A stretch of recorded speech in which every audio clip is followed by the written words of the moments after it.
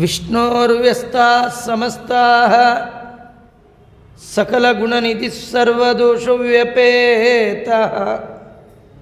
ಪೂರ್ಣಾನಂದೋ ವ್ಯಯೋ ಯೋ ಗುರುರಪಿ ಪರಮಶ್ಚಿಂತಯೇತಂ ಮಹಾಂತಂ. ಓಂ ಜನ್ಮಾದ್ಯಸ್ಯ ಯತೋನ್ವಯಾದಿತರತಶ್ಚ ಅರ್ಥೇಷ್ವವಿಘ್ನಸ್ವರಾಟ್ ತೇನೇ ಬ್ರಹ್ಮಹೃದಯಾದಿಕವಯೇ ಮುಖ್ಯಂತಿ M ಸೂರಯಃ ತೇಜೋ ವಾರಿಮೃಧಂ ಯಥಾ ವಿನಿಮಯೋ ಯತ್ರ ತ್ರಿಸರ್ಗೋ ಮೃಷಾ ಧಾಮ್ನಾ ಸ್ವೇನ ಸದಾ ನಿರಸ್ತಕುಹಕಂ ಸತ್ಯಂ ಪರಂ ಧೀಮಹಿ.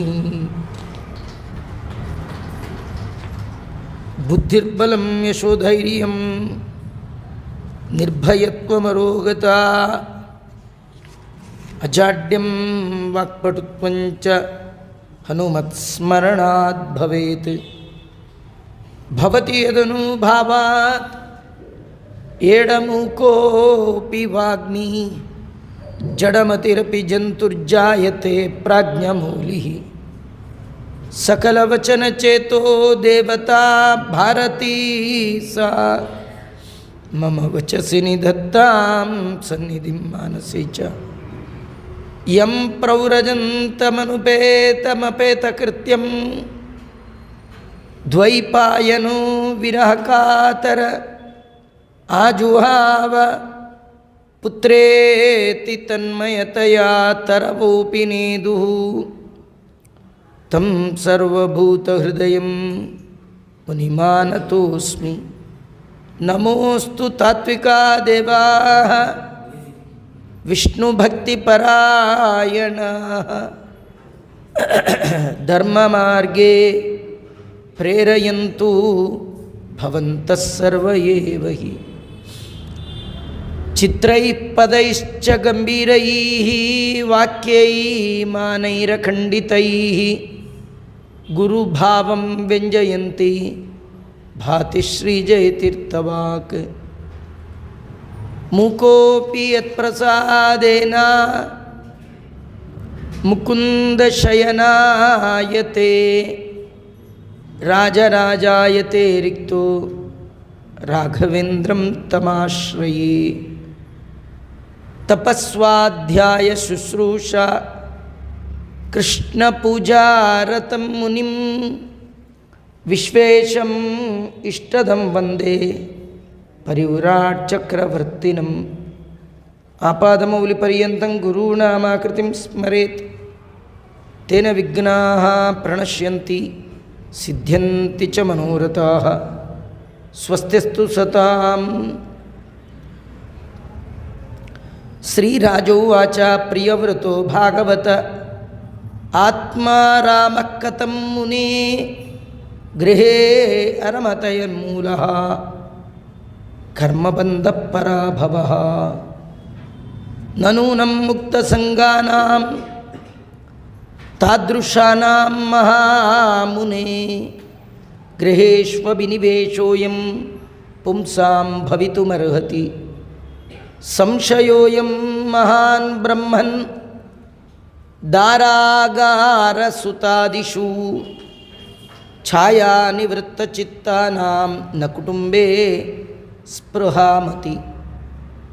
ಸಕ್ತಸ್ಯ ಯತ್ ಸಿದ್ಧಿರಭೂತ್ ಕೃಷ್ಣೇ ಚ ಮತಿರಚ್ಯುತಾ. ಶ್ರೀ ಗುರುಭ್ಯೋ ನಮಃ. ಪಂಚಮಸ್ಕಂದದ ಆರಂಭದಲ್ಲಿ ಶ್ರೀ ಪರೀಕ್ಷಿತ ಮಹಾರಾಜರು ಶ್ರೀ ಶುಕ ಮಹರ್ಷಿಗಳನ್ನು ಒಂದು ಪ್ರಶ್ನೆ ಮಾಡ್ತಾ ಇದ್ದಾರೆ. ಸ್ವಯಂಭೂ ಮನುವಿನ ದೊಡ್ಡ ಮಗ ಪ್ರಿಯವ್ರತ, ಹುಟ್ಟಿನಿಂದಲೇ ಅವನಿಗೆ ಭಗವದ್ಭಕ್ತಿ ಇತ್ತು, ದೈವಭಕ್ತ ಅವನು. ಅಂತಹ ರಾಜಕುಮಾರನಿಗೆ ಸಣ್ಣ ಪ್ರಾಯದಲ್ಲಿಯೇ ನಾರದರ ಉಪದೇಶ ಕೂಡ ಸಿಕ್ತು, ಒಳ್ಳೆಯ ಗುರುಗಳು. ಹಾಗಾಗಿ ಅವನು ತಾರುಣ್ಯಕ್ಕೆ ಬಂದಾಗ ಅವರ ತಂದೆ ರಾಜ್ಯದ ಅಧಿಕಾರ ಕೊಡ್ತೇನೆ ಎಂದಾಗ ಕನ್ಯಾ ತಂದು ಮದುವೆ ಮಾಡ್ತೀನಿ ಎಂದಾಗ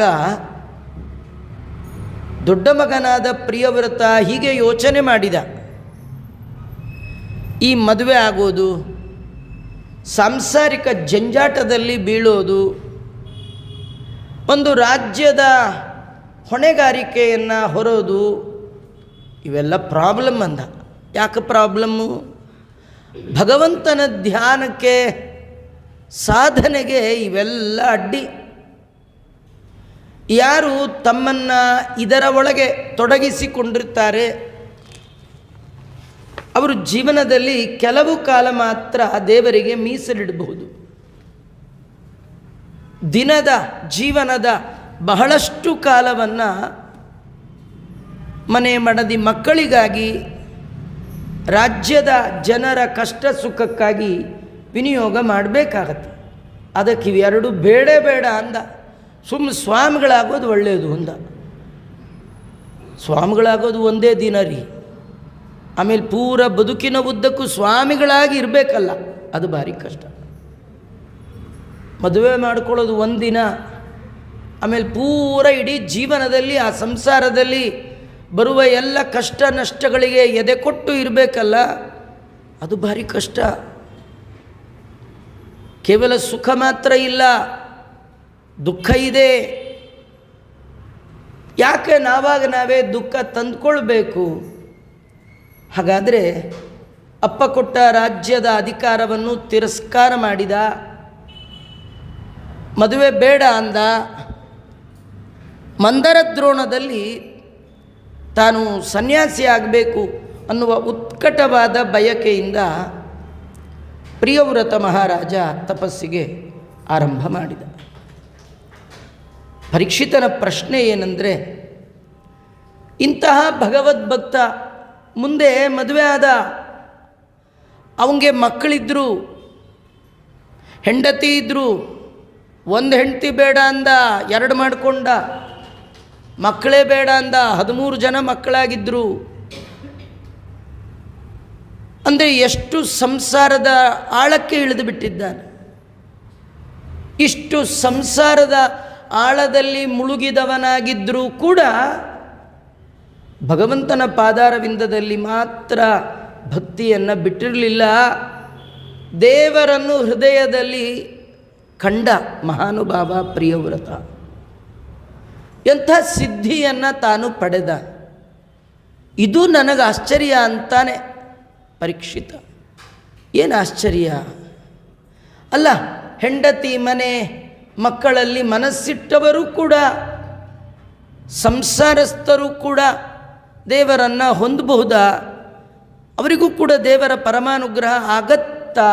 ಇದವನ ಪ್ರಶ್ನೆ. ಅಲ್ಲ, ಇದ್ಯಾಕೆ ಪ್ರಶ್ನೆ ಬಂತು ಅಂದರೆ, ಜಗದ್ಗುರು ಮಧ್ವಾಚಾರ್ಯರನ್ನು ಬಿಟ್ಟರೆ ಉಳಿದೆಲ್ಲರೂ ಮೋಕ್ಷಕ್ಕೆ ಹೋಗಬೇಕಾದ್ರೆ ಸನ್ಯಾಸಿಯೇ ಆಗಬೇಕು ಅಂತ ಕೃಷ್ಣ ಹೇಳ್ತಾನೆ. ಎಲ್ಲವನ್ನು ಬಿಟ್ಟು ನನ್ನ ಬಳಿಗೆ ಬರಬೇಕು ಅಂತ. ಸರ್ವಧರ್ಮಾನ್ ಪರಿತ್ಯಜ್ಯ ಮಾಮೇಕಂ ಶರಣಂ ವ್ರಜ. ನನ್ನನ್ನು ಬಿಟ್ಟು ಇನ್ನೊಂದು ಬೇಕಂದ್ರಿ ನಾನು ಹತ್ರ ಸೇರಿಸಲ್ಲ. ಎಲ್ಲ ಬಿಟ್ಟು ಬರಬೇಕು. ಎಲ್ಲ ಬಿಡೋದನ್ನೇ ಸನ್ಯಾಸ ಅಂತ ಕರೀತಾರೆ. ಚೆನ್ನಾಗಿ ಬಿಟ್ಟುಬಿಡ್ಬೇಕು ಎಲ್ಲವನ್ನು. ಇವು ಒಂದು ಬಿಟ್ಟಿಲ್ಲ, ಇವನಿಗೆ ದೇವರ ಅನುಗ್ರಹ ಆಯ್ತಲ್ಲ, ಹೀಗಾಗತ್ತಾ? ಇದು ಪ್ರಶ್ನೆ. ಇದು ಅವನ ಪ್ರಶ್ನೆ ಅಲ್ಲ, ನಮ್ಮ ಪ್ರಶ್ನೆ. ಯಾಕೆಂದರೆ ನಾವ್ಯಾರೂ ಸನ್ಯಾಸಿಗಳಲ್ಲ, ಎಲ್ಲ ಬಿಟ್ಟ ವೈರಾಗ್ಯ ಶಿಖಾಮಣಿಗಳಲ್ಲ, ಎಲ್ಲದರ ಒಟ್ಟಿಗೆ ಇಳಿದವರು, ಅಲ್ಲೇ ಉಳಿದವರು. ಉಳಿದವರು ಮಾತ್ರ ಅಲ್ಲ, ಅದರಲ್ಲೇ ಮುಳುಗಿದವರು. ಇಂಥ ನಮಗೂ ಕೂಡ ದೇವರ ದಾರಿಯಲ್ಲಿ ಸಿದ್ಧಿ, ಸನ್ಮಾರ್ಗದಲ್ಲಿ ಭಗವಂತನನ್ನು ಕಾಣುವ ಮಾರ್ಗದಲ್ಲಿ ನಮಗೂ ಸಿದ್ಧಿ ಆಗುತ್ತಾ? ಇದು ಪರೀಕ್ಷಿತನ ಪ್ರಶ್ನೆ. ನಮ್ಮೆಲ್ಲರ ಪ್ರತಿನಿಧಿಯಾಗಿ ಶುಕ ಮಹರ್ಷಿಗಳಲ್ಲಿ ಈ ಪ್ರಶ್ನೆಯನ್ನು ಕೇಳ್ತಾ ಇದ್ದ. ಅವರು ಹೇಳಿದರು, ಹೌದು, ನೀ ಹೇಳಿದ ನಿಜ. ಸಂಸಾರದಲ್ಲಿ ಇದ್ದವರಿಗೆ ದೇವರ ಕಡೆ ಮನಸ್ಸು ಹೋಗೋದು ಭಾಳ ಕಷ್ಟ. ಹಗಲು ನಿನ್ನ ನೆನೆಯಲಿಲ್ಲ, ಹಸಿವೆ ತೃಷೆಯಿಂದ, ಇರುಳು ನಿನ್ನ ನೆನೆಯಲಿಲ್ಲ ನಿದ್ರೆಯ ಬರದಿಂದ. ಡೇ ಟೈಮ್ ಒಂಥರ ಪ್ರಾಬ್ಲಮ್, ನೈಟಲ್ಲಿ ಒಂಥರ ಪ್ರಾಬ್ಲಮ್. ಬೆಳಗ್ಗೆ ಆದರೆ ಸಾಕ್ರಿ, ಏನು ತಿಂಡಿ ಮಾಡಲಿ, ಏನು ಅಡುಗೆ ಮಾಡಲಿ, ಏನು ತರಕಾರಿ ತರಲಿ. ಈ ವ್ರತ ಮಾಡೋರ್ಗೆ ಭಾರಿ ಯೋಚನೆ, ಅಯ್ಯೋ ವ್ರತ ಬೇರೆ, ಏನು ಮಾಡಲಿ, ಯಾಕಾರು ಇವ್ರು ಹೀಗೆಲ್ಲ ನೂರಾರು. ಎಲ್ಲರೂ ನಿಮಗೆ ದೇವರ ಸ್ಮರಣೆ ಬರಲಿಕ್ಕೆ ಸಾಧ್ಯ ಇದೆಯಾ? ಹಗಲೊಂಥರ, ರಾತ್ರಿ ಒಂಥರ, ಮಧ್ಯಾಹ್ನ ಒಂಥರ. ಪ್ರಿಯವ್ರತ ಮಹಾರಾಜ ಹಾಗಾಗಲಿಲ್ಲ, ಅವನ ಕಥೆ ವಿಚಿತ್ರ. ಶುಕಾಚಾರ ಅಂತಾರೆ, ನೀವೊಮ್ಮೆ ಭಗವದ್ಭಕ್ತನಾಗಬೇಕು, ದೇವರ ಅನುಗ್ರಹ ಸಂಪಾದನೆ ಮಾಡಬೇಕು, ಪ್ರಾಮಾಣಿಕ ಪ್ರಯತ್ನ ಮಾಡಿದ್ರಿ ಅಂದರೆ ನೀವು ರಾಂಗ್ ರೂಟ್ ಹೋಗಿದ್ರೂ ನಿಮಗೆ ದೇವರು ರೈಟ್ ರೂಟಿಗೆ ಕರ್ಕೊಂಡು ಬರ್ತಾನೆ. ನೀವು ಮರೆತರೂ ನಿಮ್ಮನ್ನು ಅವನು ಮರೆಯೋಲ್ಲ. ಸಂಸಾರದಲ್ಲಿ ಬಿದ್ದಾಗ ದೇವರ ಮರೆವು ಸಹಜ. ಭಕ್ತ ಪರಾಧೀನನಾದ ಭಗವಂತ ಮಾತ್ರ ಭಕ್ತರನ್ನು ಮರೆಯೋಲ್ಲ.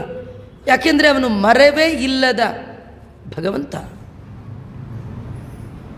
ಹಾಗಾದ್ರೆ ಏನಾಯಿತು ಪ್ರಿಯವ್ರತನ ಕತೆ? ಪ್ರಿಯವ್ರತ ಅವನು ಮದುವೆ ಬೇಡ ಅಂತ ಮಂದರ ಪರ್ವತದಲ್ಲಿ ತಪಸ್ಸಿಗೆ ಕೂತಿದ್ದ. ಆಗ ಬ್ರಹ್ಮದೇವರೇ ಬಂದು ಅವನಿಗೆ ಎಚ್ಚರಿಸಿದ್ದ, ಅಪ್ಪ ನಾವೇನಾಗಬೇಕು ಅನ್ನೋದು ನಮ್ಮ ಕೈಯಲ್ಲಿಲ್ಲ ಅಂತ. ದಾಸರಂತಾರೆ ನೋಡಿ, ಹರಿಚಿತ್ತ ಸತ್ಯ ನರಚಿತ್ತಕ್ಕೆ ಬಂದದ್ದು ಲವಲೇಶ. ಒಂಚೂರು ನಡಿಬೇಕಾ ಬೇಡ ರೀ, ಬೇಡ 100% ಬೇಡ. ಕೆಲವರು ಅಂತಾರೆ, ನಾ ಅಂದ್ಕೊಂಡಿದ್ದು ಒಂದೂ ಆಗಲ್ಲ ಆಚಾರ್ಯ. ಪ್ರಾಬ್ಲಮ್ ಏನು ಗೊತ್ತಾ, ನೀವು ಅಂದ್ಕೊಂಡಿದ್ದೇ ಪ್ರಾಬ್ಲಮ್. ಹಾಗಾದ್ರೆ ಏನು ಮಾಡಬೇಕು? ಇಟ್ಟ ಹಾಗೆ ಇರುವೇನೋ ಹರಿಯೇ. ಯಾವ್ಯಾವ ಕಾಲಕ್ಕೆ ಏನೇನಾಗಬೇಕೋ ತಂತಾನೇ ಆಗ್ತಾ ಹೋಗುತ್ತೆ. ನಾವೇನು ಮಾಡಬೇಕಂದ್ರೆ ನಮ್ಮ ಪಾಲಿಂದು ಡ್ಯೂಟಿ ಮಾಡ್ತಾ ಹೋದರೆ ಸಾಕು. ಕೃಷ್ಣ ಹೇಳ್ತಾನೆ, ನಿಮ್ಮ ವರ್ಣ ನಿಮ್ಮ ಆಶ್ರಮಕ್ಕೆ ಶಾಸ್ತ್ರದಲ್ಲಿ ವಿಹಿತವಾಗಿ ಏನು ಹೇಳಿದೆಯೋ ಅದನ್ನು ಪ್ರಾಮಾಣಿಕವಾಗಿ ಭಗವಂತನಿಗೆ ಅರ್ಪಣೆ ಮಾಡಬೇಕು ಅನ್ನುವ ದೃಷ್ಟಿಯಲ್ಲಿ ಮಾಡ್ತಾ ಹೋಗು. ಕೊಡಬೇಕಾದ್ದನ್ನು ದೇವರು ಕೊಡೋ ಕಾಲಕ್ಕೆ ಕೊಟ್ಟೇ ಕೊಡ್ತಾನೆ. ನಾನು ಹೀಗೆ ಮಾಡಬೇಕು, ಹಾಗಾಗಬೇಕು ಅದೆಲ್ಲ ನೀವು ಅಂದ್ಕೊಳ್ಳಿಕ್ಕೆ ಹೋಗಬೇಡಿ. ಯಾಕೆ? ನರಚಿತ್ತಕ್ಕೆ ಬಂದದ್ದು ಲವಲೇಶ ನಡೆಯದು. ಯದ್ವಾಚಿತಂತ್ಯ, ಭಗವಂತ ನಮ್ಮನ್ನೆಲ್ಲ ತನ್ನ ಮಾತುಗಳಿಂದ ಕಂಟ್ರೋಲ್ ಮಾಡ್ತಾ ಇದ್ದಾನೆ. ಯಾವುದವನ ಮಾತು?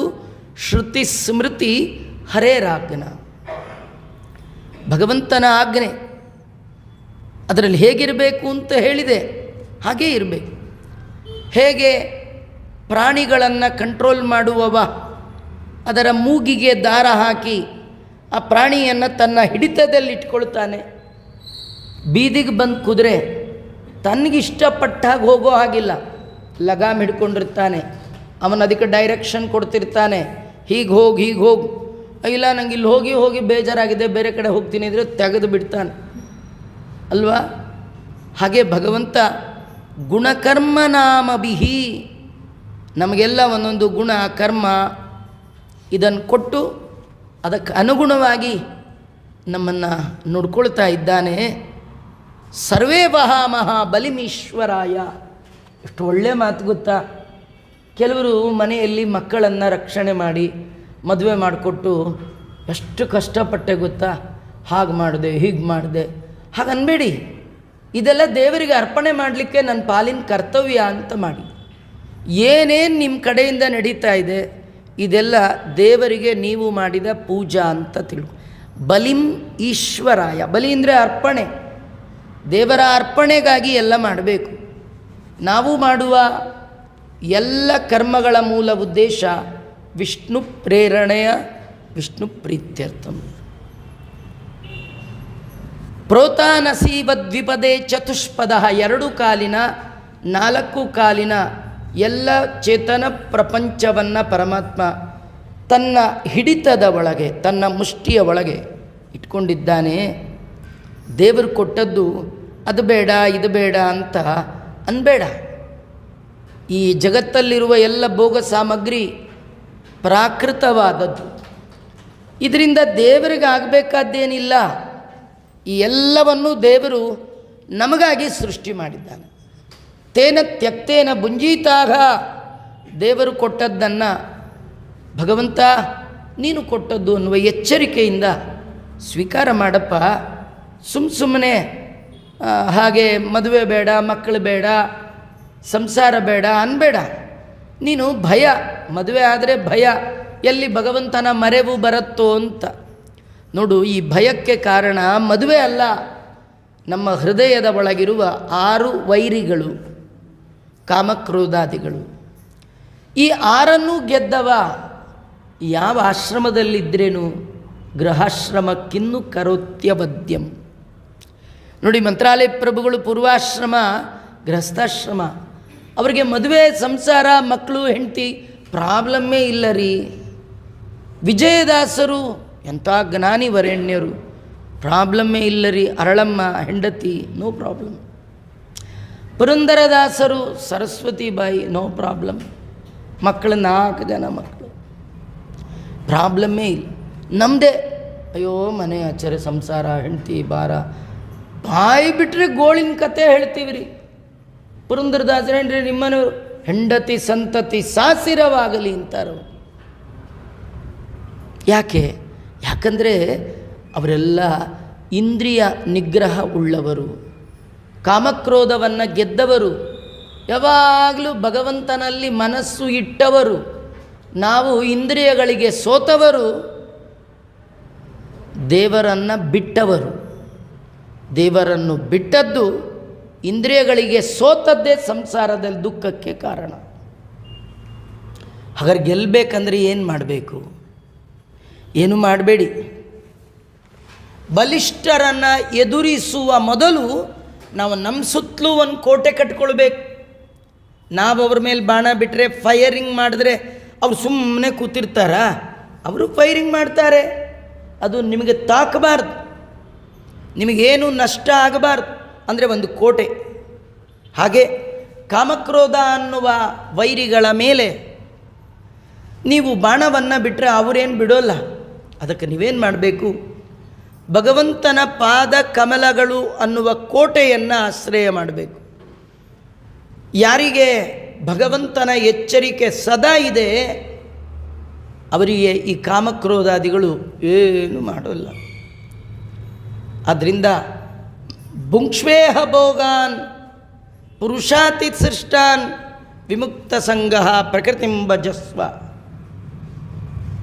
ಭಗವಂತ ಕೊಟ್ಟದ್ದನ್ನು ಸ್ವೀಕಾರ ಮಾಡಿ ದೇವರ ಆರಾಧನೆ ಅಂತ ಮಾಡು. ನಿನಗೆ ಅವನ ಅನುಗ್ರಹ ಆಗುತ್ತಪ್ಪ. ಮದುವೆ ಬೇಡ ಅನ್ಬೇಡ, ಆಯಿತಾ ಅಂಥೇಳಿ ಬ್ರಹ್ಮದೇವರು ಹೇಳಿದ ತಕ್ಷಣ, ಬ್ರಹ್ಮದೇವರು ಹೇಳಿದ ಮೇಲೆ ಬೇಡ ಅನ್ನೋರು ಯಾರಿದ್ದಾರ್ರೀ? ಪ್ರಿಯವ್ರತ ಹಾಗೇ ಆಗಲಿ ಅಂತಂದ. ಮುಂದೆ ಅವನೇನು ಮಾಡಿದ್ದಾನೆ?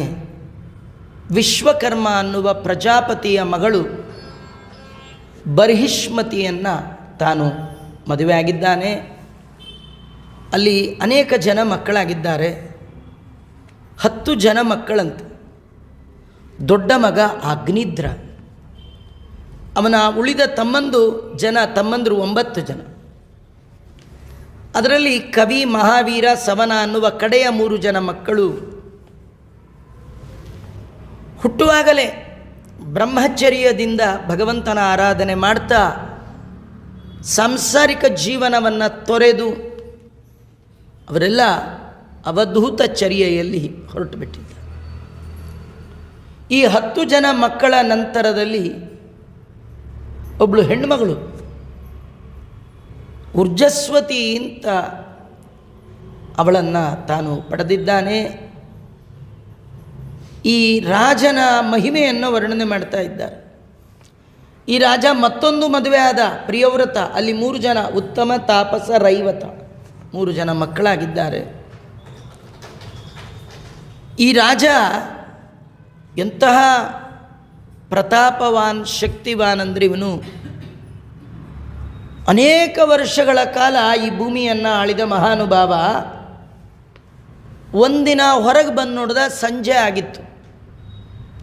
ಮಂತ್ರಿನ ಕರೆದು ಕೇಳ್ದ, ನಮ್ಮ ದೇಶದ ಈ ಭಾಗ ಕತ್ತಲಿಟ್ಟಿದೆಯಲ್ಲ ಯಾಕೆ? ಮಂತ್ರಿ ಅಂದ, ಸೂರ್ಯ ಅಸ್ತಮಾನ ಆಯಿತು, ಕತ್ತಲಾಯಿತು. ರಾಜ ಕೇಳ್ದ, ಎಲ್ಲಿ ಹೋದ ಸೂರ್ಯ ಅಂದ. ಅಲ್ಲ, ಅವನ ಪಾಡಿಗೆ ಬಂದ, ಹೋದ. ಅಯ್ಯೋ, ನಾನು ರಾಜನಾಗಿದ್ದರೂ ಕೂಡ ಅವ್ರವ್ರ ಪಾಡಿಗೆ ಅವ್ರು ಬಂದು ಹೋಗೋದಾದರೆ ಏನು ಪ್ರಯೋಜನ? ಇನ್ಮೇಲೆ ಈ ಸೂರ್ಯನ ನಂಬಿ ನಾವಿರುವ ಹಾಗಿಲ್ಲ. ಸೂರ್ಯ ಬರಲಿ, ದಿನದ ಅರ್ಧ ಭಾಗ ಡ್ಯೂಟಿ ಅವನು ಮಾಡಲಿ, ಇನ್ನು ಅರ್ಧ ಭಾಗ ಇಡೀ ಜಗತ್ತಿಗೆ ನಾನು ಬೆಳಕು ಕೊಡ್ತೇನೆ ಎಂದ. ಏನು ಆಶ್ಚರ್ಯ ರೀ! ಕರೆಂಟ್ ಹೋದರೆ ಕರೆಂಟ್ ಕೊಡೋದು ತಾಕತ್ತಿಲ್ಲದ ನಮ್ಮ ರಾಜರಲ್ಲಿ ಸೂರ್ಯನಿಗೆ ಬದಲಿ ಸೂರ್ಯನಾಗಿ ತನ್ನ ತಪಸ್ಸಿನಿಂದಲೇ ತೇಜೋಮಯವಾದ ರಥವನ್ನು ನಿರ್ಮಾಣ ಮಾಡಿ ಅದರ ಒಳಗೆ ಕುಳಿತು ಮೇರು ಪರ್ವತವನ್ನು ಸೂರ್ಯ ಪ್ರದಕ್ಷಿಣೆ ಮಾಡುವಾಗ ಭೂಮಿಯ ಅರ್ಧ ಭಾಗಕ್ಕೆ ಕತ್ತಲು, ಅರ್ಧ ಭಾಗಕ್ಕೆ ಬೆಳಕು ಕೊಡ್ತಿದ್ದ. ಅವ ಎಲ್ಲಿ ಬೆಳಕು ಕೊಡ್ತಿದ್ದ ಅಲ್ಲಿ ಹೋಗ್ತಿರಲಿಲ್ಲ. ಎಲ್ಲಿ ಕತ್ತಲು ಪ್ರಸಂಗ ಅಲ್ಲಿ ಈ ರಾಜ ತನ್ನ ರಥವನ್ನು ಏರಿ ಪ್ರತಿ ಸೂರ್ಯನಂತೆ ದ್ವಿತೀಯ ಪತಂಗ, ಎರಡನೇ ಸೂರ್ಯನಂತೆ ಇಡೀ ಜಗತ್ತಿಗೆ ನೈಟ್ ಅನ್ನೋ ಶಬ್ದವೇ ಇಲ್ಲ. ಯಾವಾಗಲೂ ಹಗಲು ಹಗಲು. 7 ದಿನ ಹೀಗೆ ಸುತ್ತಿದ್ದಾನೆ. ನಾರದರು ಎಲ್ಲೋ ಇದ್ದವ್ರಿಗೆ ಸುದ್ದಿ ಹೋಯಿತು, ಭೂಲೋಕದಲ್ಲಿ ಕತ್ತಲಿಲ್ಲ, ನಿಮ್ಮ ಶಿಷ್ಯನ ಪ್ರೋಗ್ರಾಮು. ಅವರು ಓಡ್ಕೋತಾ ಬಂದರು, ಶಿಷ್ಯನ ರಥಕ್ಕೆ ಅಡ್ಡ ನಿಂತರು. ಪ್ರಿಯವ್ರತನಿಗಂದರು, ಅಲ್ಲೋ ಮದುವೆ ಮಾಡ್ಕೋ, ಹೆಂಡತಿ ಮಕ್ಕಳು ಸಂಸಾರ ಮಾಡಿ ರಾಜ್ಯ ಬಾರು ಮಾಡು ಅಂದರೆ ನೀನು ಸೂರ್ಯನ ಜೊತೆಗೆ ಕಾಂಪಿಟೇಷನ್ ಹೋಗ್ತೀಯಲ್ಲಪ್ಪ, ಹೋಗಬಾರ್ದು. ಹಗಲು ರಾತ್ರಿಗಳ ನಿರ್ಮಾಣ ಸೂರ್ಯನಿಂದಲ್ಲ, ದೈವೇಚ್ಛೆ. ಭಗವಂತ ಇದರೆಲ್ಲರ ಕರ್ತೃ. ಹಗಲು ಅವನೇ ಮಾಡೋದು, ರಾತ್ರಿ ಅವನೇ ಮಾಡೋದು. ಕಥೆ ಏನು ಗೊತ್ತಾ? ನಾವು ಎಷ್ಟೇ ಬಲಿಷ್ಠರಾದರೂ ಪ್ರಕೃತಿಗೆ ವಿರುದ್ಧ ಹೋಗಬಾರ್ದು. ಯಾಕಂದರೆ ಪ್ರಕೃತಿ ಭಗವಂತನ ಅಧೀನ, ನಾವು ಅವನ ಅಧೀನ. ಹಾಗಾಗಿ ಹಗಲು ರಾತ್ರಿಗಳು ನಿರ್ಮಾಣ ಮಾಡಿದ್ದು ರಾಜ ಅಲ್ಲಪ್ಪ. ನೀನು ಅದರ ವಿರುದ್ಧ ಹೋದರೆ, ದೇವರ ವಿರುದ್ಧ ಹೋದಾಗೆ ನಮಗೊಂದು ಕಥೆ ಇದೆ ರೀ. ಪ್ರಕೃತಿಗೆ ವಿರುದ್ಧ ಹೋಗಬೇಡಿ. ಮಳೆ ಚಳಿ ಗಾಳಿಯನ್ನು ನಿಂದನೆ ಮಾಡಬೇಡಿ. ಎಷ್ಟು ಥಂಡಿರಿ, ಎಷ್ಟು ಶಾಲು ಹೊದ್ಕೊಳ್ಳೋಣ, ಎಷ್ಟು ಟೋಪಿ ಹಾಕ್ಕೊಳ್ಳೋಣ, ಆದರೂ ಚಳಿ. ಆ ಮಾತಾಡು ಏನು ದರಿದ್ರ ಚಳಿ ಅಂದ್ಬಿಡ್ತೀವಿ. ನಿಂದೆ ಮಾಡಬೇಡಿ, ಮಳೆ ಚಳಿ ಗಾಳಿಗಳ ನಿಂದಿಸದೆ ಅಂತ. ಪ್ರಕೃತಿಯನ್ನು ವಿರೋಧ ಮಾಡಬೇಡ, ನಿಲ್ಲಿಸ್ಬಿಡು ಅಂದರು. ಗುರುಗಳ ಮಾತಿಗೆ 7 ದಿನ ಸಂಚಾರ ಮಾಡಿದ ಪ್ರಿಯವ್ರತ ಮಹಾರಾಜ ನಿಲ್ಲಿಸ್ಬಿಟ್ಟ. ನಿಮಗೆ ಆಶ್ಚರ್ಯ, ಅವನು ಇನ್ನೊಂದು ಮಹಿಮೆ ಹೇಳ್ತಾ ಇದ್ದಾರೆ. ಅವನು 7 ದಿನ ಪ್ರಯಾಣ ಮಾಡುವ ಸಂದರ್ಭದಲ್ಲಿ ಅವನ ರಥದ ಚಕ್ರಕ್ಕೆ ಭೂಭಾಗ ಸಿಕ್ಕು 7 ದಿನಕ್ಕೆ 7 ಹಳ್ಳಗಳು, 7 ದಿಣ್ಣೆಗಳ ನಿರ್ಮಾಣ ಆಯಿತು. ಆ 7 ಹಳ್ಳಗಳು ಅಂದರೆ ಅದು ಸಾಮಾನ್ಯ ಸಣ್ಣ ಪುಟ್ಟ ಹಳ್ಳಗಳಲ್ಲ. ಅದೇ ಹಳ್ಳಗಳೇ ಒಂದೊಂದು ಸಮುದ್ರವಾಗಿ 7 ಸಮುದ್ರಗಳಾಯ್ತಂತೆ. ಲವಣಸಾಗರ, ಇಕ್ಷುಸಾಗರ, ಸುರಸಾಗರ, ಘೃತಸಾಗರ, ದಧಿಸಾಗರ, ಕ್ಷೀರಸಾಗರ, ಉಪ್ಪು ನೀರಿನ ಸಿಹಿ ನೀರಿನ ಸಾಗರಗಳು ಅವನು 7 ದಿನದಲ್ಲಿ ನಿರ್ಮಾಣ ಮಾಡಿದ. ಅಷ್ಟೇ ಅಲ್ಲ, ಆ 2 ಸಮುದ್ರಗಳ ನಡುವೆ ಭೂಭಾಗ ಮಾಡಿಬಿಟ್ಟ. ಆ ದಿಣ್ಣೆಗಳು, ಆ 7 ಭೂಪ್ರದೇಶವೇ 7 ದ್ವೀಪಗಳು. ಜಂಬೂದ್ವೀಪ, ಪ್ಲಕ್ಷ, ಶಾಲ್ಮಲಿ, ಕುಶ, ಕ್ರೌಂಚ, ಶಾಖ, ಪುಷ್ಕರ. ನೋಡಿ, ಈ 7 ದ್ವೀಪದಲ್ಲಿ ನಾವೆಲ್ಲ ಇರೋದು ಜಂಬೂದ್ವೀಪ. ಉಳಿದ 6 ದ್ವೀಪಗಳಿಗೆ ಮನುಷ್ಯರು ಹೋಗಲಿಕ್ಕೆ ಆಗೋಲ್ಲ. ಹೀಗೆ 7 ದ್ವೀಪಗಳು, 7 ಸಮುದ್ರಗಳನ್ನು ರಾಜ ನಿರ್ಮಾಣ ಮಾಡಿದರೆ ಅವನು ಪರಂಧಾಮಕ್ಕೆ ಹೋಗಿ ಎಷ್ಟೋ ಸಾವಿರ ವರ್ಷ ಕಳೆದ ಮೇಲೂ ಜನ ಅವನು ಮಾಡಿದ ಈ ಅದ್ಭುತ ಕರ್ಮವನ್ನು ನೆನಪು ಮಾಡಿಕೊಳ್ತಿದ್ರು. ಏನಂತ? ಪ್ರಿಯವ್ರತಂ ಕೃತಂ ಕರ್ಮ ಕೋನು ಕುರಿಯಾದ್ ವಿನೇಶ್ವರಂ. ಪ್ರಿಯವ್ರತ ಮಾಡಿದ ಅದ್ಭುತ ಕೆಲಸವನ್ನು ಭಗವಂತನಲ್ಲದೆ ಮತ್ತಾರು ತಾನೇ ಮಾಡಲಿಕ್ಕೆ ಸಾಧ್ಯ? ಇದರರ್ಥ ಪ್ರಿಯವ್ರತನಲ್ಲಿ ಭಗವಂತನೇ ಇದ್ದು ಈ ಅದ್ಭುತವಾದ ಕರ್ಮವನ್ನು ಮಾಡಿಸಿದ್ದಾನೆ. ನಮಗೇನರ್ಥ? ನಮ್ಮಿಂದೇನಾದರೂ ಉತ್ತಮವಾದ ಕೆಲಸ ಆಗಿದ್ದರೆ ಅಂದ್ಕೊಳ್ಳಿ, ನಾ ಮಾಡಿದೆ ಅಂದ್ಕೊಳ್ಬೇಡಿ. ಒಳಗೆ ಭಗವಂತ ನಿಂತೇ ಮಾಡಿಸಿದ್ದಾನೆ. ಅವನು ನಿಂತ ಈ ಸತ್ಕರ್ಮ ಆಯಿತು. ಅವನ ಅನುಗ್ರಹ ಇಲ್ಲ ಅಂತಾಗಿದ್ದರೆ ಖಂಡಿತವಾಗಿಯೂ ಈ ಕರ್ಮ ಮಾಡಲಿಕ್ಕೆ ಆಗಲ್ಲ ಅಂತ ಹೀಗೆ ತಿಳ್ಕೊಳ್ಬೇಕು. ಇಂತಹ ಅದ್ಭುತವಾದ ಪ್ರಿಯವ್ರತ ಮಹಾರಾಜರ ಕಥೆಯನ್ನು ವರ್ಣನೆ ಮಾಡಿದ್ದಾರೆ. ಅಗ್ನಿದ್ರ ಅಂತಿದ್ನಲ್ಲ, ಅವನ ಮಗ, ದೊಡ್ಡ ಮಗ, ಅವನು ಜಂಬೂದ್ವೀಪಕ್ಕೆ ರಾಜನಾದ. ಅಗ್ನಿದ್ರ ಮದುವೆ ಆಗಬೇಕು ಅಂತ ಅಂದ್ಕೊಂಡ. ಆದರೆ ಭೂಲೋಕದ ಕನ್ಯಾಗಳು ಬೇಡ ಅಂದ. ದೇವಲೋಕದ ಹುಡುಗಿ ಸಿಕ್ಕರೆ ಮದುವೆ ಆಗ್ತೀನಿ. ಕಣ್ಣು ಮುಚ್ಚಿ ತಪಸ್ಸು ಮಾಡ್ದ. ಅವನ ತಪಸ್ಸು ಫಲಿಸ್ತ್ರಿ. ಒಳ್ಳೇದು ಬೇಕು ಅಂತ ಸಂಕಲ್ಪ ಮಾಡಿ ಕೂತ್ರೆ ಖಂಡಿತ ದೇವರ ಅನುಗ್ರಹ ಮಾಡ್ತಾನೆ. ನಾವು ಪಡೆಯೋ ಕಾಲಕ್ಕೆ ಕಾಲನೇ ಕಳೆದು ಬಿಡ್ತೀವಿ. ಮದುವೆ ಆಗೋ ಏಜಲ್ಲಿ ಅಯ್ಯೋ ಮಾಡ್ಕೊಂಡ್ರಾಯ್ತು ಅನ್ನೋದು. ಬಂದು ಹುಡುಗರಿಗೆಲ್ಲ ಒಂದೊಂದು ಹೆಸರಿಟ್ಟು, ಅವನ ಕಪ್ಪಿಗೆ, ಇವನ ದಪ್ಪಿಗೆ, ಇವನ ಉದ್ದ, ಇವನ ಕಪ್ಪು, ಹೀಗೆಲ್ಲ ಅಂದ್ಕೊಂಡು ಕಡೆಗೆ ಆಯ್ಕೆಗಳು ಮುಗಿದೋಗ್ಬಿಡುತ್ತೆ. ಅನಿವಾರ್ಯತೆ ಹೆಚ್ಚಾಗುತ್ತೆ. ಕಡೆಗೆ ಯಾವ್ದು ಸಿಗುತ್ತೋ, ಗಂಡೋ ಹೆಣ್ಣೋ ಏನೋ, ಯಾವುದೋ ಗೋತ್ರ, ಯಾವುದೋ ಸೂತ್ರ, ಇಂಥವೆಲ್ಲ ಅವ್ಯವಸ್ಥೆ. ಅಗ್ನಿದ್ರನ ಬಯಕೆ ನೋಡಿ, ಉತ್ತಮ ಸಂತಾನ ಪಡಿಬೇಕು, ಪಿತೃಗಳ ಉದ್ಧಾರ ಆಗಬೇಕು, ಒಳ್ಳೆ ಕನ್ಯಾ. ಇಡೀ ಜೀವನದ ಸಾಧನೆ ಆಗೋದು ಮನೆಗೆ ಬರುವ ಹೆಣ್ಣಿನಿಂದ, ಮನೆ ಹಾಳಾಗೋದು ಹೆಣ್ಣಿಂದ, ಉದ್ಧಾರ ಆಗೋದು ಹೆಣ್ಣಿನಿಂದ. ಉತ್ತಮವಾದ ಹೆಣ್ಣು ಬೇಕು. ತಪಸ್ಸೇ ಮಾಡಿದ. ಸ್ವಯಂ ಬ್ರಹ್ಮದೇವರು ತಮ್ಮ ಲೋಕದ ಒಬ್ಬ ಅಪ್ಸರಾ ಸ್ತ್ರೀಯನ್ನು ಕಳುಹಿಸಿಕೊಟ್ಟಿದ್ದಾರೆ. ಅವಳ ಹೆಸರು ಪೂರ್ವಚಿತ್ತಿ ಅಂತ. ಅವಳು ತೇಜೋಮಯವಾದ ಶರೀರ, ಈ ಲೋಕದವಳಲ್ಲ. ಅವಳು ಸತ್ಯಲೋಕದ ಬ್ರಹ್ಮದೇವರ ಸಭೆಯಲ್ಲಿ ಗಾನ ನರ್ತನಾದಿಗಳನ್ನು ಮಾಡುವಂತಹ ಅಪ್ಸರಾ ಸ್ತ್ರೀ. ಅವರ ದೇಹ ಮೂಳೆ ಮಾಂಸದ್ದಲ್ಲ, ಅದು ತೇಜೋಮಯವಾದ ಶರೀರ, ಬಹುಸುಂದರಿ. ಅವಳು ಭೂಲೋಕಕ್ಕೆ ಇವನು ಎಲ್ಲಿ ತಪಸ್ಸು ಮಾಡಿದ್ನೋ ಅಲ್ಲೇ ಬಂದ್ಲು. ಅವಳ ಶೃಂಗಾರ, ಅವಳ ವನಪು, ಅವಳ ವಯ್ಯಾರ, ಅವಳ ಹಾವ, ಅವಳ ಭಾವ ಹೇಗಿತ್ತು!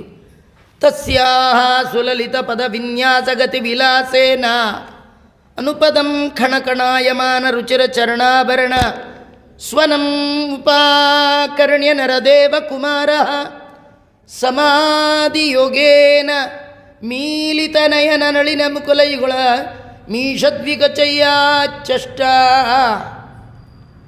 ಅವಳೇನು ಮಾಡಿದ್ದಾಳೆ? ತನ್ನ ತಸ್ಯಾಹ ಸುಲಲಿತ ಪದವಿನ್ಯಾಸ. ಪದವಿನ್ಯಾಸ ಅಂದರೆ ಅವಳು ಹೆಜ್ಜೆ ಇಡೋ ಕ್ರಮ. ಅದು ವಾಕಿಂಗ್ ಅಂತಾರೆ ನೋಡಿ, ಅದೇನೇನೋ ಬೇರೆ ಬೇರೆ ವಾಕ್. ಇವಳದು ಅದ್ಭುತವಾದ ವಾಕ್. ಮನೆಯಲ್ಲಿ ಹೆಣ್ಣುಮಕ್ಕಳು ನಡೀತಿದ್ರೆ ಹೇಗಿರಬೇಕು? ಹೆಜ್ಜೆಯ ಮೇಲೊಂದು ಹೆಜ್ಜೆಯ ನಿಕ್ಕುತ. ಭಾಗ್ಯದ ಲಕ್ಷ್ಮಿ. ಮನೆಯಲ್ಲಿ ಹೆಣ್ಣುಮಕ್ಕಳು ಗೆಜ್ಜೆ ಕಾಲಿಂದು ನಾದ ಮಾಡ್ತಾ ಓಡಾಡ್ತಿದ್ರೆ ಮನೆ ಒಳಗೆ ಲಕ್ಷ್ಮಿ. ಕೈಯಲ್ಲಿರುವ ಬಳೆ, ಕಾಲಲ್ಲಿರುವ ಗೆಜ್ಜೆ, ನಾವು ಗಂಟೆ ಜಾಂಗಟೆ ಬಾರಿಸಿದ್ರೆ ಎಂಥ ಮಂಗಳವಾದ್ಯ, ಅಂಥ ಮಂಗಳಮಯವಾದ ವಾದ್ಯ. ಭೂತಪ್ರೇತಗಳು ಕೂಡ ಅವೆಲ್ಲ ಮನೆ ಬಿಟ್ಟು ಹೋಗುತ್ತಂತೆ ಈ ಮಂಗಳಮಯವಾದ ಮುತ್ತೈದೆ ಕೈಯಿನ ಬಳೆ, ಕಾಲಿನ ಗೆಜ್ಜೆಗಳು. ಇವಳು ಸುಲಲಿತ ಪದವಿನ್ಯಾಸ. ಕೆಲವರು ಮನೇಲಿ ಓಡಾಡಿದ್ರೆ ಏನೋ ಜಗಳ ಆಗ್ತಿರಬೇಕು, ಯಾರೋ ಹಾರ್ಕೊಂಡು ಬರ್ತಿರಬೇಕು, ಹಾಗೆ ದಾಪಗಾಲಿಟ್ಟು ಬರ್ತಾರೆ. ಹಾಗೆಲ್ಲ ಹೆಜ್ಜೆ ಹಾಕಬಾರ್ದು. ಈ ಸಿಂಹದ ನಡಿಗೆ ಪ್ರಸಿದ್ಧಿಯವು. ಮತ್ತು ಕೆಲವ್ರನ್ನ ಗಜಗಮನೆ ಅಂತಾರೆ. ಆ ಗಮನ, ಆನೆಯ ನಡೆ ಇದೆಯಲ್ಲ, ಅದು ಭಾರಿ ಟಿ ವಿಯಿಂದ ಸಿಂಹದ ನಡೆ, ಆನೆಯ ನಡೆ ಅವೆಲ್ಲ ಹೋಯ್ತ್ರಿ. ಇವಾಗೆಲ್ಲ ಬೆಕ್ಕಿನ ನಡೆ, ಕ್ಯಾಟ್ ವಾಕ್ ಅಂತ. ಅದು ಕಳ್ಳಬೆಕ್ಕದು. ಬೆಕ್ಕು ಕಳ್ಳತನಕ್ಕೆ ಪ್ರಸಿದ್ಧಿ, ಅದು ವಾಕ್ ಅಲ್ಲ. ನಿಜವಾಗಿಯೂ ಸ್ತ್ರೀಯರಿಗೆ ಕೊಟ್ಟದ್ದು ಇದೆರಡು. ಅವಳು ಹೇಳಿ ಕೇಳಿ ಸತ್ಯಲೋಕದ ಹೆಣ್ಣುಮಗಳು ಅವಳ ಹೆಜ್ಜೆ ಇಟ್ಟರೆ ಆ ಹೆಜ್ಜೆ ತಾಳ, ಆ ತಾಳಕ್ಕೆ ಸರಿಯಾಗಿ ಗೆಜ್ಜೆಯ ಮೇಳ. ತಸ್ಯಾಹ ಸುಲಲಿತ ಪದ ವಿನ್ಯಾಸಾನುಪದಂ. ಹೆಜ್ಜೆ ಹೆಜ್ಜೆಗೆ ಖಣ ಖಣಾಯಮಾನ, ಝಲ್ ಝಲ್ ಝಲ್. ಏನದು? ರುಚಿರ ಸುಂದರವಾದ ಚರಣದ ಆಭರಣ, ಕಾಲಿನ ಗೆಜ್ಜೆ. ಸ್ವನಂ, ಆ ಸೌಂಡನ್ನು. ಆ ಕರ್ಣ್ಯ, ಕಿವಿಗೆ ಬಿದ್ದದ್ದೇ ತಡ. ಈ ರಾಜ ಆಗ್ನಿದ್ರ ಕಣ್ಮುಚ್ಚಿ ಕೂತಿದ್ನಲ್ರಿ, ಗೆಜ್ಜೆ ಸೌಂಡ್ ಕೇಳ್ದ, ಮೆಲ್ಲಕ್ಕೆ ಕಣ್ಣು ಬಿಟ್ಟ. ಒಮ್ಮೆ ಬಿಟ್ಟ, ಜನ್ಮದಲ್ಲಿ ಮತ್ತೆ ಮುಚ್ಚಲೇ ಇಲ್ಲ. ಕಣ್ಣು ಬಿಟ್ಟ, ಬಾಯು ಬಿಟ್ಟ. ಅಲ್ರಿ, ಕೆಲ್ಸಕ್ಕೆ ಬಾರದವ್ರು ನೋಡೇ ಕಣ್ಣು ಬಾಯಿ ಬಿಡೋದಾದರೆ ಸತ್ಯಲೋಕದ ಅಪ್ಸರಾ ಸ್ತ್ರೀ ಅಡಿ ಕಣ್ಣು ಯಾರೂ ಬಿಡ್ತಾರೆ, ಇವನು ಬಿಟ್ಟಿದ್ದೇನು ದೊಡ್ಡದು. ಅಂಥ ಅದ್ಭುತವಾದ ಸೌಂದರ್ಯ. ಅವಳ ಜೊತೆ ಮಾತಾಡಿದ. ಅವಳು ಕೂಡ ಇವನನ್ನು ಮದುವೆ ಆಗಬೇಕು ಅಂತಲೇ ಬಂದಿದ್ಲು, ಮದುವೆ ಆಗಿದ್ದಾಳೆ. ಇಬ್ಬರು ಮದುವೆ ಆದಮೇಲೆ ಬಹಳ ವರ್ಷಗಳ ಕಾಲ ಅವರ ದಾಂಪತ್ಯ ಜೀವನ ನಡೆದಿರ್ತಕ್ಕಂಥದ್ದು. ನಡೆದಾಗ ಅವಳು ಕೂಡ ವರ್ಷಕ್ಕೆ ಒಂದರಂತೆ ಅನೇಕ ಗಂಡು ಮಕ್ಕಳನ್ನು ಕೊಟ್ಟಿದ್ದಾಳೆ.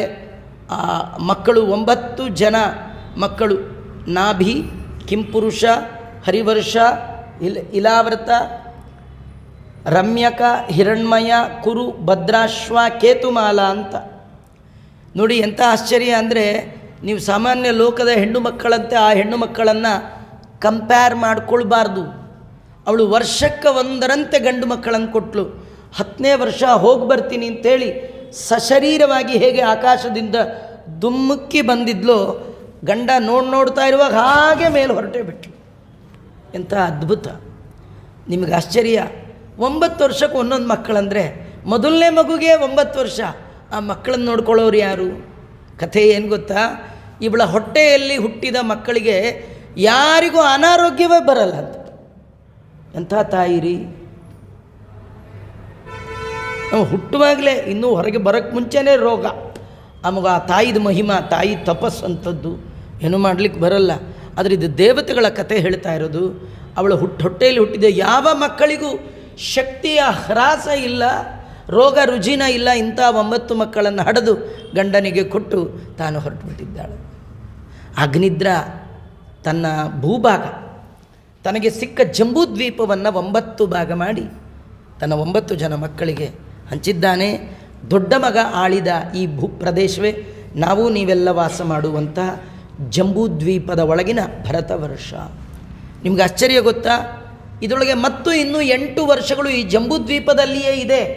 ಈ ಜಂಬೂದ್ವೀಪದಲ್ಲಿರುವ ಭರತವರ್ಷ ಒಂದನ್ನು ಬಿಟ್ಟು ಬೇರೆ ಜಾಗಕ್ಕೆ ನಾವು ನೀವು ಹೋಗೋ ಹಾಗಿಲ್ಲ. ಮನುಷ್ಯರಿಗೆ ಅಗಮ್ಯವಾದದ್ದು. ದೇವತೆಗಳು ವಿಹಾರಕ್ಕಾಗಿ ಬೇರೆ ಬೇರೆ ಲೋಕದಿಂದ ಬಂದು ವಿಹಾರ ಮಾಡುವ ಉಳಿದ 8 ವರ್ಷಗಳ ಕಥೆಯನ್ನು ಪಂಚಮಸ್ಕಂದದ ಕೊನೆಯ ಭಾಗದಲ್ಲಿ ವರ್ಣನೆ ಮಾಡ್ತಾರೆ. ಜಂಬೂದ್ವೀಪದ ಮೊದಲ ಭಾಗ ಭರತಖಂಡ, ಭರತವರ್ಷ ಅಂತೀವಿ. ಇದನ್ನು ನಾಭಿರಾಜ ತಾನು ರಾಜನಾಗಿದ್ದಾನೆ. ಅವನು ಮೇರುದೇವಿಯನ್ನು ಮದುವೆ ಆಗಿದ್ದಾನೆ. ನಾಭಿರಾಜ ಅವರು ಮಕ್ಕಳಾಗಬೇಕು ಅಂತ ತಪಸ್ಸು ಮಾಡಲಿಲ್ಲ, ಹೋಮ ಮಾಡಿದ್ರು. ನೋಡಿ, ಈ ಜನ್ರೇಷನ್ ಗ್ಯಾಪ್. ಪ್ರಿಯವ್ರತ ಮದುವೆನೇ ಬೇಡ ಅಂದ. ಎರಡನೇವನು ಮದುವೆ ಆಗಲಿ ಕನ್ಯಾ ಬೇಕು ಅಂದ. ಅಂದರೆ ಕನ್ಯೆಗಾಗಿ ತಪಸ್ಸು. ಮೊದಲು ಸನ್ಯಾಸಕ್ಕೆ ಅವರಪ್ಪ ಮಾಡಿದ್ದು, ಇವನು ಕನ್ಯೆಗಾಗಿ ಮಾಡಿದ. ಮಗ ಮೂರನೇವನು ಎಲ್ಲ ಎರಡೂ ಬಿಟ್ಟ, ಮಕ್ಕಳಾಗಬೇಕಂತ. ಹಾಗೆ ಈಗ ನಾವು ತಪಸ್ಸು ಅನ್ನೋ ಶಬ್ದವೇ ಇಲ್ಲ, ಬಿಟ್ಟುಬಿಟ್ಟಿದೆ. ಅವನು ಏನು ಮಾಡ್ದ ಅಂದರೆ ಆ ಯಜ್ಞವನ್ನು ಮಾಡಿದ್ದಾನೆ ನಾಭಿರಾಜ. ಅವನು ಯಜ್ಞ ಮಾಡಿದ್ದಕ್ಕಿಂತಲೂ ಅವನ ಪುರೋಹಿತರು ಭಾರಿ ಗಟ್ಟಿ ಪುರೋಹಿತರು. ಅವರು ಕೇಳಿದ್ರು, ರಾಜ ನಿಂಗೆ ಎಂಥ ಮಗು ಬೇಕು? ಈಗ ಯಾರು ಕೇಳೋ ಹಾಗಿಲ್ಲ ರೀ, ಹೋಮಗಿಮ ಎಂಥ ಬೇಕು ಅದೆಲ್ಲ ಕೇಳೋ ಹಂಗಿಲ್ಲ. ಯಾಕೆಂದರೆ ಈಗ ಕೇಳಿದ್ರೆ ಬರೀ ಡಾಕ್ಟ್ರು ಇಂಜಿನಿಯರ್ನೇ ಕೇಳ್ತಾರೆ. ಆಗದು ಕೇಳಲಿಲ್ಲ. ಅವನೇನು ಕೇಳ್ದ ಅಂದರೆ ಭಗವಂತನೇ ಮಗನಾಗಿ ಬೇಕು ಅಂತ ಸಂಕಲ್ಪ ಮಾಡಿಸಿದ್ರು. ಭಗವಂತ ನಿನ್ನ ಪೂರ್ಣಾನುಗ್ರಹ ಆಗಬೇಕು. ನಾವು ಎಲ್ಲ ದೇವರನ್ನ ಕೇಳೋದಾದರೆ ಇದನ್ನೇ ಕೇಳಬೇಕಂತ. ಭಗವಂತ ನೀನೇ ಮಗನಾಗಬೇಕು. ಮಗ ಅಂದರೆ ಯಾರು? ತ್ರಾತಾಯ ಏವ ನರಕಾತ್ ಸಹಿ ಪುತ್ರ ನಾಮ. ನರಕದಿಂದ ಪಾರು ಮಾಡುವವನೇ ನಿಜವಾದ ಮಗ ಅಂತೆ. ಹಾಗಾದ್ರೆ ಯಾರು ನರಕದಿಂದ ಪಾರು ಮಾಡೋರು ಯಾರು? ಭಗವಂತ ಅಲ್ಲದೆ ಇನ್ಯಾರಾದರೂ ಬರ್ತಾರಾ? ಯಾರಿಲ್ಲ ರೀ. ಮಕ್ಕಳನ್ನು, ಗಂಡನನ್ನು, ಮಡದಿಯನ್ನು ಎಲ್ಲರನ್ನೂ ಮುದ್ದು ಮಾಡಬೇಕು, ಪ್ರೀತಿ ಮಾಡಬೇಕು. ಒಳಗೆ ದೇವರಿದ್ದಾನೆ ಎನ್ನುವ ಎಚ್ಚರಿಕೆಯನ್ನು ಮರಿಬಾರ್ದು. ಯಾರನ್ನು ಪ್ರೀತಿ ಮಾಡಿದರೂ ಒಳಗಿರುವ ಭಗವಂತ ನಿನ್ನ ಸಲುವಾಗಿ ಮಾಡ್ತಾ ಇದ್ದಾನೆ. ನೀನೊಬ್ಬನೇ, ನಿನ್ನ ಹೊರೆತು ಪೊರೆಬಬರ ನಾನು ಹರಿಯೇ ಅಂತ ಹೀಗೆ ಮಾಡಬೇಕಂತ. ಅವನು ಮಕ್ಕಳು ಬೇಕು ಅಂತ ಹೋಮ ಮಾಡಿದ್ರೆ ಗಟ್ಟಿ ಪುರೋಹಿತರು, ಒಳ್ಳೆ ಮಂತ್ರ ರೀ. ಭಗವಂತ ಮಂತ್ರ ಮುಗ್ಧನಾಗಿ ಅವರ ಮಂತ್ರ ಸೆಳೆತಕ್ಕೆ ಒಳಗಾಗಿ ಅಗ್ನಿಕುಂಡದಿಂದಲೇ ಬಂದ್ಬಿಟ್ಟ. ನಾವು ಎಲ್ಲ ಹೋಮ ಮಾಡ್ತೀವಿ ರೀ, ಗಟ್ಟಿ ಮಂತ್ರ ಹೇಳ್ತೀವಿ ರೀ, ಆದರೆ ಹೋಮಕುಂಡದಿಂದ ದೇವರು ಬರಲ್ಲ. ಜಿರಳೆ ಗಿರಳೆ ಆ ಕೂತವ್ರಿಗೆ ಗಾಬರಿ ಆಗಬೇಕು. ನಮ್ಮ ಮಹಿಮಾ ನಮ್ಮ ಪವರ್ ಅಂತವು. ಕೆಲವರೆಲ್ಲ ಅದು ಹೋಮಕ್ಕೆ ಸೌದೆಗೆ ಇದೆ ಹಾಕುವಾಗ ಅದಲ್ಲಿಗೆ ಗೆದ್ದಲು ಸಮೇತ ಹಾಕೇ ಬಿಡ್ತಾರೆ. ಹೋಗಲಿ ಸಾಕಾಗಿದೆ, ಹಾಗೆಲ್ಲ ಮಾಡಬಾರ್ದು. ಇಲ್ಲಿ ಏನಾಯಿತು, ಸ್ವಯಂ ಭಗವಂತ ಬಂದ್ಬಿಟ್ಟ. ಹೇಗಿದ್ದಾನೆ? ಅತಃ ತಮಾವಿಷ್ಕೃತ ಭುಜಯುಗಳದ್ವಯಂ ಹಿರಣ್ಮಯಂ ಪುರುಷ ವಿಶೇಷಂ ಕೌಶೇಯಾಂಬರಧರಂ ಉರಸಿ ವಿಲಸ ಶ್ರೀವತ್ಸ ಲಲಾಮಂ ದರಬರವನರುಹ ವನಮಾಲಾ ಸ್ಫೂರ್ಜಾಮೃತ ಮಣಿಗಣ ಪ್ರವರಾದಿಭಿಃ ಉಪಲಕ್ಷಿತಂ ಸ್ಫುಟಕಿರಣ ಪ್ರವರ ಮಣಿಮಯ ಮುಕುಟ ಕಿರೀಟ ಕುಂಡಲ ಕಟಕ ಕಟಿಸೂತ್ರಹಾರ ಕೇಯೂರ ನೂಪುರಾದ್ಯಂಗ ವಿಭೂಷಿತ ಭೂಷಣಂ. ರೆಡಿಮೇಡ್ ದೇವರು ಎಲ್ಲಿ ಬರುವಾಗಲೂ ಪೂರ್ಣ ರೆಡಿಯಾಗಿ ಬರ್ತಾನೆ. ಶಂಖಚಕ್ರ ಗದಾಪಾಣಿಯಾಗಿದ್ದಾನೆ. ಉತ್ತಮವಾದ ಪೀತಾಂಬರವನ್ನು ಧಾರಣ ಮಾಡಿದ್ದಾನೆ. ಪಚ್ಚೆ ಮರಕತ ಗೋಮೇದಿಕ ಪುಷ್ಯರಾಗ ಮೊದಲಾದ ನವರತ್ನ ಖಚಿತವಾದ ಉತ್ತಮೋತ್ತಮವಾದ ಕಿರೀಟವನ್ನು ಧಾರಣೆ ಮಾಡಿದ್ದಾನೆ. ಹೊಳೆಯುವ ಮಕರ ಆಕೃತಿಯ ಕುಂಡಲ, ಕೈಯಲ್ಲಿ ಕಡಗ, ಭುಜದಲ್ಲಿ ಭುಜಕೀರ್ತಿ, ನಾಗಮುರಿಗೆ, ಸೊಂಟದಲ್ಲಿ ಒಡ್ಯಾಣ, ಎದೆಯಲ್ಲಿ ಶ್ರೀವತ್ಸ ಚಿಹ್ನೆ, ಕೌಸ್ತುಭಾಭರಣದಿಂದ ಅಧಿಷ್ಠಿತವಾದ ಕಂಠ, ಹೊಳೆಯುವ ಪೀತಾಂಬರ, ಮುಂಗುರುಳು ನಗೆ. ಎಂಥ ಅದ್ಭುತ ರೀ! ಎಷ್ಟು ಹೇಳಿದರೂ ಕಡಿಮೆ. ಅವನನ್ನು ನೋಡಿ ಈ ಆಚಾರ್ಯರು ಇದ್ದವ್ರಿಗೆ ಎಲ್ಲ ಗಾಬರಿ ಆಯಿತು. ಯಾಕಂದರೆ ಅವರು ಎಕ್ಸ್ಪೆಕ್ಟೇ ಮಾಡಿರಲಿಲ್ಲ ದೇವರು ಬರ್ತಾನೆ ಅಂತ ಅಲ್ವಾ. ನೀವು ಸುಮ್ಮನೆ ಮನೇಲಿ ಒಂದು ಕೈಲಿ ಕಾಫಿ ಲೋಟ ಹಿಡ್ಕೊಂಡು, ಒಂದು ಕೈಯಲ್ಲಿ ಟಿ ವಿ ರಿಮೋಟ್ ಹಿಡ್ಕೊಂಡು, ಕಾಲ ಮೇಲೆ ಕಾಲು ಹಾಕ್ಕೊಂಡು ಸೋಫಾ ಮೇಲೆ ಕೂತಿರ್ತೀರಿ. ದಿಢೀರಂತೆ ಯಾವ್ದಾರ ಸ್ವಾಮಿಗಳು ಬಂದರೆ ಏನು ಮಾಡ್ತೀರಿ? ಗಾಬರಿ ಆ ಕೈಯಲ್ಲಿ ಇರೋದಲ್ಲ, ಎಷ್ಟು ಎದ್ದು ನಿಂತ್ಕೊಳ್ತೀರೋ ಇಲ್ಲ? ಅಲ್ಲ, ಬರೋಲ್ಲ. ಯಾರು ಗಾಬರಿ ಆಗೋದು ಬೇಡ. ಕರೆದ್ರೆ ಬರೋದು ಕಷ್ಟ. ಇನ್ನು ಕರೀದೇ ಇದ್ರಿ ಯಾರು ಸಿಗ್ತಾರೆ? ಸಜ್ಜನರು ಮನೆಗೆ ಬರೋಲ್ಲ. ಸ್ವಯಂ ಭಗವಂತ ಬಂದರೆ ಇವರಿಗೆ ಹಾಗಾಗಿರಬೇಡ. ಥಟ್ಟ ಕೈಯಲ್ಲಿದ್ದದ್ದೆಲ್ಲ ಕೆಳಗೆ ಹಾಕಿದ್ದೆ, ಎರಡೂ ಕೈಯನ್ನು ಜೋಡಿಸಿಕೊಂಡು ತಲೆಯಲ್ಲಿಟ್ಟು ಥಟ್ಟ ಅವನ ಮುಂದೆ ನಿಂತು ಬಿಟ್ಟಿದ್ದಾರೆ. ಅವರಂತಾರೆ, ಅರ್ಹಸಿ ಮುಹುಹು ಅರ್ಹಸಿ, ಅತ್ಯಂತ ಪೂಜ್ಯನಾದವ ನೀನು. ಗಾಯತ್ರಿಯಲ್ಲಿ ವರೇಣ್ಯಂ, ಅತ್ಯಂತ ಪೂಜನೀಯನಾದವ ನೀನು. ನಾವೆಲ್ಲ ನಿನ್ನ ದಾಸರಪ್ಪ. ನಾವು ಮಾಡುವ ಪೂಜೆಯನ್ನು ನೀನು ಸ್ವೀಕಾರ ಮಾಡ್ತೀಯಲ್ಲ. ಏನು ಮಾಡೋಣ? ನಿನ್ನನ್ನು ಸ್ತೋತ್ರ ಮಾಡಲಿಕ್ಕೂ ನಮಗೆ ಯೋಗ್ಯತೆ ಇಲ್ಲ ಅಂತ. ಯಾಕೆಂದರೆ ರಮಾದೇವಿ ಮಾಡುವ ಸ್ತೋತ್ರಕ್ಕೆ ಒಲಿಯದ ನಿನ್ನನ್ನು ಇನ್ಯಾವ ಸ್ತೋತ್ರ ಹೇಳಿ ಒಲಿಸ್ಕೊಳ್ಳೋಣ ಅಲ್ವಾ? ರಮಾದೇವಿ ನಿರಂತರ ಶ್ರುತಿ ತತಿಗಳಿಗೆ ಅಭಿಮಾನಿ, ಲಕುಮಿ ಸ್ತುತಿಗಳಿಗೂ ಗೋಚರಿಸದ ಅಪ್ರತಿಹತ ಮಹೈಶ್ವರ್ಯಾದಿ ಅಖಿಲ ಸದ್ಗುಣಗಣಾಂಬೋಧಿ. ಇದರ ಅರ್ಥ ಇಷ್ಟೇ ರೀ. ಯಾರು ಡೈಲಿ ಪಾರಾಯಣ ಇಟ್ಕೊಂಡಿದ್ರೆ ಮಾಡ್ತೀನಿ ಅಂತ ಜಂಬ ಹೊಡಿಬೇಡಿ. ಯಾಕಂದರೆ ಲಕ್ಷ್ಮೀ ಮಾಡುವ ಸ್ತೋತ್ರದಿಂದಲೇ ದೇವರನ್ನು ಹಿಡಿಲಿಕ್ಕಾಗ್ತಿಲ್ಲ. ಇನ್ನು ನೀವು ಮಾಡೋ ತಪ್ಪಿನ ಸ್ತೋತ್ರಕ್ಕೆ ದೇವರನ್ನೇನು ಹಿಡಿತೀರಿ? ಏನೋ ದೇವರ ಪ್ರೀತಿಯಿಂದ ನೀವು ಮಾಡಿದ ಸ್ತೋತ್ರ ತೊಗೊಂಡ್ರೆ ತೊಗೊಳ್ಬೋದು, ಇಲ್ದಿದ್ರೆ ಇಲ್ಲ. ಆದ್ದರಿಂದ ಸ್ತೋತ್ರ ಮಾಡುವ ಧೈರ್ಯ ನಮಗೆ ಇಲ್ಲ ಅಂತ ಹೇಳ್ತಾ ಇದ್ದಾರೆ. ಆದರೂ ನಮಗೊಂದು ಗೊತ್ತಿದೆ ಸ್ವಾಮಿ, ನೀನು ಬಂದಾಗ ಏನು ಕೊಡೋದು? ನಮ್ಮ ಗುರುಗಳು ನಮಗೆ ಟ್ರೈನಿಂಗ್ ಕೊಟ್ಟಿದ್ದಾರೆ. ಮನೆಗೆ ಯಾರೇ ಬಂದರೂ ಖಾಲಿ ಕೈಯಲ್ಲಿ ಕಳಿಸ್ಬೇಡಿ, ಅವ್ರಿಗೇನಾದ್ರು ಕೊಟ್ಟು ಕಳಿಸಿ. ದೇವರು ಬಂದರೆ ಏನೂ ಕೊಡಬೇಡಿ ಅಂತ ಹೇಳಿದ್ದಾರೆ. ಯಾಕೆ? ದೇವರಿಗೆ ಕೊಡುವ ವಸ್ತು ನಮ್ಮ ಹತ್ರ ಏನಿಲ್ಲ ನೋಡಿ. ಇಡೀ ಭೂಮಂಡಲವನ್ನೇ ದಾನ ಮಾಡಿದರೂ ದೇವರು ಬಿಡದೆ ತುಳಿದ ಬಲಿಯನ್ನು. ಯಾಕೆ ತುಳಿದ? ನಾ ಕೇಳಿದ್ದೆ ಒಂದು, ನೀನು ಬೇರೆ ಕೊಡ್ತೀಯಾ? ಇದೇನು ಭೂಮಿ ನಿಂದ, ನಿಮ್ಮ ಅಪ್ಪಂದ, ನಿಮ್ಮ ತಾತಂದ? ನಂದು ಒಂದ. ನಂದನ್ನು ನನಗೇ ಕೊಟ್ಟು ಜೋರು ಹೊಡಿತೀಯ? ನಾನು ಕೇಳಿದ್ದಿದ್ದಲ್ಲ ಅಂದ. ಹಾಗಾದ್ರೆ ಅವನು ಕೇಳಿದ್ದು ಯಾವುದೂ ಗೊತ್ತಿಲ್ಲದೆ ಏನೇನೋ ಕೊಟ್ಟರೆ ಅವನು ತಗೊಳ್ಳಲ್ಲ. ಅದಕ್ಕೆ ನಮ್ಮ ಗುರುಗಳು ಹೇಳಿದ್ದಾರೆ, ದೇವರು ಬಂದಾಗ ಅದು ಇದು ಕೊಟ್ಟು ಅವನ ಕೈಲಿ ಬಯಸ್ಕೊಳ್ಳೋಕೆ ಹೋಗಬೇಡಿ. ಅವನು ಬಂದಾಗ ಎರಡೂ ಕೈಯನ್ನು ಜೋಡಿಸಿ ತಲೆಯ ಮೇಲಿಟ್ಟು ನಮೋ ನಮೋ ಇತ್ತೇ ತಾವದು ಉಪಶಿಕ್ಷಿತ. ನಾವು ನಮ್ಮ ಗುರುಗಳಲ್ಲಿ ಏನು ಟ್ರೈನಿಂಗ್ ಪಡೆದಿದ್ದೇವೆ ಅಂದರೆ, ದೇವರು ಕಂಡಾಗ ಎರಡೂ ಕೈಯನ್ನು ಗಟ್ಟಿಯಾಗಿ ಜೋಡಿಸಿ ತಲೆಯಲ್ಲಿಡೋದು ಮಾತ್ರ ಕಲ್ತಿದ್ದೇವೆ. ಅದಕ್ಕೆ ತಿರುಪ್ತಿಗೆ ಹೋದಾಗ ಹಣ್ಣಿಲ್ಲ, ಕಾಯಿಲ್ಲ, ಧೂಪ ಇಲ್ಲ, ದೀಪ ಇಲ್ಲ. ಮೊದಲನೇ ಬಾಗಿಲು ಎಲ್ಲಿ ನಿಮಗೆ ನೆನಪು ಬರುತ್ತೋ ಅಲ್ಲಿಂದಲೇ ಗೋವಿಂದ ಗೋವಿಂದ ಗೋವಿಂದ ಗೋವಿಂದ ಗೋವಿಂದ ಗೋವಿಂದ. ಅಲ್ಲ ಸರಿ, ಏನು ಕೊಡಲ್ವಲ್ಲ, ಏನು ಕೊಡೋಕ್ಕೆ ಹೋಗಬೇಡಿ. ದೇವ್ರಿಗೆ ಹೇಳಿ, ನೀ ಕೊಟ್ಟ ಈ ಶರೀರ ನಿಂದು, ತನು ನಿನ್ನದು. ಕಾಯಿ, ಈ ತಲೆಕಾಯೇ ದೇವರಿಗೆ ಅರ್ಪಣೆ ಮಾಡಬೇಕಾದ ಕಾಯಿ. ಈ ಮನಸ್ಸೇ ಭಗವಂತನಿಗೆ ಅರ್ಪಣೆ ಮಾಡಬೇಕಾದ ಹೂವು. ಈ ದೇಹದಿಂದ ನಡೆಯುವ ಕರ್ಮಗಳೇ ಭಗವಂತನಿಗೆ ಅರ್ಚನೆಗಳು. ಹಾಗಾಗಿ ಕಾಯೇನ ವಾಚ ಮನಸ ಇಂದ್ರಿಯ ಇವೆಲ್ಲವನ್ನು ಕರೋಮಿ ಯದ್ಯತ್ ಸಕಲಂ ಪರಸ್ಮೈ ನಾರಾಯಣ ಏತಿ ಸಮರ್ಪಯೇತ್ತತ್ ಅಂತ ಆ ಭಗವಂತನಿಗೆ ಅರ್ಪಣೆ ಮಾಡಬೇಕು ಅಂದಾಗ ದೇವರಿಗೆ ಭಾರಿ ಖುಷಿಯಾಯಿತು. ಅವನಂತಾನೆ, ಬೇಷ್ ಒಳ್ಳೆ ಮಾತು ಹೇಳಿದ್ರಿ, ನಂಗೆ ಅಷ್ಟೇ ಬೇಕು, ಆದರೆ ನಿಮಗೇನೇನೋ ಬೇಕಿರುತ್ತೆ, ಹೇಳ್ರಿ, ನಿಮಗೇನು ಬೇಕು ಹೇಳಿ ಕೊಡ್ತೇನೆ ನಾನು. ಎಂಥ ಆಪರ್ಚುನಿಟಿ ರೀ, ಕೇಳಬಾರ್ದು. ಅವರಂತಾರೆ, ಸ್ವಾಮಿ ನಮಗೇನು ಬೇಕು, ಒಂದೇ ಒಂದು ಬೇಕು, ಬೇಡ ಅಂತ ಅನ್ನೋಲ್ಲ, ನಮಗೊಂದು ಬೇಕು. ಏನಂದರೆ ನೀನು ಸಿಗೋದೇ ಅಪರೂಪ, ಸಿಕ್ಕರೂ ಇಷ್ಟು ಫ್ರೀಯಾಗಿ ನಿಂತು ಮಾತಾಡೋದು ಇನ್ನೂ ಅಪರೂಪ, ಮಾತಾಡಿದ್ರು ಏನು ಬೇಕು ಅಂತ ಕೇಳೋದು ಇನ್ನೂ ಅಪರೂಪ. ಇದು ಎಲ್ಲರಿಗೂ ಸಿಗೋದಲ್ಲ ಆಪರ್ಚುನಿಟಿ. ನಮಗೆ ಸಿಕ್ಕಿದೆ, ಒಂದೇ ಒಂದು ಅನುಗ್ರಹ ಮಾಡು. ಏನದು? ಅವರು ಎಂಥ ಅದ್ಭುತವಾದ ವರವನ್ನು ದೇವರಲ್ಲಿ ಬೇಡಿದ್ದಾರೆ ಅಂದರೆ, ಇನ್ನೇನಿಲ್ಲ. ಅಥಕಥಂಚಿತ್ ಸ್ಖಲನ ಕ್ಷುತ್ಪ್ರತನ ಜುಂಬಣ ದುರವಸ್ಥಾನಾದಿಷು ವಿವಶಾನಾಂ ನ ಶ್ರೀ ಚರಣಾರವಿಂದ ಸ್ಮರಣಾಯ ಜರಾಮರಣ ದಶಾಯಾಮಪಿ ಸಕಲ ಕಶ್ಮಲ ನಿರಸನಾನಿ ತವ ಗುಣಕೃತ ನಾಮಧೇಯಾನಿ ವಚನ ಗೋಚರಾಣಿ ಭವಂತು.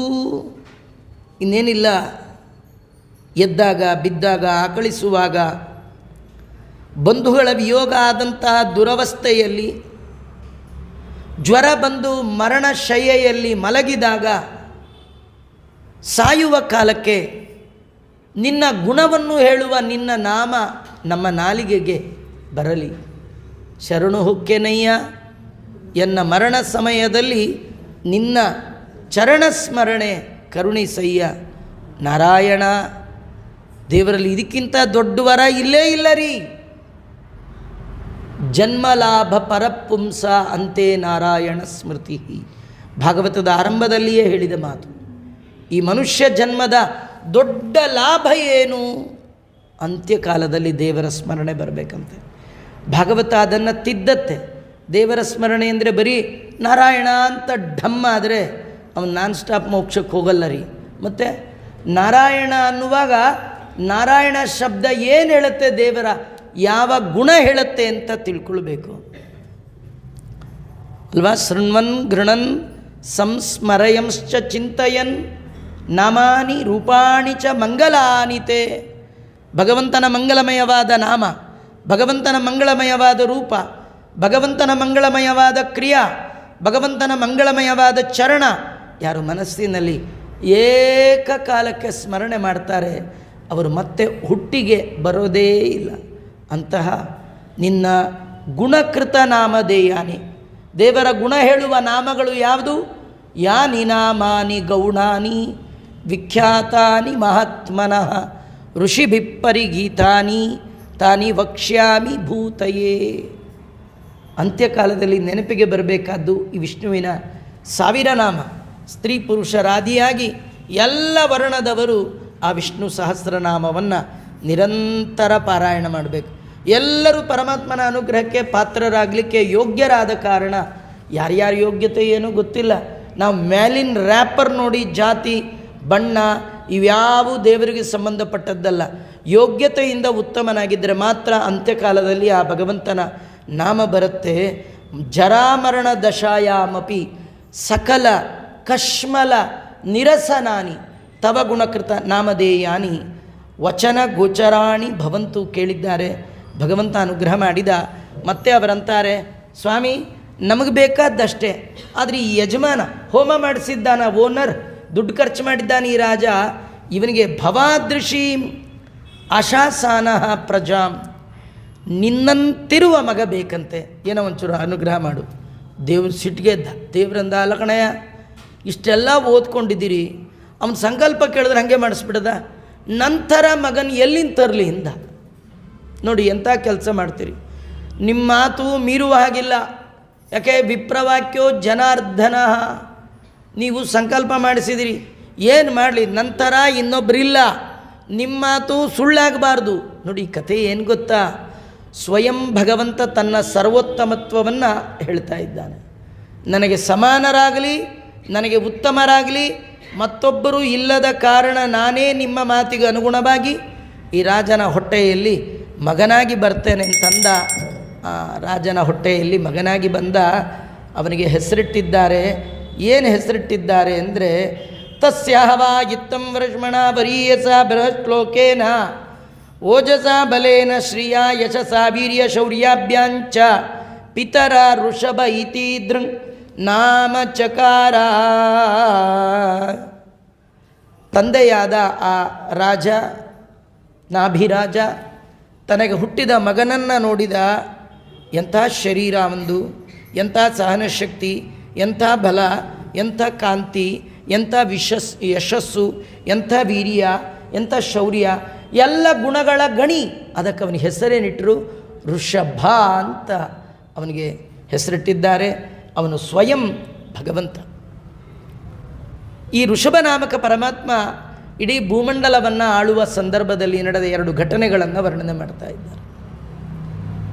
ಯಾವಾಗ ಸ್ವಯಂ ಭಗವಂತನೇ ಭೂಮಂಡಲಕ್ಕೆ ರಾಜನಾಗಿದ್ದಾನೋ, ಆಗಿನ ಕಾಲದ ಪ್ರಜೆಗಳು, ವಿಶೇಷವಾಗಿ ರೈತಾಪಿ ಜನ, ವರ್ಷಕ್ಕೆ 6 ಬೆಳೆ ತೆಗಿತಾ ಇದ್ದಾರೆ.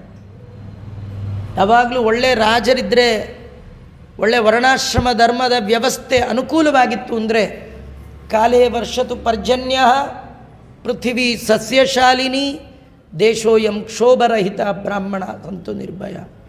ಇಡೀ ದೇಶ ಸುಭಿಕ್ಷವಾಗಬೇಕು, ಕ್ಷೇಮ ಆಗಬೇಕು. ಅದಕ್ಕೆ ರಾಜ ಕಾರಣ ಆಗ್ತಾನೆ. ಎಂಥ ರಾಜ? ಸ್ವಯಂ ಭಗವಂತನೇ ರಾಜ. ಒಮ್ಮೆ ಈ ದೇಶದ ಈ ರಾಜನ ಈ ಸಮೃದ್ಧಿಯನ್ನು ಕಂಡು ದೇವತೆಗಳ ಅರಸನಾದ ಇಂದ್ರದೇವರಿಗೆ ಭಾರೀ ಆಶ್ಚರ್ಯ. ಆ ಇಂದ್ರದೇವರು ಭೂಲೋಕದ ಕಡೆ ಹೀಗೆ ನೋಡಿದ್ರು. ಏನು ಆಶ್ಚರ್ಯ, ಸ್ವರ್ಗಕ್ಕೆ ಜನ ಹತ್ತತಾನೇ ಇಲ್ಲ. ಯಾರಿಗೆ ಫ್ಲೈಟ್ ಟಿಕೆಟ್ ಬೇಡ, ಸ್ವರ್ಗಕ್ಕೆ ಬರೋ ಫ್ಲೈಟೆಲ್ಲ ಖಾಲಿ ಖಾಲಿ ಖಾಲಿ. ಆಶ್ಚರ್ಯ, ಒಂದು ಪುಷ್ಪಕ ವಿಮಾನ ನಮ್ಮೂರ ಕಡೆ ಬರ್ತಿಲ್ಲಲ್ಲ. ಯಾಕೆ? ಭೂಲೋಕದಲ್ಲಿ ಹೋಮ ಹವನ ಮಾಡೋರ ಸಂಖ್ಯೆ ಕಡಿಮೆನಾ? ಹೀಗೆ ನೋಡಿದ್ರೆ ಭೂಲೋಕನೇ ಸ್ವರ್ಗವನ್ನು ಮೀರಿಸಿಬಿಟ್ಟಿದೆ. ಇಂದ್ರದೇವರೇ ಯೋಚನೆ ಮಾಡಿದ್ರು, ನಂಗೊಂದು ಸೈಟ್ ಸಿಕ್ಕರೆ ಇಲ್ಲೇ ತೊಗೊಳ್ಳೋಣ, ಇಷ್ಟು ಚೆನ್ನಾಗಿದೆ ಅಂತ ಅಂದ್ಕೊಳ್ಬೇಕು. ಅಷ್ಟು ಚೆನ್ನಾಗಿತ್ತದು. ಇಂದ್ರದೇವರು ಅಂದ್ಕೊಂಡ್ರೆ ಇದೆಲ್ಲ ಎಲ್ಲಿಂದ ಆಗತ್ತೆ? ನಾ ಕೊಟ್ಟ ಮಳೆಯಿಂದಲ್ವಾ? ಆ ಮಳೆನೇ ಬರೆದಿದ್ದರೆ ಮಾಡ್ತೀನಿ ಅಂಥೇಳಿ ಆ ವಾಟರ್ ಸಪ್ಲೈನವ್ರಿಗೆ ಫೋನ್ ಮಾಡಿ ಭೂಲೋಕದ ಕಡೆಗೆ 1 ಡ್ರಾಪ್ ನೀರು ಹೋಗ್ಕೊಡ್ದು. ದುರ್ಬುದ್ಧಿ. ಇಂದ್ರದೇವರಿಗೂ ಭಗವಂತನ ಬಗ್ಗೆ ಒಮ್ಮೊಮ್ಮೆ ತಪ್ಪು ಕಲ್ಪನೆ ಬರುತ್ತೆ. ದೇವರ ಇರುವಿನ ಅರಿವು ಮರೆವು ಬಂದುಬಿಡುತ್ತೆ. ದೇವತೆಗಳಿಗೆ ದೇವರ ಬಗ್ಗೆ ಮರೆವು ಬರೋದಾದರೆ ನಮಗೆ ದೇವತೆಗಳಿಗೆ ಒಂದೇ ವ್ಯತ್ಯಾಸ. ಅವ್ರಿಗೆ ಯಾವಾಗಂದ್ರೆ ಅವಾಗ ಒಮ್ಮೊಮ್ಮೆ ಮರೆವು, ನಮ್ಗೆ ಯಾವಾಗೂ ಅದೇ. ನಾವು ಯಾವಾಗಲೂ ದೇವರನ್ನ ಮರ್ತಿರ್ತೀವಿ. ನಮಗೆ ಒಮ್ಮೊಮ್ಮೆ ದೇವರ ನೆನಪು. ಯಾವಾಗ? 7 ರಿಂದ 8 ಪುರಾಣ ಕೇಳುವಾಗ ಏನು ಎಲ್ಲ ಧ್ರುವ ಮಹಾರಾಜರಾಗ್ಬಿಟ್ಟಿರ್ತೀವಿ. ಏನು ಎಲ್ಲ ಒಬ್ಬರಿಗಿಂತ ಒಬ್ಬರು ಮಹಾಭಗವದ್ ಭಕ್ತರು. ದೇವರು ನಮ್ಮನ್ನು ನೋಡಿದ್ರೆ ಇಷ್ಟೊಂದು ವಿಮಾನ ಎಲ್ಲಿಂದ ಕಳಿಸ್ಬೇಕು ಅವ್ನು ಕನ್ಫ್ಯೂಷನ್ ಆಗ್ಬಿಡ್ಬೇಕು.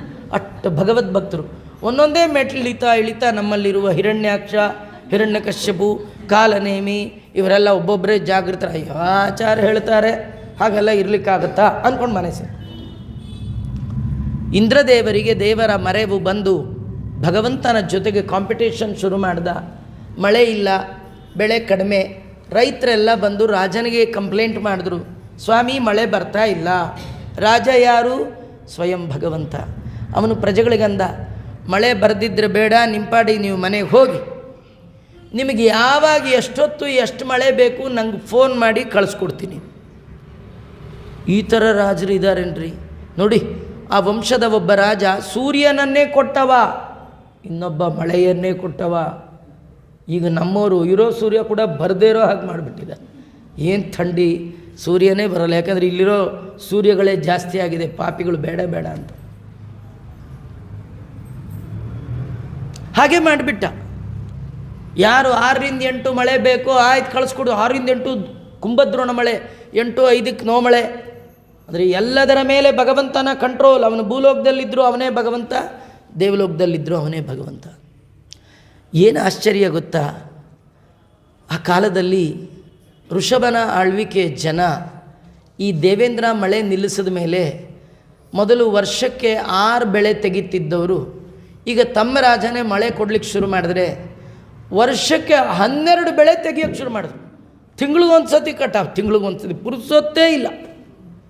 ಇಂದ್ರದೇವರು ನೋಡಿದ್ರು, ಏನೋ ನಮ್ಗೆ ಹೇಳದೆ ಕೇಳದೆ ಎಲ್ಲ ಭೂಲೋಕಕ್ಕೆ ವಾಟರ್ ಸಪ್ಲೈ ಆಗಿರಬೇಕು, ನೋಡಿದ್ರೆ ಊರಿನ ವಾಟರ್ ಟ್ಯಾಂಕ್ಗಳೆಲ್ಲ ಫುಲ್ ಫುಲ್ ಫುಲ್, ಎಲ್ಲಿ ಖರ್ಚೇ ಮಾಡಿ. ಮತ್ತು ಹೇಗೆ ಅಂತ ಸ್ವಲ್ಪ ಹೊತ್ತು ಯಾರಪ್ಪ ಈ ಭೂಲೋಕದ ರಾಜ ಅಂತ ಹೀಗೆ ನೋಡ್ದ, ಗೊತ್ತಾಯಿತು ಇವನು ಆರ್ಡಿನರಿ ಅಲ್ಲ, ಇವನು ಎಕ್ಸ್ಟ್ರಾಡಿನರಿ, ಇವನು ಸರ್ವೋತ್ತಮನಾದ ಭಗವಂತ ಅನ್ನುವ ಅರಿವು ಆಲೋಚನೆ ಮಾಡಿದಾಗ ಇಂದ್ರದೇವರಿಗೆ ಗೊತ್ತಾಗಿದೆ, ತಾನು ಮಾಡಿದ ತಪ್ಪಿನ ಅರಿವಾಗಿದೆ. ಐರಾವತದ ಮೇಲೆ ಮಗಳು ಜಯಂತಿಯನ್ನು ಕೂಡಿಸಿಕೊಂಡು ಭೂಲೋಕಕ್ಕೆ ಬಂದು ಭಗವಂತನ ಪಾದಕ್ಕೆ ಎರಗಿ ತನ್ನ ಮಗಳಾಗಿರ್ತಕ್ಕಂತಹ ಸಾಕ್ಷಾತ್ ಮಹಾಲಕ್ಷ್ಮಿ, ಇಂದ್ರನಿಗೆ 2 ಮಕ್ಕಳು, ಗಂಡು ಮಗ ಜಯಂತ, ಹೆಣ್ಣು ಮಗಳು ಜಯಂತಿ. ಆ ಜಯಂತಿ ಅವಳು ಸಾಕ್ಷಾತ್ ಮಹಾಲಕ್ಷ್ಮಿ, ಅವಳನ್ನು ಋಷಭನಿಗೆ ಕೊಟ್ಟು ಮದುವೆ ಮಾಡಿದ್ದಾರೆ.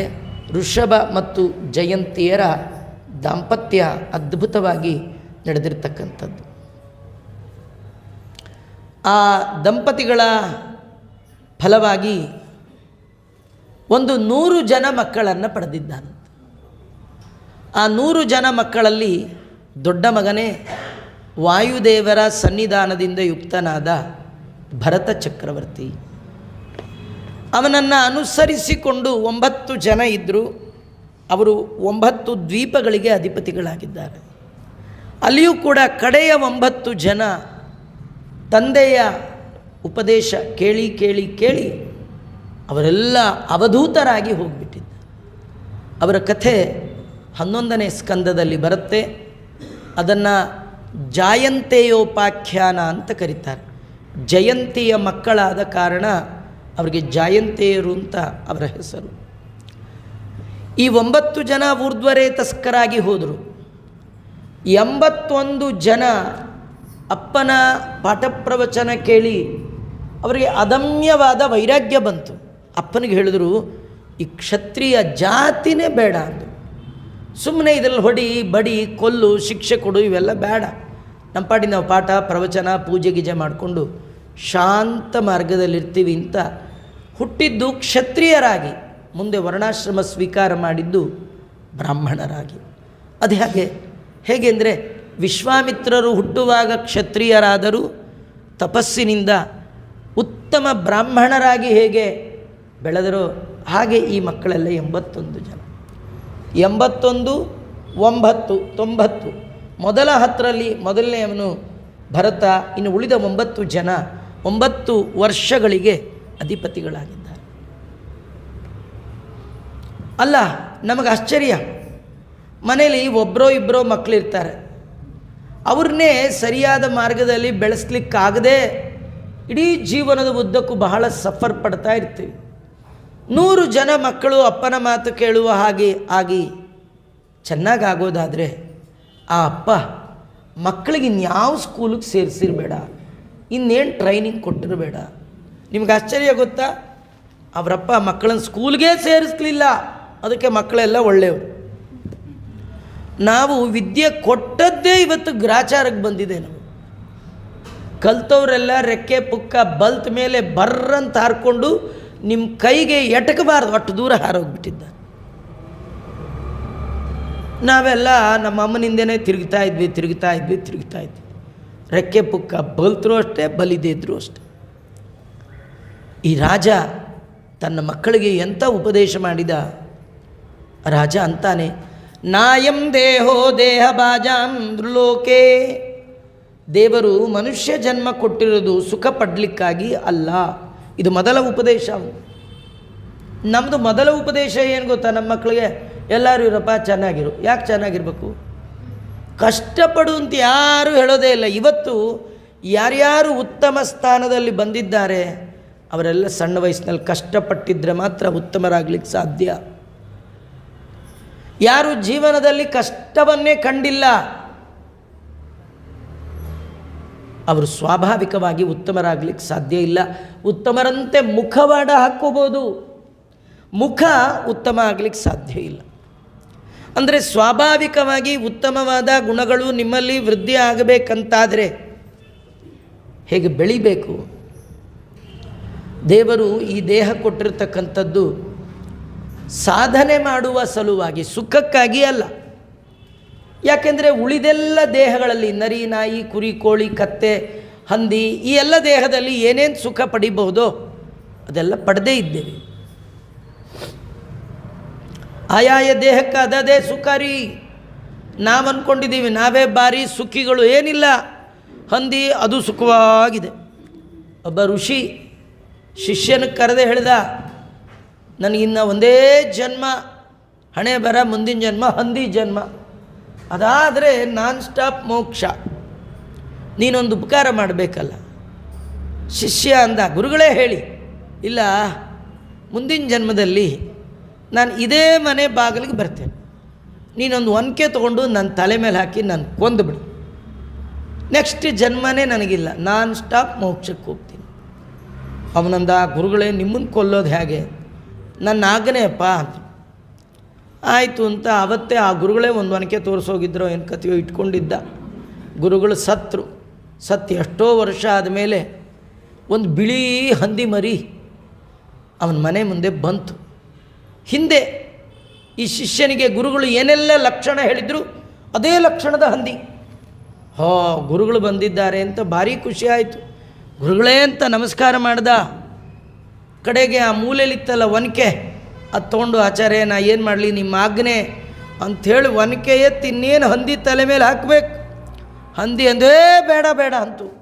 ಅಯ್ಯೋ, ನಾನು ಹಂದಿ ಜನ್ಮ ಅಂದರೆ ಏನು ಅಂದ್ಕೊಂಡಿದ್ದೆ, ಎಷ್ಟು ಚೆನ್ನಾಗಿದೆ ಅಂತೀಯ, ಇದರಟ್ಟು ಆರಾಮ್ ಜನ್ಮವೇ ಇಲ್ಲ. ಅಲ್ಲ ಯಾಕೆ? ಎಲೆಕ್ಟ್ರಿಕ್ ಬಿಲ್ ಕಟ್ಟೋಂಗಿಲ್ಲ, ಟ್ಯಾಕ್ಸ್ ಕಟ್ಟೋಂಗಿಲ್ಲ, ಯಾವುದೂ ಇಲ್ಲ. ನೋ ಪ್ರಾಬ್ಲಮ್ ಅಲ್ವಾ? ಋಷಭ ಅಂತಾನೆ ಎಲ್ಲ ಜನ್ಮದಲ್ಲಿ ಜೀವ ದೇಹ ಧಾರಣೆ ಮಾಡಿದ ಎಲ್ಲ ಜೀವರಾಶಿಗಳು ಅವರವರ ಯೋಗ್ಯತೆಗೆ ಅನುಗುಣವಾಗಿ ದೇವರು ಸುಖ ಹಂಚಿದ್ದಾರೆ. ಆದರೆ ಈ ದೇಹ ಎಂಜಾಯ್ ಮಾಡಲಿಕ್ಕೆ ಕೊಟ್ಟಿಲ್ಲ. ಕಷ್ಟಪಟ್ಟು ತಪಸ್ಸು ಮಾಡಬೇಕು. ತಪಸ್ಸು ಅಂದರೆ ಹೆಂಡತಿ ಮಕ್ಕಳು ಬಿಟ್ಟು ಮನೆ ಬಿಟ್ಟು ಎಲ್ಲಿ ಓಡ್ಗಿಡೋಗ್ಬಿಟ್ಟಿರಾ? ಎಲ್ಲಿ ಹೋಗಬೇಡಿ. ಕಲಿಯುಗದಲ್ಲಿ ತಪಸ್ಸು ಅಂದರೆ ನಿರಂತರವಾಗಿ ಬದುಕಿನ ಉದ್ದಕ್ಕೂ ಭಗವಂತನ ಬಗ್ಗೆ ಇನ್ಫಾರ್ಮೇಷನ್ ಕಲೆಕ್ಟ್ ಮಾಡೋದಿದೆಯಲ್ಲ, ಅದೇ ದೊಡ್ಡ ತಪಸ್ಸು. ದೇವರ ಬಗ್ಗೆ ತಿಳಿತಾ ಹೋಗ್ಬೇಕು, ತಿಳಿತಾ ಇರಬೇಕು ಯಾವಾಗಲೂ. ಅವನ ತಿಳುವಳಿಕೆ ನಿಶ್ಚಿತ ಆದಾಗ ಮತ್ತು ಉಪಾಸನೆ ಶುರು ಮಾಡಬೇಕು. ಇದೆಲ್ಲ ಹಂತ. ಮೊದಲ ಹಂತವೇ ಈಗ ನೀವೆಲ್ಲ ಶ್ರವಣ, ಕೀರ್ತನ, ಸ್ಮರಣ, ಪಾದಸೇವನ ಭಾಗವತದಲ್ಲಿ ಮುಂದೆ ಬರುತ್ತೆ. ಇದು ದೊಡ್ಡ ತಪಸ್ಸಪ್ಪ. ಭಗವಂತನ ಪರಮಾನುಗ್ರಹ ಸಂಪಾದನೆ ಮಾಡಬೇಕು ಈ ಮನುಷ್ಯ ಜನ್ಮ ಬಂದಾಗ. ನೋಡಿ, ಇಷ್ಟು ಮಾಧ್ವ ಸಂಘಗಳು, ಇಷ್ಟು ಪ್ರವಚನದ ಹಾಲಿದೆ. ಎಷ್ಟು ಜನ ಉತ್ತಮವಾದ ಪ್ರವಚನ ಕೊಡ್ತಾರೆ. ಎಲ್ಲಿಯಾದರೂ ನೋಡಿದಿರಾ ಪ್ರವಚನದ ಹಾಲಿಗೆ ಒಂದು ನಾಯಿ ಬಂದು ಡೈಲಿ ಕೂತ್ಕೊಳ್ಳೋದು, ಕೋಳಿ ಬಂದು ಕೂತ್ಕೊಳ್ಳೋದು, ಕೋತಿ ಬಂದು ಕೂತ್ಕೊಳ್ಳೋದು? ಮನುಷ್ಯರೇ ಬರಲ್ಲ ಪೂರ್ಣ. ಈ ಜನ್ಮ ಬಿಟ್ಟರೆ ಬೇರೆ ಜನ್ಮದಲ್ಲಿ ಈ ಆಪರ್ಚುನಿಟಿ ಇಲ್ಲ. ಬೇರೆ ಜನ್ಮದಲ್ಲಿ ಇದು ಬಿಟ್ಟು ಕಾಮನ್ ಥಿಂಗ್ ಎಲ್ಲದರೊಳಗೂ ಇದೆ. ಇದು ಸ್ಪೆಷಲ್. ದೇವರನ್ನು ಕುರಿತು ಕೇಳೋದು, ತಿಳಿಯೋದು, ಹೇಳೋದಿದೆಯಲ್ಲ, ಇದು ಈ ಜನ್ಮದ ಸ್ಪೆಷಲ್. ಇದೇ ತಪಸ್ಸು. ದೊಡ್ಡವರನ್ನು ಸೇವಾ ಮಾಡಬೇಕು. ಮಹತ್ ಸೇವಾಂ ದ್ವಾರಮಾಹುರ್ ವಿಮುಕ್ತೆ ತಮೋದ್ವಾರಂ ಯೋಷಿತ ಸಂಕಿ ಸಂಗಂ. ಸಜ್ಜನರ ಸೇವಾ, ಯಾರು ಸಜ್ಜನರ ಸೇವಾ ಮಾಡ್ತಾರೆ ಅವರು ಉತ್ತಮವಾದ ಲೋಕವನ್ನೇ ಹೊಂದ್ತಾರೆ. ನೋಡಿ ಕಥೆ ಎಷ್ಟು ಚೆನ್ನಾಗಿದೆ ಅಂದರೆ, ಉತ್ತಮ ಲೋಕ ಮೇಲಿದೆ, ಸ್ವರ್ಗ ಮೋಕ್ಷ ಮೇಲೆ. ನರಕ ತಮಸ್ಸು ಕೆಳಗೆ. ಆದರೆ ಅದರ ಲಾಕ್, ಅದರ ಕೀ, ಅದರ ಓಪನ್ ಮಾಡುವ ಕೀ ಭೂಲೋಕದಲ್ಲಿದೆಯಂತೆ. ನೀವು ಅಲ್ಲಿ ಹೋದ್ಮೇಲೆ ಓಪನ್ ಮಾಡಿ ತೆಗೀರಿ, ಇಲ್ಲ ರೀ, ಹೋಗೋಕ್ಕೆ ಮುಂಚೆ ಇಲ್ಲಿಂದ ಅದು ರಿಮೋಟ್ ಇದ್ದಾಗೆ ಟಿಕ್ ಅಂದ್ಬಿಟ್ರೆ ಸಾಕು, ಮೇಲೆ ಓಪನ್ ಆಗ್ಬಿಡುತ್ತೆ. ಏನು ಟಿಕ್ ಅನ್ಬೇಕು, ಏನು ಅನ್ಬೇಡಿ. ದೊಡ್ಡವರ ಸೇವೆ ಇಲ್ಲಿ ಮಾಡಿ ಮೋಕ್ಷದ ಬಾಗಿಲು ತೆಗೆಯುತ್ತೆ, ಅಯೋಗ್ಯರ ಸಹವಾಸ ಮಾಡಿ ನರಕದ ಬಾಗಿಲು ತೆಗೆಯುತ್ತೆ. ಶುಭೇನ ಕರ್ಮಣ ಸ್ವರ್ಗಂ ನಿರಯಂಚ ವಿಕರ್ಮಣ ಮಿಥ್ಯಾ ಜ್ಞಾನೇನ ಚ ತಮಃ ಜ್ಞಾನೇನೈವ ಪರಂ ಪದಂ. ಇಲ್ಲಿ ಒಂದು ಶಬ್ದ, ಯೋಷಿತಾಂ ಸಂಗಿ ಸಂಗಂ. ಯೋಷಿತ್ ಅಂದರೆ ಸ್ತ್ರೀಯರ ಸಹವಾಸ. ಸ್ತ್ರೀಯರ ಸಹವಾಸ ಅದು ಅಧಪತನಕ್ಕೆ ಕಾರಣ. ನೀವು ಯಾರದೇ ಪುಸ್ತಕ ತೆಗೆದು ನೋಡಿ, ಅದರೊಳಗೆ ಈ ಶಬ್ದಕ್ಕೆ ಇಷ್ಟೇ ಅರ್ಥ ಬರೆದಿದ್ದಾರೆ. ಹೀಗಂದರೆ ಅಮ್ಮನೂ ಹೆಣ್ಣೆ, ಹೆಂಡತಿಯೂ ಹೆಣ್ಣೆ, ಮಗಳೂ ಹೆಣ್ಣೆ, ಪುರಾಣಕ್ಕೆ ಬರೋರಲ್ಲಿ ಮ್ಯಾಕ್ಸಿಮಮ್ ಹೆಣ್ಣೆ. ಇಂಥವ್ರು ಸಹವಾಸ ನರಕದ ದಾರಿ ಅಂದರೆ ಆಯ್ತು ಬಿಡಿ ಆಚಾರ್ಯ, ನೀವೊಬ್ಬರೇ ಹೋಗಿ, ನಾವಂತೂ ಪುರಾಣಕ್ಕೂ ಬರೋಲ್ಲ, ನಿಮ್ಮ ಜೊತೆ ಸ್ವರ್ಗಕ್ಕೂ ಬರಲ್ಲ, ಅದೇನು ಮಾಡ್ತೀರಿ? ಮಧ್ವಾಚಾರ್ಯರು ಬಂದರೂ ನಮಗೆ ಈ ಶಬ್ದಕ್ಕೆ ಅರ್ಥ ಗೊತ್ತಾಯ್ತು ರೀ. ಇದು ಈ ಶಬ್ದ ಡಿಕ್ಷನರಿ ಓದ್ಕೊಂಡು ಅರ್ಥ ಹೇಳಿದ್ರೆ ಆಗೋಲ್ಲ. ಯಾವಾಗಲೂ ಒಂದು ಶಬ್ದವನ್ನು ಯಾರು ಪ್ರಯೋಗ ಮಾಡ್ತಾರಲ್ಲ, ಆ ಶಬ್ದದ ಹಿನ್ನೆಲೆಯಲ್ಲಿ ಅವರೇ ಒಂದು ಅರ್ಥವನ್ನು ತಲೆಯಲ್ಲಿ ಇಟ್ಟು ಶಬ್ದ ಪ್ರಯೋಗ ಮಾಡಿರ್ತಾರೆ. ಅದಕ್ಕೆ ವಿವಕ್ಷಿತಾರ್ಥ ಅಂತ ಕರೀತಾರೆ. ಅವರು ಯಾವ ಅರ್ಥದಲ್ಲಿ ಆ ಶಬ್ದವನ್ನು ಪ್ರಯೋಗ ಮಾಡಿದ್ದಾರೆ ಅದನ್ನು ತಿಳ್ಕೊಳ್ಬೇಕಾದ್ರೆ ಅವರ ಹೃದಯ ಪರಿಚಯ ಬೇಕು, ಅವರ ಭಾವನೆ ಪರಿಚಯ. ವೇದವ್ಯಾಸದೇವರ ಇದೊಂದು ಕ್ರಮ. ಅದು ಭಾಗವತದ ಈ ಮಾತಿಗೆ ಅರ್ಥ ಹೇಳಬೇಕಾದ್ರೆ ವೇದವ್ಯಾಸದೇವರಿಂದ ರಚಿತವಾದ ಉಳಿದ ಪುರಾಣಗಳ ಅಧ್ಯಯನ ಮಾಡಿದಾಗ ಮಾತ್ರ ಎಲ್ಲೆಲ್ಲಿ ಈ ಶಬ್ದ ಪ್ರಯೋಗ ಮಾಡಿದ್ದಾರೆ, ಇದಕ್ಕೇನು ಅರ್ಥ ಇಟ್ಟಿದ್ದಾರೆ ಗೊತ್ತಾಗುತ್ತೆ. ಹಾಗೆ ಎಲ್ಲ ಪುರಾಣಗಳನ್ನು ಮಸ್ತಕದಲ್ಲಿಟ್ಟು ಪುಸ್ತಕ ಬರೆದ ಮಹಾನುಭಾವರು ಮಧ್ವಾಚಾರ್ಯ. ಅವರಂತಾರೆ ಯೋಷಿತ್ ಅಂದರೆ ಹೆಣ್ಣು ಅಂತ ಅರ್ಥ ಅಲ್ಲ.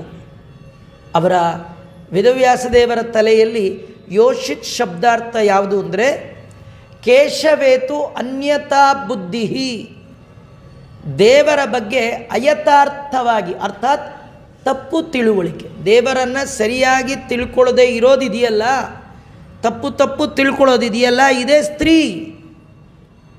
ಇಂತಹವರ ಸಹವಾಸ ನರಕದ ದಾರಿ. ಎಂಥ ಅದ್ಭುತವಾದ ಅರ್ಥ ರೀ. ದೇವರನ್ನು ಸರಿಯಾಗಿ ತಿಳಿದವ ಅವ ಗಂಡು ಅಂತ. ಅದಕ್ಕೆ ಅನೇಕ ಕಡೆಗಳಲ್ಲಿ ಲಕ್ಷ್ಮಿಯನ್ನು ಪುಂ ಶಬ್ದದಿಂದ ಬಳಸಿದ್ದಾರೆ ನೋಡಿ. ಭಗವದ್ಗೀತೆಯಲ್ಲಿ ದ್ವಾಮಿಮೌ ಪುರುಷೌ ಲೋಕೆ, ಎರಡು ಪುರುಷರು, ಒಂದು ಕ್ಷರ ಇನ್ನೊಂದು ಅಕ್ಷರ. ಕ್ಷರ ಅಂದರೆ ಬ್ರಹ್ಮಾದಿಗಳು, ಅಕ್ಷರ ಅಂದರೆ ಯಾರು? ಲಕ್ಷ್ಮಿ. ಅವಳು ಪುರುಷಳೇ. ಯಾಕೆ? ದೇವರನ್ನು ಚೆನ್ನಾಗಿ ತಿಳಿದಿದ್ದಾಳೆ. ಹಾಗಾದ್ರೆ ಗಂಡು ಹೆಣ್ಣಿಗೆ ನಾವೆಲ್ಲ ಪುರುಷ ಅಂದರೆ ಗಂಡಸು ಅರ್ಥ ಆಗಲ್ಲ ರೀ. ಪುರುಷ ಅನ್ನುವ ಶಬ್ದಕ್ಕೆ ಪರ್ಸನ್ ಅಂತ ಅಷ್ಟೇ ಅರ್ಥ. ಅದು ಗಂಡು ಆಗ್ಬೋದು, ಹೆಣ್ಣು ಆಗ್ಬೋದು. ಜೀವ ಅಂದರೆ ಗಂಡು ಆಗ್ಬೋದು, ಹೆಣ್ಣು ಆಗ್ಬೋದು. ಶರೀರ ಗಂಡಿಗೂ ಆಗುತ್ತೆ, ಹೆಣ್ಣಿಗೂ ಆಗುತ್ತೆ. ಈ ಅರ್ಥದಲ್ಲಿ ವಿಶಾಲವಾಗಿ ಮಧ್ವಾಚಾರ್ಯರು ಚಿಂತನೆ ಮಾಡಿ ಸಜ್ಜನರ ಸಂಘದೊಳಗಿರಿಸೆನ್ನ ರಂಗ, ದುರ್ಜನರ ಸಂಘ ಬಲುಭಂಗ ಕೇಳೆಲವೋ ರಂಗ ಅಂತ. ಅಯೋಗ್ಯರ ಸಹವಾಸ ಮಾಡಿದ್ರಿ ಪೂರಾ ನಾನ್ ಸ್ಟಾಪ್ ಹೊರಟೋಗ್ತೀರಿ. ಆ 100 ಜನ ಮಕ್ಕಳಿಗೆ ಇಂಥ ಅದ್ಭುತವಾದ ಉಪದೇಶವನ್ನು ಮಾಡುವ ಸಂದರ್ಭದಲ್ಲಿ ಒಬ್ಬ ಕೇಳ್ತಾನೆ, ಸಜ್ಜನರ ಸೇವೆ ಅಂದ್ರಿ, ಮಹಾತ್ಮರ ಸೇವೆ ಅಂದ್ರಿ, ಮಹಾತ್ಮರು ಅಂದರೆ ಯಾರು ಗೊತ್ತಾಗೋದು ಹೇಗೆ? ಅವರ ಆಧಾರ್ ಕಾರ್ಡಲ್ಲಿ ಏನಾದ್ರು ಬರೆದಿರ್ತಾರ ಅವ್ರನ್ನ? ಸಜ್ಜನ, ನಮಗೆಲ್ಲ ಸರ್ಜನ್ಗಳದ್ದು ಪರಿಚಯ ಇದೆ, ಸಜ್ಜನರ ಪರಿಚಯ ಇಲ್ಲ. ನೀವು ಜೀವನದಲ್ಲಿ ಸರ್ಜನ್ ಪರಿಚಯ ಮಾಡ್ಕೊಳ್ಬೇಕಾದಿಲ್ಲ. ಅದಾಗದೇ ಆಗಿಬಿಡುತ್ತೆ. ಆ್ಯಂಬುಲೆನ್ಸ್ ಬರುತ್ತೆ, ಕರ್ಕೊಂಡು ಹೋಗ್ತಾರೆ, ಯಾರೋ ಸರ್ಜನ್ ನಿಮ್ಗೆ ಪರಿಚಯನೇ ಇರಲ್ಲ, ಅವರೇ ಕುಯ್ಯೋದು ಎಲ್ಲ ಮಾಡ್ತಾರೆ. ನಮ್ಮ ಪರಿಚಯ ಇರೋರೇ ಕುಯ್ಬೇಕು ಅಂದ್ರೆ ಎಲ್ಲಿಂದ ತರ್ತೀರಿ? ಸರ್ಜನ್ದೇನು ಪರಿಚಯ ಮಾಡ್ಕೋಬೇಡಿ, ಸಜ್ಜನರ ಪರಿಚಯ ಜೀವನದಲ್ಲಿ ಮಾಡಿಕೊಳ್ಳಿ. ಯಾರು ಸಜ್ಜನರು? ಅವರೇನು ಕಪ್ಪಗಿರ್ತಾರ, ಬೆಳ್ಳಗಿರ್ತಾರ, ಉದ್ದಗಿರ್ತಾರ, ತುಳಸಿಮಣಿ ಹಾಕಿರ್ತಾರ, ಮೂರು ನಾಮವ, ಅಡ್ಡ ವಿಭೂತಿ, ಏನು ಅವ್ಯಾವೂ ಹೇಳೇ ಇಲ್ಲ ರೀ ಭಾಗವತದಲ್ಲಿ. ಇವೆಲ್ಲ ಮೇಲಿನ ಲಕ್ಷಣ, ಅಂತರ್ಲಕ್ಷಣ ನೋಡಿ. ಯಾರದು? ಮಹಾಂತಸ್ತೆ. ಇವರು ಮಹಾತ್ಮರು. ಯಾರು? ಸಮಚಿತ್ತಾ ಪ್ರಶಾಂತಾ ವಿಮನ್ಯವ ಸುಹೃದ. 4 ಗುಣ ಹುಡುಕ್ತಾ ಹೋಗಿ, ಜೀವನದಲ್ಲಿ ಅಪರೂಪ ಸಿಗೋದು. ಈ 4 ಗುಣದಲ್ಲಿ 1 ಗುಣ ಇದ್ದರೂ ಸಾಕು, ಅವ್ರ ಕಾಲು ಹಿಡ್ಕೊಳ್ಳಿ. ಯಾವುದದು? ಸಮಚಿತ್ತಾ. ಎಲ್ಲರ ಒಳಗೆ ಭಗವಂತ ಇದ್ದಾನೆ ಎನ್ನುವ ಪ್ರಜ್ಞೆ, ಭಗವತ್ ಪ್ರಜ್ಞೆ ಯಾರಿಗೆ ಸದಾ ಜಾಗೃತವಾಗಿದೆ ಅವರು ಮಹಾತ್ಮರು. ಅವರಿಗೆ ಬೇಕುಗಳ ಭಾವನೆ ತಲೆಯಲ್ಲಿರೋದೇ ಇಲ್ಲ. ಏನು ಬರುತ್ತೋ ಅದು, ಹೇಗಿರುತ್ತೋ ಹಾಗೆ, ಯಾವುದಕ್ಕೂ ಟೆನ್ಷನ್ ಇಲ್ಲ ರೀ, ಆರಾಮಿರ್ತಾರೆ. ಬಂತಾ ಸರಿ, ಬರಲಿಲ್ವಾ ಸರಿ, ಬಿಸಿಗಿದೆಯಾ ಸರಿ, ತಣ್ಣಗಿದೆಯಾ ಸರಿ, ಬೆಲ್ಲ ಇದೆಯಾ ಸರಿ, ಸಕ್ಕರೆ ಇದೆಯಾ ಸರಿ, ಉಪ್ಪಾಗಿದೆಯಾ ಸರಿ, ಖಾರ, ಯಾವುದಕ್ಕೂ ಪ್ರಶಾಂತ. ಈ ಪ್ರಶಾಂತತೆಯೇ ನಮಗಿಲ್ಲ, ಯಾವಾಗಲೂ ಸಿಟ್ಟು ಸಿಟ್ಟು ಸಿಟ್ಟು. ನೋಡಿ ಮುಂದಿನ ಇನ್ನೊಂದು ಹೇಳ್ತಾರೆ, ವಿಮನ್ಯವಹ.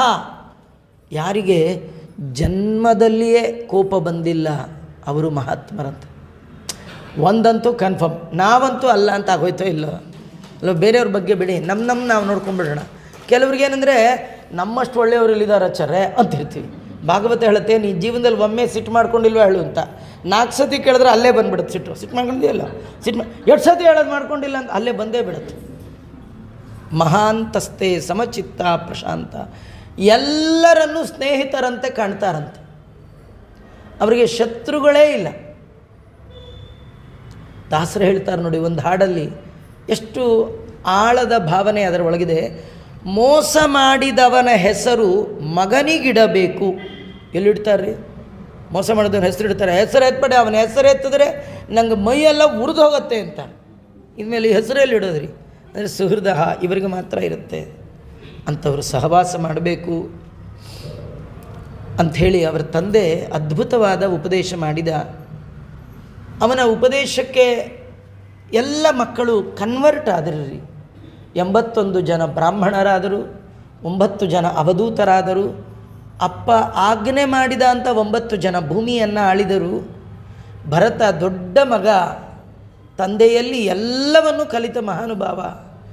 ಅಪ್ಪನಿಗೆ ನಮಸ್ಕಾರ ಮಾಡಿ ಅವನಂದ, ಅಪ್ಪ ಕಾಡಿಗೆ ಹೋಗಲ ಅಂದ. ಅಪ್ಪ ಕೈ ಹಿಡ್ದ, ನೀ ಎಲ್ಲಿ ಹೋಗ್ತೀಯೋ, ಈ ಭೂಖಂಡವನ್ನು ನೀನೇ ಆಳಬೇಕು. ಸ್ವಯಂ ಭಗವಂತ ತನ್ನ ಮಗನಾದ ಭರತನಿಗೆ ಈ ಭೂಪ್ರದೇಶವನ್ನು ಕೊಟ್ಟ. ಆ ಭರತ 100 ಕೋಟಿ ವರ್ಷ ಈ ಭೂಮಿಯನ್ನು ಆಳಿದ್ದಾನೆ. 20 ತಿಂಗಳು ಆಡಿದ್ರೇ ಮಾಡಬಾರ್ದು ಮಾಡಿ ಹೋಗ್ಬಿಡ್ತಾರೆ ರೀ. 100 ಕೋಟಿ ವರ್ಷ. ಯಾಕೆ ಇದೆಲ್ಲ ಹೇಳ್ತಾರೆ ಅಂದರೆ, ಭಗವಂತನಲ್ಲಿ ಭಕ್ತಿ ಇರುವ ಸಜ್ಜನರಿಗೆ ಎಷ್ಟು ದೊಡ್ಡ ಪವರ್, ಎಷ್ಟು ದೀರ್ಘಕಾಲ ಸಿಕ್ಕರೂ ಒಂದೇ ಒಂದು ಬ್ಲಾಕ್ ಡಾಟ್ ಇಲ್ಲದ ಹಾಗೆ ನಡೆಸ್ಲಿಕ್ಕೆ ಸಾಧ್ಯ. ಇವತ್ತು ನಾವು ನೋಡ್ತಾ ಇದ್ದೀವಿ, 2ನೇ ಬಾರಿ ಉತ್ತಮವಾದ ಪದವಿಯಲ್ಲಿ ಕೂತರು ರಾಮ ಭಕ್ತ, ಒಂದೇ ಒಂದು ಬ್ಲಾಕ್ ಡಾಟ್ ಇಲ್ಲ. ಹೇಳ್ಬೋದು, ಯಾರು ಹೇಳೋರು, ಅದು ನಾಲಿಗೆ ಅಂಥದ್ದೇನೂ ಮಾಡಲಿಕ್ಕೆ ಸಾಧ್ಯ ಇಲ್ಲ. ನಮಗೆಲ್ಲೋ ಹಳೆ ಕಥೆಗಳೆಲ್ಲ ಬೇಡ ರೀ, ನಾವೆಲ್ಲ ಕಣ್ಣು ಮುಂದೆ ನೋಡ್ತಾ ಇರ್ತಕ್ಕಂಥ ಕಥೆಗಳಲ್ಲಿ. ಅದೇ ಅಯೋಗ್ಯರಿಗೆ ನಿಮಗೆ ಆಶ್ಚರ್ಯ, ದೊಡ್ಡ ದೊಡ್ಡ ಸದನದಲ್ಲಿ ಕೂತು ಕುಡಿಯೋದ್ರ ಬಗ್ಗೆ ಮಾತಾಡುವಂಥ ಮೂರ್ಖರು, ಅವ್ರ ಕೈಲಿ ಅಧಿಕಾರ ಕೊಟ್ಟರೆ ಈ ದೇಶ ಇದೆಷ್ಟು ಹಾಳಾಗ್ಲಿಕ್ಕೆ ಸಾಧ್ಯ. ನಾ ಯಾಕೆ ಹೇಳಲಿಕ್ಕೆ ಬಂದೆ ಅಂದರೆ, ಭಾಗವತ ಇದನ್ನು ನಿಜವಾಗಿಯೂ ಅಲ್ಲಿ ಕ್ಲಾಸ್ ಇಡಬೇಕು. ಭಾಗವತದಲ್ಲಿ ಹಿಂದಿನ ಕಾಲದ ರಾಜರು ಎಷ್ಟು ದೀರ್ಘಕಾಲದ ಅಧಿಕಾರ, ಎಷ್ಟು ದೊಡ್ಡ ದೊಡ್ಡ ಅಧಿಕಾರ ಇದ್ದರೂ ಕೂಡ ಸ್ವಲ್ಪವೂ ಸ್ವಾರ್ಥಪರ ಆಲೋಚನೆ ಮಾಡದೆ ಪ್ರಜೆಗಳನ್ನು ಮಕ್ಕಳಂತೆ ನೋಡಿಕೊಂಡ ಮಹಾನುಭಾವರ ಕತೆ ನಮಗೆ ಆದರ್ಶ ಕಥೆಗಳಾಗಬೇಕು ನೋಡಿ. ಅದಕ್ಕಾಗಿಯೇ ಭರತ ಬಹುಕಾಲ ಆಳಿದ ಕಾರಣ ಈ ಭೂಪ್ರದೇಶಕ್ಕೆ ಭಾರತ ಅಂತ ಬಂತಂತೆ. ಅಲ್ಲಿಯ ತನಕ ಈ ಭೂಪ್ರದೇಶಕ್ಕೆ ಅಂಜನಾಭ ಅಂತ ಕರಿತಿದ್ರು. ಭಾರತನ ಒಳ್ಳೆಯ ಆಳ್ವಿಕೆ, ಅದಕ್ಕಾಗಿ ಜನ ಈ ದೇಶಕ್ಕೆ ಅವನ ಹೆಸರನ್ನು, ಈ ಭೂಪ್ರದೇಶಕ್ಕೆ ಭರತ ಖಂಡೇ, ಭರತ ವರ್ಷೇ ಅಂಥೇಳಿ ಅವನ ಹೆಸರನ್ನು ಇಟ್ಟರು. ಅವನು 100 ಕೋಟಿ ವರ್ಷ ಈ ಭೂಪ್ರದೇಶವನ್ನು ಆಳಿದ ಮೇಲೆ ಅವನಿಗೊಮ್ಮೆ ಅನ್ನಿಸ್ತಂತೆ, ಎಷ್ಟಿದ್ರೂ ಇದೆ, ನಾವೇ ಬಿಟ್ಟು ಹೋಗಬೇಕು. ಕೆಲವರಿಗೆ 80-90 ಆದರೂ ಇನ್ನೊಮ್ಮೆ ಎಲೆಕ್ಷನ್ ನಿಂತ್ಕೊಂಡ್ಬಿಡೋಣ ಅಂತ ಟ್ರೈ ಮಾಡ್ತಿರ್ತಾರೆ. ಆದರೆ ಯಾವತ್ತಾರು ಒಂದಿನ ಅಧಿಕಾರ ಬಿಡಲೇಬೇಕಲ್ರಿ. ಅಧಿಕಾರ ಇದೆಯಲ್ಲ, ಇದು ಭಾಳ ಕೆಟ್ಟದ್ರಿ, ಹೆಂಡಕ್ಕಿಂತ ಕೆಟ್ಟದ್ದು. ಅದನ್ನಾರೂ ಬಿಡ್ಬೋದು, ಅಧಿಕಾರ ಬಿಡೋದಿದೆಯಲ್ಲ ಅದು ಭಾರಿ ಭಾರಿ ಭಾರಿ ಕಷ್ಟ, ತುಂಬ ವೈರಾಗ್ಯದವರಿಗೆ ಮಾತ್ರ. ಆದರೆ ಭಾಗವತದಲ್ಲಿ ಭರತ ಅಧಿಕಾರ ತ್ಯಾಗ ಮಾಡಿದ್ದು, ತನ್ನ ಭೋಗ ಭಾಗ್ಯವನ್ನು ಬಿಟ್ಟಿದ್ದರ ಕಥೆಯನ್ನು ಹೇಳುವಾಗ ಒಂದು ಶಬ್ದವನ್ನು ವೇದವ್ಯಾಸದೇವರು ಹೇಳ್ತಾರೆ, ಮೃತಕಮಿವ ವಿಹಾಯ ಅಂತಾರೆ. ಮೃತಕ ಅಂದರೆ ಹೆಣ. ಬಂಧುಗಳು ಸ್ಮಶಾನದಲ್ಲಿ ಹೆಣವನ್ನು ಬಿಡುವಂತೆ ತಾನು ಭೋಗಿಸಿದ ಹೆಂಡತಿ, ಮನೆ, ಮಡದಿ, ಮಕ್ಕಳು ಎಲ್ಲವನ್ನು ಬಿಟ್ಟು ಕಾಡಿನ ಕಡೆ ಮುಖ ಮಾಡಿ ಹೋದ. ಎಷ್ಟು ದೊಡ್ಡ ಮಾತದು, ಅರ್ಥ ಮಾಡ್ಕೊಳ್ಳಿ. ಯಾರಾದರೂ ಸ್ಮಶಾನದಲ್ಲಿ ಹೆಣ ಹಾಕಿದ ಮೇಲೆ ಇನ್ನೊಂದು ಸತಿ ನೋಡ್ಕೊಂಬರ್ತೀನಿ, ಆಟೋದಲ್ಲಿ ಹೋಗಿ ಬರ್ತೀನಿ, ಸ್ಕೂಟ್ರಲ್ಲಿ ಹೋಗಿ ಯಾರು ಹೋಗ್ತಾ ಇರ್ತಾರಾ ಅಲ್ವಾ? ಒಂದು ಸತಿ ಹೋದ್ಮೇಲೆ ಮುಗೀತಲ್ವಾ?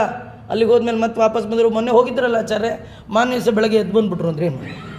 ಹಾಗೆ ಯಾರೂ ಬರೋಗಿರೋ ಪ್ರೋಗ್ರಾಮ್ ಇಲ್ಲ ರೀ. ಒಮ್ಮೆ ಹೋದರೆ ಹೋದಾಗೆ, ಅಥವಾ ನಾವು ನೋಡ್ಕೊಂಬರಕ್ಕೆ ಹೋದ್ವಿ, ಸಿಕ್ಕಿದ್ರು ಮಾತಾಡ್ಸ್ಕೊಂಬಂದ್ವಿ.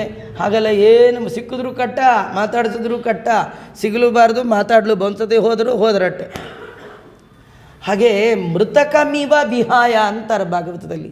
ಹೆಣವನ್ನು ಬಂಧುಗಳು ತ್ಯಾಗ ಮಾಡಿ ಬಿಡುವಂತೆ ಯಾವ ಭುಕ್ತ ಭೋಗ ಮಹಿಷಿ, ಯಾವ ಭೋಗ ಭಾಗ್ಯವನ್ನು ಎಲ್ಲಿ ಉಂಡಿದ್ದ, ಎಲ್ಲಿ ಕಂಡಿದ್ದ, ಎಲ್ಲಿ ಸುಖವನ್ನು ಪಟ್ಟಿದ್ದ, ಆ ಎಲ್ಲ ಸುಖವನ್ನು ವೈರಾಗ್ಯದಿಂದ ಬದಿಗಿಟ್ಟು ಮುಂದೇನು ಮಾಡಿದ ಮಹಾನುಭಾವ ಅಂದರೆ, ಗಂಡಕಿ ನದಿ ಅಲ್ಲಿ ಪುಲಹರು ಅಂತ ಮಹಾಜ್ಞಾನಿಗಳು, ಬ್ರಹ್ಮದೇವರ ಮಕ್ಕಳು, ಅವರು ಒಂದು ಆಶ್ರಮ ಕಟ್ಕೊಂಡಿದ್ದರು. ಅಂತ್ಯಕಾಲದಲ್ಲಿ ಸಜ್ಜನರ ಸಹವಾಸದಲ್ಲಿ ಏಕಾಂತವಾಗಿ ಸಾಧನೆ ಮಾಡಬೇಕು ಅಂತ ಇಡೀ ಭೂಮಂಡಲದ ಚಕ್ರವರ್ತಿ ರಾಜ ಅವರ ಪಕ್ಕದಲ್ಲೇ ತಾನೂ ಒಂದು ಗುಡಿಸಲು ಕಟ್ಕೊಂಡ. ಮನೆಯಿಂದ ಬರುವಾಗ ಏನೂ ತಂದಿರಲಿಲ್ಲ ರೀ, ಸ್ಟೌವು ಕಾಪಿ ಇವ್ಯಾವು ತಂದಿರಲಿಲ್ಲ. ನಾವೇ ಎಲ್ಲೆಲ್ಲಿ ಹೋದರೂ ಹಿಡ್ಕೊಂಡು ಹೋಗ್ತಿರ್ತೀವಿ. ಹಿಂದಿನ ಕಾಲದಲ್ಲಿ ಋಷಿಗಳು ದಂಡ ಕಮಂಡಲು ಹಿಡ್ಕೊಳ್ತಿದ್ರಲ್ಲ, ನಾವು ಹಾಗೆ ಬಾಟ್ಲು ಫೋನು ಹಿಡ್ಕೊಂಡು ತಿರುಗ್ತಾನೇ ಇರ್ತೀವಿ. ಎಲ್ಲೆಲ್ಲೋದ್ರೂ 2 ಇರಲೇಬೇಕು. ಅದೆಲ್ಲ ಇಟ್ಕೊಂಡು ಏನಿಲ್ಲ ರೀ, ಕೈ ಬೀಸ್ಕೊಂಡು ಹೋದ. ಯಾಕೆಂದರೆ ಬರುವಾಗ ಹೀಗೆ ಬಂದೆ, ಹೋಗುವಾಗಲೂ ಹೀಗೆ ಹೋಗ್ತೀನಿ, ಮಧ್ಯದಲ್ಲಿ ಯಾಕೆ ಬಿಲಾಂಗಿಂಗ್ಸ್ ಅಂತ ಏನೂ ಇಟ್ಕೊಳ್ಳಿಲ್ಲ. ಬಂದ ಅಲ್ಲೇ ಒಂದು ಎಲೆಲೆ ಒಂದು ಕಟ್ಕೊಂಡ ಗುಡಿಸ್ಲು, ಅಲ್ಲೇ ಇರ್ತಿದ್ದ. ಬೆಳಗಾಗಿ ಎದ್ದು ಹೋಗ್ತಿದ್ದ, ಒಳ್ಳೆ ಹೂವು, ತುಳಸಿ, ಹಣ್ಣು, ಹಂಪಲು, ಗೆಡ್ಡೆ ತರ್ತಿದ್ದ. ಸ್ನಾನ ಗಂಡಕಿಯಲ್ಲಿ ಮಾಡ್ತಿದ್ದ, ದೇವರ ಅರ್ಚನೆ ಮಾಡ್ತಿದ್ದ. ಕಾಡಿನಲ್ಲಿ ಬಿಟ್ಟ ತುಳಸಿ ಹೂವು ದೇವರಿಗೆ ಅರ್ಪಣೆ ಮಾಡ್ತಿದ್ದ. ಗೆಡ್ಡೆ ಗೆಣಸು ನೈವೇದ್ಯ ಮಾಡ್ತಿದ್ದ, ಅದೇ ತಿಂತಿದ್ದ. ಆಚಾರ್ಯ ಹೇಳೋ ಪ್ರವಚನ ಕೇಳ್ತಿದ್ದ. ಇದು ರೀ ರಿಟೈರ್ ಲೈಫ್ ಅಂದರೆ ಹೀಗಿರ್ಬೇಕಂತ. ನಾವು ಎಷ್ಟೇ ರಿಟೈರ್ ಆದರೂ ಮನೇಲಿ ಕೂತು ಇದ್ದವ್ರ ಮೇಲೆಲ್ಲ ಬಾಸಿಸಮ್ ಮಾಡ್ತಿರಲ್ಲ, ಅದು ನಿಮಗೂ ಇಲ್ಲ ಅವ್ರಿಗೂ ಇಲ್ಲ, ಯಾರಿಗೆ ನೆಮ್ಮದಿ ಇಲ್ಲ. ನಿಮ್ಮದಾಯ್ತಾ, ನಿಮ್ಮ ಪಾಡಿಗೆ ನೀವು ಇರ್ಬೇಕು, ಅವ್ರ ಪಾಡಿಗೆ ಮಾಡ್ತಿರ್ತಾರೆ. ನೀವು ಮನೆ ಬಿಟ್ಟು ಎಲ್ಲ ಹೋಗಬೇಡಿ, ಆದರೆ ಮನೆಯವರಿಗೆ ಕಿರಿಕಿರಿ ಆಗಬೇಡಿ. ಭಾಗವತ ಅವನ ಮನೆಯೇ ಬಿಟ್ಟು ಹೋಗ್ಬಿಟ್ಟ, ಯಾರಿಗೆ ಕಿರಿಕಿರಿ ಬೇಡ ಅಂತ. ತಂದಾಯಿತು, ತನ್ನ ಸಾಧನೆ ಆಯಿತು. ಯಾರ್ಯಾರಿಗೆ ಏನೇನು ಮಾಡಬೇಕು ಅದೆಲ್ಲ ಮಾಡಿಕೊಟ್ಟಾಯಿತು. ಇನ್ನು ನನ್ನ ಸಾಧನೆ ಮಾಡ್ಕೊಳ್ಬೇಕು ಅಂತ ಬಂದ ಇಂಥ ಮಹಾನುಭಾವ. ಈ ಕಥೆಯ ಒಂದು ವಿಶೇಷ ಏನು ಗೊತ್ತಾ? ಇಂಥ ಮಹಾನುಭಾವ ಎಲ್ಲ ಬಿಟ್ಟಿದ್ದ. ಇವನು ಬಿಟ್ಟರು, ಇವನನ್ನು ಪ್ರಾರಬ್ಧ ಬಿಡಲಿಲ್ಲ ರೀ. ಪ್ರಾರಬ್ಧ ಅಂತ ಯಾವುದಕ್ಕೆ ಕರೀತಾರೆ ಗೊತ್ತಾ? ನಾವು ಬಿಟ್ಟರು ನಮ್ಮನ್ನು ಬಿಡಲ್ವಲ್ಲ, ನಾವು ಅದನ್ನು ಬಿಡ್ಲಿಕ್ಕೆ ಸಿದ್ಧ, ಅದು ನಮ್ಮನ್ನು ಬಿಡಲ್ಲ. ಅವನು ಬಿಡಲ್ಲ ರೀ, ಪ್ರಾರಬ್ಧ ನನಗೆ ಅಂತಾರಲ್ಲ ಹಾಗೆ. ಈ ಪ್ರಾರಬ್ಧ ಏನು ಮಾಡಿದ್ರೂ ಬಿಡಲ್ಲ. ಏನಾಯಿತು? ಒಂದು ಅದ್ಭುತ ನಡೀತು. ಒಮ್ಮೆ ಸ್ನಾನಕ್ಕೆ ಹೋಗಿದ್ದಾರೆ, ಸ್ನಾನ ಮಾಡ್ದಾರಿ, ಸಂಧ್ಯಾ ವಂದನೆ ಮಾಡ್ದಾರಿ, ಗಾಯತ್ರಿ ಜಪ ಮಾಡ್ದಾರಿ. ಇನ್ನೂ ಟೈಮ್ ಆಗಿರಲಿಲ್ಲ. ಅಲ್ಲೇ 1 ನಿಮಿಷ ಕೂತ, ಅದೇ ಬಂತು ಪ್ರಾಬ್ಲಮ್. ಯಾವಾಗಲೂ ಬಂದು ಕೆಲಸ ಮಾಡ್ಕೊಂಡು ಹೋಗ್ತಾ ಇರಬೇಕು. ಅಲ್ಲೇ ನಿಂತರೋ ಏನು ದುರ್ಬುದ್ಧಿ ಬರುತ್ತೋ, ಯಾವ ಕ್ಷಣಕ್ಕೆ ಏನಾಗುತ್ತೋ ಗೊತ್ತಿಲ್ಲ. ಅವನು ಅಲ್ಲೇ ಇದ್ದಾನೆ. ಆ ಕಾಲಕ್ಕೆ ಒಂದು ತುಂಬು ಗರ್ಭಿಣಿ ಹೆಣ್ಣು ಜಿಂಕೆ ಬಾಯಾರಿಕೆಯಿಂದ ನೀರು ಕುಡಿಬೇಕು ಅಂತ ಬಂತು. ಆ ನದಿಗೆ ಬಾಯಿ ಹಾಕಿದೆ ರೀ, ಇನ್ನೂ ಕುಡ್ದಿಲ್ಲ.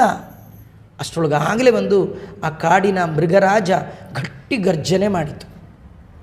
ಅದನ್ನು ಕೇಳಿ ಆ ಜಿಂಕೆ ಎದೆನೇ ಒಡೆದೋಯ್ತು. ಮೊದಲೇ ಚಂಚಲ ಅಸಹಾಯಕ ಪ್ರಾಣಿ, ಅದು ಅಂದ್ಕೊಳ್ತು ಇನ್ನೊಂದೇ ಕ್ಷಣ ಅದರ ಸೌಂಡ್ ಕೇಳೇ ಅಂದ್ಕೊಳ್ತು ಎಷ್ಟು ದೂರದಲ್ಲಿದೆ ಇದು, ಒಂದೇ ಕ್ಷಣಕ್ಕೆ ನನ್ನ ಮೇಲೆ ಹಾರುತ್ತೆ, ನನ್ನ ಕತೆ ಮುಗಿಯುತ್ತೆ, ನಾ ಸತ್ರೂ ಪರವಾಗಿಲ್ಲ, ಒಳಗಿರೋ ಮಗುನ ಬದುಕಿಸ್ಬೇಕು ಅಂಥೇಳಿ ಆ ಹೆಣ್ಣು ಜಿಂಕೆ ವೀರಾವೇಶದಿಂದ ಆ ದೊಡ್ಡ ನದಿಯ ಪಾತ್ರವನ್ನು ಒಮ್ಮೆಯೇ ಹಾರಿ ಆ ದಂಡೆಗೆ ಹೋಗೋಣ ಅಂತ ಹಾರಿತು.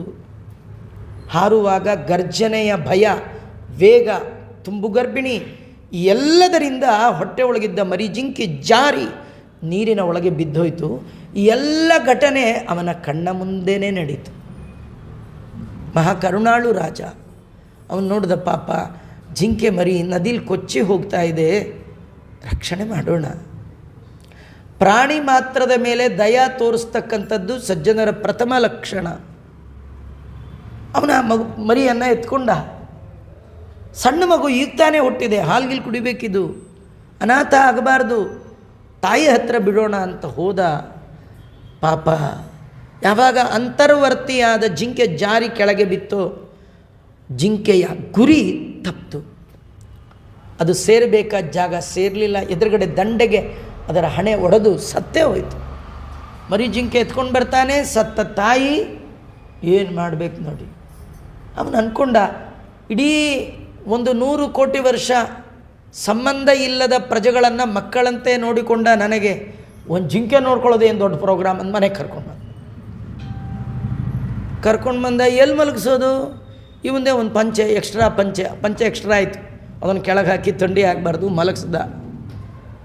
ಆಮೇಲಿಂದ ಬೆಳಗಾಗಿ ಎದ್ದ, ತುಳಸಿ ಹೂವು ತರಬೇಕು ಅಂತ ಹೋದಾಗ ಯೋಚನೆ ಮಾಡಿ, ಬರೀ ತುಳಸಿ ತಂದುಬಿಟ್ರೆ ಇದಕ್ಕೇನಾರು ತರೋ, ಇನ್ನೊಂದು ಬ್ಯಾಸ್ಕೆಟ್ ಆ್ಯಡ್ ಆಯಿತು. ಅದು ಪೆಪ್ಪಿಗಳಿಗೇನೋ ತರೋದಿರುತ್ತಲ್ಲ, ಪಪ್ಪೀಸವು, ಅದೆಲ್ಲ ತರಲಿಕ್ಕೆ ಹೋದ. ಆಮೇಲಿಂದ ಅದು ಹಾಗೆ ತಂದ, ಅದಕ್ಕೆಲ್ಲ ಹಾಕ್ದ, ದೇವ್ರ ಪೂಜೆ ಕೂತ. ಕೇಶವಾಯ ನಮಃ ಅಂದ. ಅವ್ನ ತಲೆಯಲ್ಲಿ ಯೋಚನೆ, ಅಲ್ಲ ನಾನು ಈ ಕಡೆ ತಿರ್ಕೊಂಡು ಪೂಜೆ ಮಾಡ್ತಿದ್ರೆ ಕಾಡು ಯಾವ್ದಾರ ನರಿಯೋ ತೋಳುವೋ ಬಂದು ಮರಿನ ಹಿಡ್ಕೊಂಡು ಹೋದರೆ ಕೇಶವಾಯ ನಮಃ ಅನ್ನೋದು. ಆ ಜಿಂಕೆ ಇದೆಯಾ ಇಲ್ವಾ ನೋಡು, ನಾರಾಯಣ ನಮಃ ಜಿಂಕೆ ಇದು ನೋಡು. ಜಿಂಕೆ ಮೇಲೆ ರೀ ಕಡೆಗೆ ಏನು ಮಾಡಿದೆ, ಈ ಜಿಂಕೆ ಅಲ್ಲಿ ಇಲ್ಲಿದ್ದರೆ ಕಷ್ಟ ಅಂಥೇಳಿ ಪಕ್ಕದಲ್ಲೇ ಜಿಂಕೆ ಇಟ್ಕೊಂಡ್ಬಿಟ್ಟ. ನಮ್ಮ ಥರ ಆಗಿನ ಕಾಲದಲ್ಲಿ ಜಿಂಕೆ, ಈಗಿನ ಕಾಲದಲ್ಲಿ ನಮ್ಮ ಪ್ರಾಣ ಎಲ್ಲ ಎಲ್ಲಿದೆ? ಪೂಜೆಗೆ ಕೂತ್ರೆ, ಸಂಧ್ಯಾವನೆಗೆ ಕೂತ್ರೆ. ನಿಮಗೆ ನೋಡಿ ನಾವು ಎಷ್ಟು ಹುಚ್ಚುಗಳಾಗ್ಬಿಟ್ಟಿದ್ದೀವಿ ಅಂದರೆ, ಎಲ್ಲೋ ಫೋನ್ದು ರಿಂಗ್ ಆದರೆ ನಮ್ಮದೇ ಆಗ್ತಾಯಿದೆ ಅಂತ ದುರ್ಬುದ್ಧಿ. ಏನು ನಮಗೇನು PM ಫೋನ್ ಮಾಡ್ಬೇಕಾ, CM ಯಾರ್ದ ಬಂದರೆ ಬರುತ್ತೆ, ಬೇಕಿದ್ದರೆ ಖಂಡಿತವಾಗೂ ಇನ್ನೊಮ್ಮೆ ಮಾಡ್ತಾರೆ, ಬೇಡದಿದ್ದರೆ ಬಿಡ್ತಾರೆ. ಕೆಲವು ಸತಿ ಅಂತೂ ಬಚ್ಚಲ ಮನೇಲಿ ಇರ್ತಾರೆ, ಫೋನ್ ಕೇಳಿ ದಡ್ಗುಟ್ಕೊಂಡು ಬಂದು ಜಾರಿ ಬಿದ್ದು ಕಡೆಗೆ ಫೋನ್ ತೊಗೊಳ್ತಾರೆ. ಅದು ಅಡ್ವರ್ಟೈಸ್ಮೆಂಟ್ ಇರುತ್ತೆ, ಏನು ನಿಮ್ಮ ಕ್ರೆಡಿಟ್ ಕಾರ್ಡ್ ಬೇಕೇ, ಈಗ ಸತ್ತಿದ್ದೀವಿ ಇಂದಿರಾರಮಣ ಹೋಗಯ್ಯ. ಇದೆಲ್ಲ ನಮ್ಮ ಜಿಂಕೆ ಕತೆ ರೀ. ಇದು ಯಾವುದೋ ಓಲ್ಡ್ ಜಿಂಕೆ ಕತೆ ಅನ್ಕೋಬೇಡಿ. ಆಗ ಜಿಂಕೆ ರೂಪದಲ್ಲಿತ್ತು, ಈಗ ಮೊಬೈಲ್ ರೂಪದಲ್ಲಿದೆ. ಆ ಜಿಂಕೆ ಮೇಲೆ ಪ್ರಾಣ ಪ್ರಾಣ ಪ್ರಾಣ, ಒಂದು ಕ್ಷಣ ಬಿಡಲ್ಲ ರೀ. ಮಲಗಿದಾಗ ನಿಂತ ಯಾರು ಬಿಡ್ತೀವ, ಹಿಡ್ಕೊಂಡೇ ಇರ್ತೀವಿ. ಇದು ಅವನು ಹಾಗೆ ಹಿಡ್ಕೊಂಡೇ ಇದ್ದ. ಕಡೆಗೆ ನೋಡೋದು, ಅಲ್ಲಿ ನೋಡೋದು ಇಲ್ಲಿ ನೋಡೋದೆಲ್ಲ ಯಾಕೆ ಅಂಥೇಳಿ ಆ ಜಿಂಕೆ ಅಂತ ತೊಡೆ ಮೇಲೆ ಇಟ್ಕೊಂಡು ಒಂದು ಕೈಲಿ ಜಿಂಕೆನ ಮುಟ್ಕೊಂಡು, ಯಾಕಂದ್ರೆ ಮಡಿ ಜಿಂಕೆ ಕೃಷ್ಣಾಂಜನ ಮಡಿ ಅಲ್ವೇ, ಅದು ಇಟ್ಕೊಂಡು ಕೇಶವಾಯನ ಮಾ ನಾರಾಯಣನ ಮಾಡ್ತಾ ಇದ್ದ. ಕಡೆಗೆ ಮೈ ಮೇಲೆ ಕೂಡಿಸ್ಕೊಂಡು ಎಷ್ಟು ಅಭ್ಯಾಸ ಆಯಿತು ಅಂದರೆ, ಊಟಕ್ಕೆ ಕೂತ್ರು ಜಿಂಕೆ, ವಾಕಿಂಗ್ ಹೋದರೂ ಜಿಂಕೆ. ಇವಾಗ ನಾವೆಲ್ಲ ಮಾಡ್ತೀವಲ್ಲ, ವಾಕಿಂಗ್ ಹೋಗುವಾಗ ನಾವೊಂದು ಜಿಂಕೆ ಹಿಡ್ಕೊಂಡು ಹೋಗ್ತೀವಿ, ಅದು ಮುಂದೆ ಹೋಗ್ತಿರುತ್ತೆ. ಕೆಲವು ನಾಯಿಗಳಿಗೆ ಡೌಟು, ನಾನು ನಾಯಿನ, ನನ್ನ ಹಿಂದೆ ಬರ್ತಿರೋದು ಇವರೇ ನಾಯಿಗಳ. ನಮ್ಮಲ್ಲೆಲ್ಲ ಹಿಂದೆ ಬರ್ತಿದ್ರು, ಏನಂತಿದ್ರು ನೋಡಿ, ನಾಯಿ ಬಂದಾಗ ಹಿಂದೆ ಬರ್ತಾರೆ. ಈಗೆಲ್ಲ ನಾಯಿನ ಮುಂದೆ ಬಿಟ್ಟು ಹಿಂದೆ ಹೋಗ್ತಿರ್ತಾರೆ. ಏನಾಚೆ ವಿಚಿತ್ರ. ಜನ ತುಂಬ ಮುಂದುವರಿತಾ ಇಷ್ಟು ಹಿಂದಕ್ಕೆ ಹೋಗಿದ್ದು ಗೊತ್ತೇ ಇರಲಿಲ್ಲ. ಆ ಜಿಂಕೆ ಅದನ್ನು ಬಿಡ್ಲಿಕ್ಕೆ ಸಾಧ್ಯವೇ ಇಲ್ಲ. ಕಡೆಗೆ ಇವನಿಗೆ ಸಾಯೋ ಕಾಲ ಬಂತು. ಸಾಯುವಾಗ ಜಿಂಕೆಯನ್ನು ಕೈಲಿ ಹಿಡ್ಕೊಂಡ, ಎದೆ ಮೇಲೆ ಕುಡಿಸ್ಕೊಂಡ, ಸಾಯ್ತಾ ಇದ್ದಾನೆ. ಆ ಜಿಂಕೆಗೆ ಹೇಗೋ ಗೊತ್ತಾಯಿತು ಇವನಿಗೆ ಸಾವು ಬಂದಿದೆ ಅಂತ. ಪ್ರಾಣಿಗಳಿಗೆ ಗೊತ್ತಾಗಿಬಿಡುತ್ತೆ. ಜಿಂಕೆ ಧಾರಾಕಾರವಾಗಿ ಕಣ್ಣಲ್ಲಿ ನೀರು ಹಾಕ್ತಾ ಇದೆ. ಭಾಗವತ ವರ್ಣನೆ ಮಾಡುತ್ತೆ, ಹೆತ್ತ ಮಕ್ಕಳು ಪ್ರೀತಿಯ ತಂದೆ ತಾಯಿಗಳು ಸತ್ತರೆ ಎಷ್ಟು ಕಣ್ಣೀರು ಹಾಕಬೇಕು, ಅದನ್ನು ಮೀರಿ ಕಣ್ಣೀರು ಹಾಕ್ತಾಯಿದೆ. ಇವತ್ತು ಹಾಗೆ ರೀ, ಇವತ್ತಿಗೂ ಚೇಂಜ್ ಇಲ್ಲ. ಇವತ್ತು ಆಫೀಸಿಂದ ಮನೆ ಯಜಮಾನ ಬಂದರೆ ಮಕ್ಕಳು ಬರ್ತಾರೋ ಇಲ್ಲೋ ಡೌಟ್ ರೀ. ಆ ನಾಯಿ ಬಾಲ ಬಿದ್ದೋಗೋಷ್ಟು ಅಳ್ಳಾಡಿಸಿ ಗಂಟ್ಲು ಬಿದ್ದೋಗೋಷ್ಟು ಕೂಗತ್ರಿ. ನೀವು ಮಕ್ಕಳನ್ನ ಕೂಗಿ ಬರೋದೇ. ಪ್ರಾಣಿಗಳ ಪ್ರೀತಿ ಅದ್ಭುತ. ದೇವರದ್ದು ಏನು ಇಟ್ಟಿದ್ದಾನೋ ಏನು ಕಥೆಯೋ. ಇದು ಭಾಗವತ ಅದೇ ಶಬ್ದಗಳಿಂದ ಹೇಳುತ್ತೆ. ಸ್ವಯಂ ಮಗ ಅಪ್ಪ ಸತ್ವಾಗ ಹೇಗೆ ಅಳಬೇಕು ಹಾಗೆ ಈ ಜಿಂಕೆ ಮುಂದೆ ನಿಂತು ಗಳಗಳ ಅಳ್ತಾ ಇದೆ. ಇವನಿಗಿನ್ನೂ ಪ್ರೀತಿ ಉಕ್ಕಿಬಿಡ್ತು. ಆ ಜಿಂಕೆಯನ್ನು ಎರಡೂ ಕೈಲಿ ಎತ್ಕೊಂಡ, ಎದೆ ಮೇಲೆ ಇಟ್ಕೊಂಡ ಅಂತ ಇದ್ದಾನೆ. ನಾನು ಸತ್ತ ಮೇಲೆ ಯಾರು ನೋಡ್ಕೊಳ್ತಾರೆ ಈ ಜಿಂಕೆನಾ ಅಂತಂದ. ಇಂದಿರಾರಮಣ ಗೋವಿಂದ ಹೋಗೇ ಬಿಟ್ಟ. ಅಂತ್ಯಕಾಲದ ಸ್ಮರಣೆ ಏನಾಯಿತು? ಜಿಂಕೆ. ಅದಕ್ಕೇನಾಯಿತು? ಮೃಗಶರೀರ ಮವಾಪ, ಮುಂದಿನ ಜನ್ಮದಲ್ಲಿ ಜಿಂಕೆಯಾಗೇ ಹುಟ್ಟಿದ. ಇದ್ಯಾವುದೋ ಹಳೆ ಕತೆ ಅಂದ್ಕೋಬೇಡಿ. ಅವನಾದರೂ ಪರವಾಗಿಲ್ಲ, ಜಿಂಕೆ. ನಾವು ಯಾವ್ಯಾವ ಪ್ರಾಣಿಗಳು, ಎಲ್ಲ ಪ್ರಾಣಿಗಳಿಗೆ ಅನ್ನ ಹಾಕಬೇಕ್ರಿ, ಎಲ್ಲ ಪ್ರಾಣಿಗಳಿಗೆ ಭೂತದಯ. ಆದರೆ ಅಟ್ಯಾಚ್ಮೆಂಟ್ ಮಕ್ಕಳ ಮೇಲೆ ಮಾಡಬೇಡ ಅಂದಮೇಲೆ ಪ್ರಾಣಿಗಳ ಮೇಲೆ ಮಾಡೋದು ಏನರ್ಥ? ನಿಮ್ಮದೇನಿದ್ರೂ ಅಟ್ಯಾಚ್ಮೆಂಟ್ ದೇವರ ಹತ್ರ ಅಷ್ಟೇ. ದೇವರನ್ನು ಬಿಟ್ಟ ಉಳಿದು ಎಲ್ಲ ಪದಾರ್ಥಗಳಲ್ಲಿ ಆತ್ಮ ವ್ಯತಿರಿಕ್ತ ವಸ್ತುನಿ, ಭಗವಂತನ ಬಿಟ್ಟು ಎಲ್ಲ ವಸ್ತುಗಳಲ್ಲಿ ಅಟ್ಯಾಚ್ಮೆಂಟ್ ಇಟ್ಕೊಳ್ಬಾರ್ದು ಅಂದಮೇಲೆ ಕೆಟ್ಟ ಕೆಟ್ಟ ಜನ್ಮಗಳ ಪ್ರಾಣಿಗಳ ಮೇಲೆ ಅತಿಯಾದ ಬಾಂಧವ್ಯವನ್ನು ಬೆಳೆಸ್ಕೊಳ್ಬಾರ್ದು ಅನ್ನುವ ಕತೆ. ಅವನು ಬೆಳೆಸ್ಕೊಂಡ, ಜಿಂಕೆಯಾಗಿ ಹುಟ್ಟಿದ. ಜಿಂಕೆಯಾಗಿ ಹುಟ್ಟಿದ್ರೂ ಅವನ ವ್ರತ, ಅವನ ನೇಮ, ಅವನ ತಪಸ್ಸು ಫಲಕಾರಿಯಾಗಿತ್ತು. ಅವನು ನಾನು ಯಾಕೆ ಜಿಂಕೆ ಆದೆ ಅನ್ನುವ ಜ್ಞಾನ ಅವನಿಗಿತ್ತು. ಬಹಳ ವರ್ಷಗಳ ಮೇಲೆ ತನ್ನ ಸಾಧನೆ ಎಲ್ಲಿ ಡಿಸ್ಕಂಟಿನ್ಯೂ ಆಗಿತ್ತು ಅಲ್ಲಿಗೆ ಬಂದ, ಜಿಂಕೆಯಾಗಿಯೇ ಬಂದ. ಆ ಗಂಡಕಿ ನದಿಯಲ್ಲೇ ಕಂಠ ಮಟ್ಟದಲ್ಲಿ ಕೂತು ದೇವರ ಸ್ಮರಣೆ ಮಾಡ್ತಿದ್ದಂತೆ. ನೀವು ಗಜೇಂದ್ರ ಮೋಕ್ಷದಲ್ಲಿ ಆನೆ ಸ್ಮರಣೆ ಮಾಡಿದ್ದು ಕೇಳಿದ್ದೀವಿ. ಪ್ರಾಣಿಗಳಿಗೆ ದೇವರ ಸ್ಮರಣೆ ಇದೆ. ಶರೀರ ಮಾತ್ರ ಪ್ರಾಣಿ, ಜೀವ ಯೋಗ್ಯತೆ. ಅದನ್ನೇ ದಾಸರಂದದ್ದು, ಕುಯೋನಿಗಳು ಬರಲಂಜೆ. ಜನ್ಮ ಯಾವುದಾದ್ರೇನ್ರಿ, ಒಳಗೆ ಯೋಗ್ಯತೆ ಚೆನ್ನಾಗಿದೆ. ಈಗ ನಮಗೆ ಮನುಷ್ಯ ಜನ್ಮ ಇದೆ, ಒಳಗೆಂಥ ಪ್ರಾಡಕ್ಟು, ಅದಕ್ಕೆ ದೇವರ ಸ್ಮರಣೆಯೇ ಬರೋಲ್ಲ. ದೇವರ ಸ್ಮರಣೆ ಬರಬೇಕಾದ್ರೆ ಒಳಗೆ ಜೀವ ಉತ್ತಮ ಇರಬೇಕಂತ ಉತ್ತಮ ಜೀವನಾದ ಆ ಭರತ. ನೋಡಿ ನಿಮಗೆ ಆಶ್ಚರ್ಯ, ಜಿಂಕೆ ಗರಿಕೆ ಹುಲ್ಲು ತಿನ್ನತ್ತಲ್ಲ, ಆ ಜಿಂಕೆ ಹೀಗೆ ಮೂಸು ನೋಡಿ ನೋಡಿ ಇಡೀ ಜೀವನದಲ್ಲಿ ಏನೂ ತಿನ್ನಲಿಲ್ಲಂತೆ. ಯಾಕೆಂದರೆ ಅದು ಮೂಸು ನೋಡಿದಾಗೆಲ್ಲ ಅದಕ್ಕೆ ಅನ್ನಿಸ್ತಿತ್ತಂತೆ, ಇದು ದೇವ್ರ ನೈವೇದ್ಯ ಆಯಿತಾ, ವೈಶ್ಯದೇವ ಆಗಿದೆಯಾ, ಹಾಗೆ ಆಗದೇ ಇದ್ದೀನಿ ತಿನ್ನೋದು ಹೇಗೆ. ನಿಮಗೆಲ್ಲ ಗೊತ್ತಿದೆ, ಒಂದು ಹಾಡಿತ್ತು, ನಾಯಿ ಮರಿ ತಿಂಡಿ ಬೇಕೇ ಅಂದರೆ ಅದು ರಿಟರ್ನ್ ಹೇಳೋದು, ತಿಂಡಿ ಬೇಕು ವಿತ್ ತೀರ್ಥ ಬೇಕು. ಈಗ ಮನುಷ್ಯ ಮರಿ ತಿಂಡಿ ಬೇಕೇ ಅಂತಂದರೆ ತಿಂಡಿ ಬೇಕು ಕಾಫಿ ಬೇಕನ್ನತ್ತೇವಿನ, ತೀರ್ಥ ಬೇಕು ಅನ್ನುವ ಪ್ರಾಣಿ ಮರಿ ಯಾವುದಿಲ್ಲ. ಅವನು ಮೂಸು ನೋಡಿದಾಗೆಲ್ಲ ಇದು ನೈವೇದ್ಯ ಆಗಿದೆಯೇ, ಯಾಕಂದ್ರೆ ಜನ್ಮಾಂತರದ ಸಂಸ್ಕಾರ. ತಂದೆ ಸ್ವಯಂ ಭಗವಂತನ ಉಪದೇಶ ಕೇಳಿದವ, ಏನೂ ತಿನ್ನಲೇ ಇಲ್ಲ ರೀ. ಹಾಗೆ ಶರೀರವನ್ನು ಕಂಠದ ತನಕ ನೀರಿನಲ್ಲಿಳಿಸಿ ಆ ಶರೀರ ಅದನ್ನು ಆ ನೀರಿನಲ್ಲೇ ವಿಸರ್ಜನೆ ಮಾಡಿಬಿಟ್ಟ ಯೋಗ ಸಾಮರ್ಥ್ಯದಿಂದ. ಮುಂದಿನ ಜನ್ಮದಲ್ಲಿ ಆಂಗೀರಸ ಗೋತ್ರದ ಒಬ್ಬ ಬ್ರಾಹ್ಮಣನ ಮನೆಯಲ್ಲಿ ಹುಟ್ಟುಬಿಟ್ಟಂತೆ. ಈ ಕಥೆ ಕೇಳುವಾಗ ನಿಮಗೆ ಎಚ್ಚರಿಕೆ ಪಾಯಿಂಟ್ ಏನು ಗೊತ್ತಾ? ನಾವೀಗ ಆಲ್ರೆಡಿ ಒಂದು ಗೋತ್ರದಲ್ಲಿ ಕಾಶ್ಯಪ ಭಾರದ್ವಾಜದಲ್ಲಿ ಹುಟ್ಟಿದ್ದೀವಿ ಅಂದರೆ ಈ ಹಿಂದಿನ ಜನ್ಮದಲ್ಲಿ ಎಲ್ಲೆಲ್ಲಿ ರಾಜರಾಗಿದ್ವೋ, ಯಾವ್ಯಾವ ಸ್ಟೇಟ್ಗೆ ರಾಜ್ಯಪಾಲರಾಗಿದ್ದರೋ, ಎಲ್ಲೆಲ್ಲಿ ಏನೇನಾಗಿದ್ದರೋ ಯಾರಿಗೆ ಗೊತ್ತ್ರಿ? ಯಾರಿಗಾರ ಗೊತ್ತಿದ್ರೆ ಕೈ ಎತ್ತು. ನನಗಂತೂ ಏನು ಗೊತ್ತಿಲ್ಲ, ಹಿಂದೆ ಗೊತ್ತಿಲ್ಲ, ಮುಂದೆ ಗೊತ್ತಿಲ್ಲ. ಹಿಂದೆ ಮುಂದಿರಲಿ, ನಾಳೆ ಏನು ಗೊತ್ತಿಲ್ಲ. ಆದರೆ ಅವನಿಗೆಲ್ಲ ಗೊತ್ತಿತ್ತು. ಮಹಾನುಭಾವ ಆ ಜನ್ಮದಲ್ಲಿ ಅಂಗೀರಸ ಗೋತ್ರದ ಒಬ್ಬ ಬ್ರಾಹ್ಮಣನ ಮನೆಯಲ್ಲಿ ಹುಟ್ಟಿದ. ಆಗ ಅಂದ್ಕೊಂಡ, ಒಂದು ಜಿಂಕೆ ನನ್ನ ಇಡೀ ಜನ್ಮದ ತಪಸ್ಸನ್ನೇ ಹಾಳು ಮಾಡಿಬಿಡ್ತು. ಈ ಜನ್ಮದಲ್ಲಿ ಯಾರ ಅಟ್ಯಾಚ್ಮೆಂಟ್ ಇಟ್ಕೊಳ್ಬಾರ್ದು ಅಂತ ತನ್ನ 40 ವರ್ಷಗಳ ಕಾಲ ಒಬ್ಬರ ಜೊತೆಗೆ ಮಾತೇ ಆಡಿಲ್ಲಂತ. ಹೆತ್ತ ತಾಯಿಯ ಜೊತೆಗೆ ಮಾತಾಡಿಲ್ಲ, ಅಪ್ಪನ ಜೊತೆಗೆ ಅಣ್ಣನ ಜೊತೆಗೆ ಮಾತಾಡಿಲ್ಲ. ವಿಚಿತ್ರವಾಗಿದ್ದು ಬಿಟ್ಟಿದ್ದಾನೆ. ಸ್ನಾನ ಮಾಡಲಿಲ್ಲ, ಸಂಧ್ಯಾ ವಂದನೆ ಮಾಡಲಿಲ್ಲ, ಏನು ಮಾಡಲಿಲ್ಲ. ಏನು ಮಾಡಿದ್ರೂ ಕಟ್ಟ. ಓದಲಿಲ್ಲ, ಬರೀಲಿಲ್ಲ. ಯಾಕಂದರೆ ಓದಿದ್ರೆ ಭಾರಿ ಬ್ರಿಲಿಯಂಟ್ ಆದರೆ, ಕೆಲಸ ಸಿಕ್ಬಿಟ್ರೆ, ಮದುವೆ ಮಾಡ್ಕೊಂಡ್ಬಿಟ್ರೆ, ಅತ್ತೆ ಮಾವ ಸಿಕ್ಬಿಟ್ರೆ, ಅವ್ರು ಸಿಕ್ಬಿಟ್ರೆ ಬೇಡಪ್ಪ, ಯಾವ್ದು ಬೇಡ. ಮಂದಿಯೊಳಗೆನ್ನ ಮಂದನ ಮಾಡಯ್ಯ.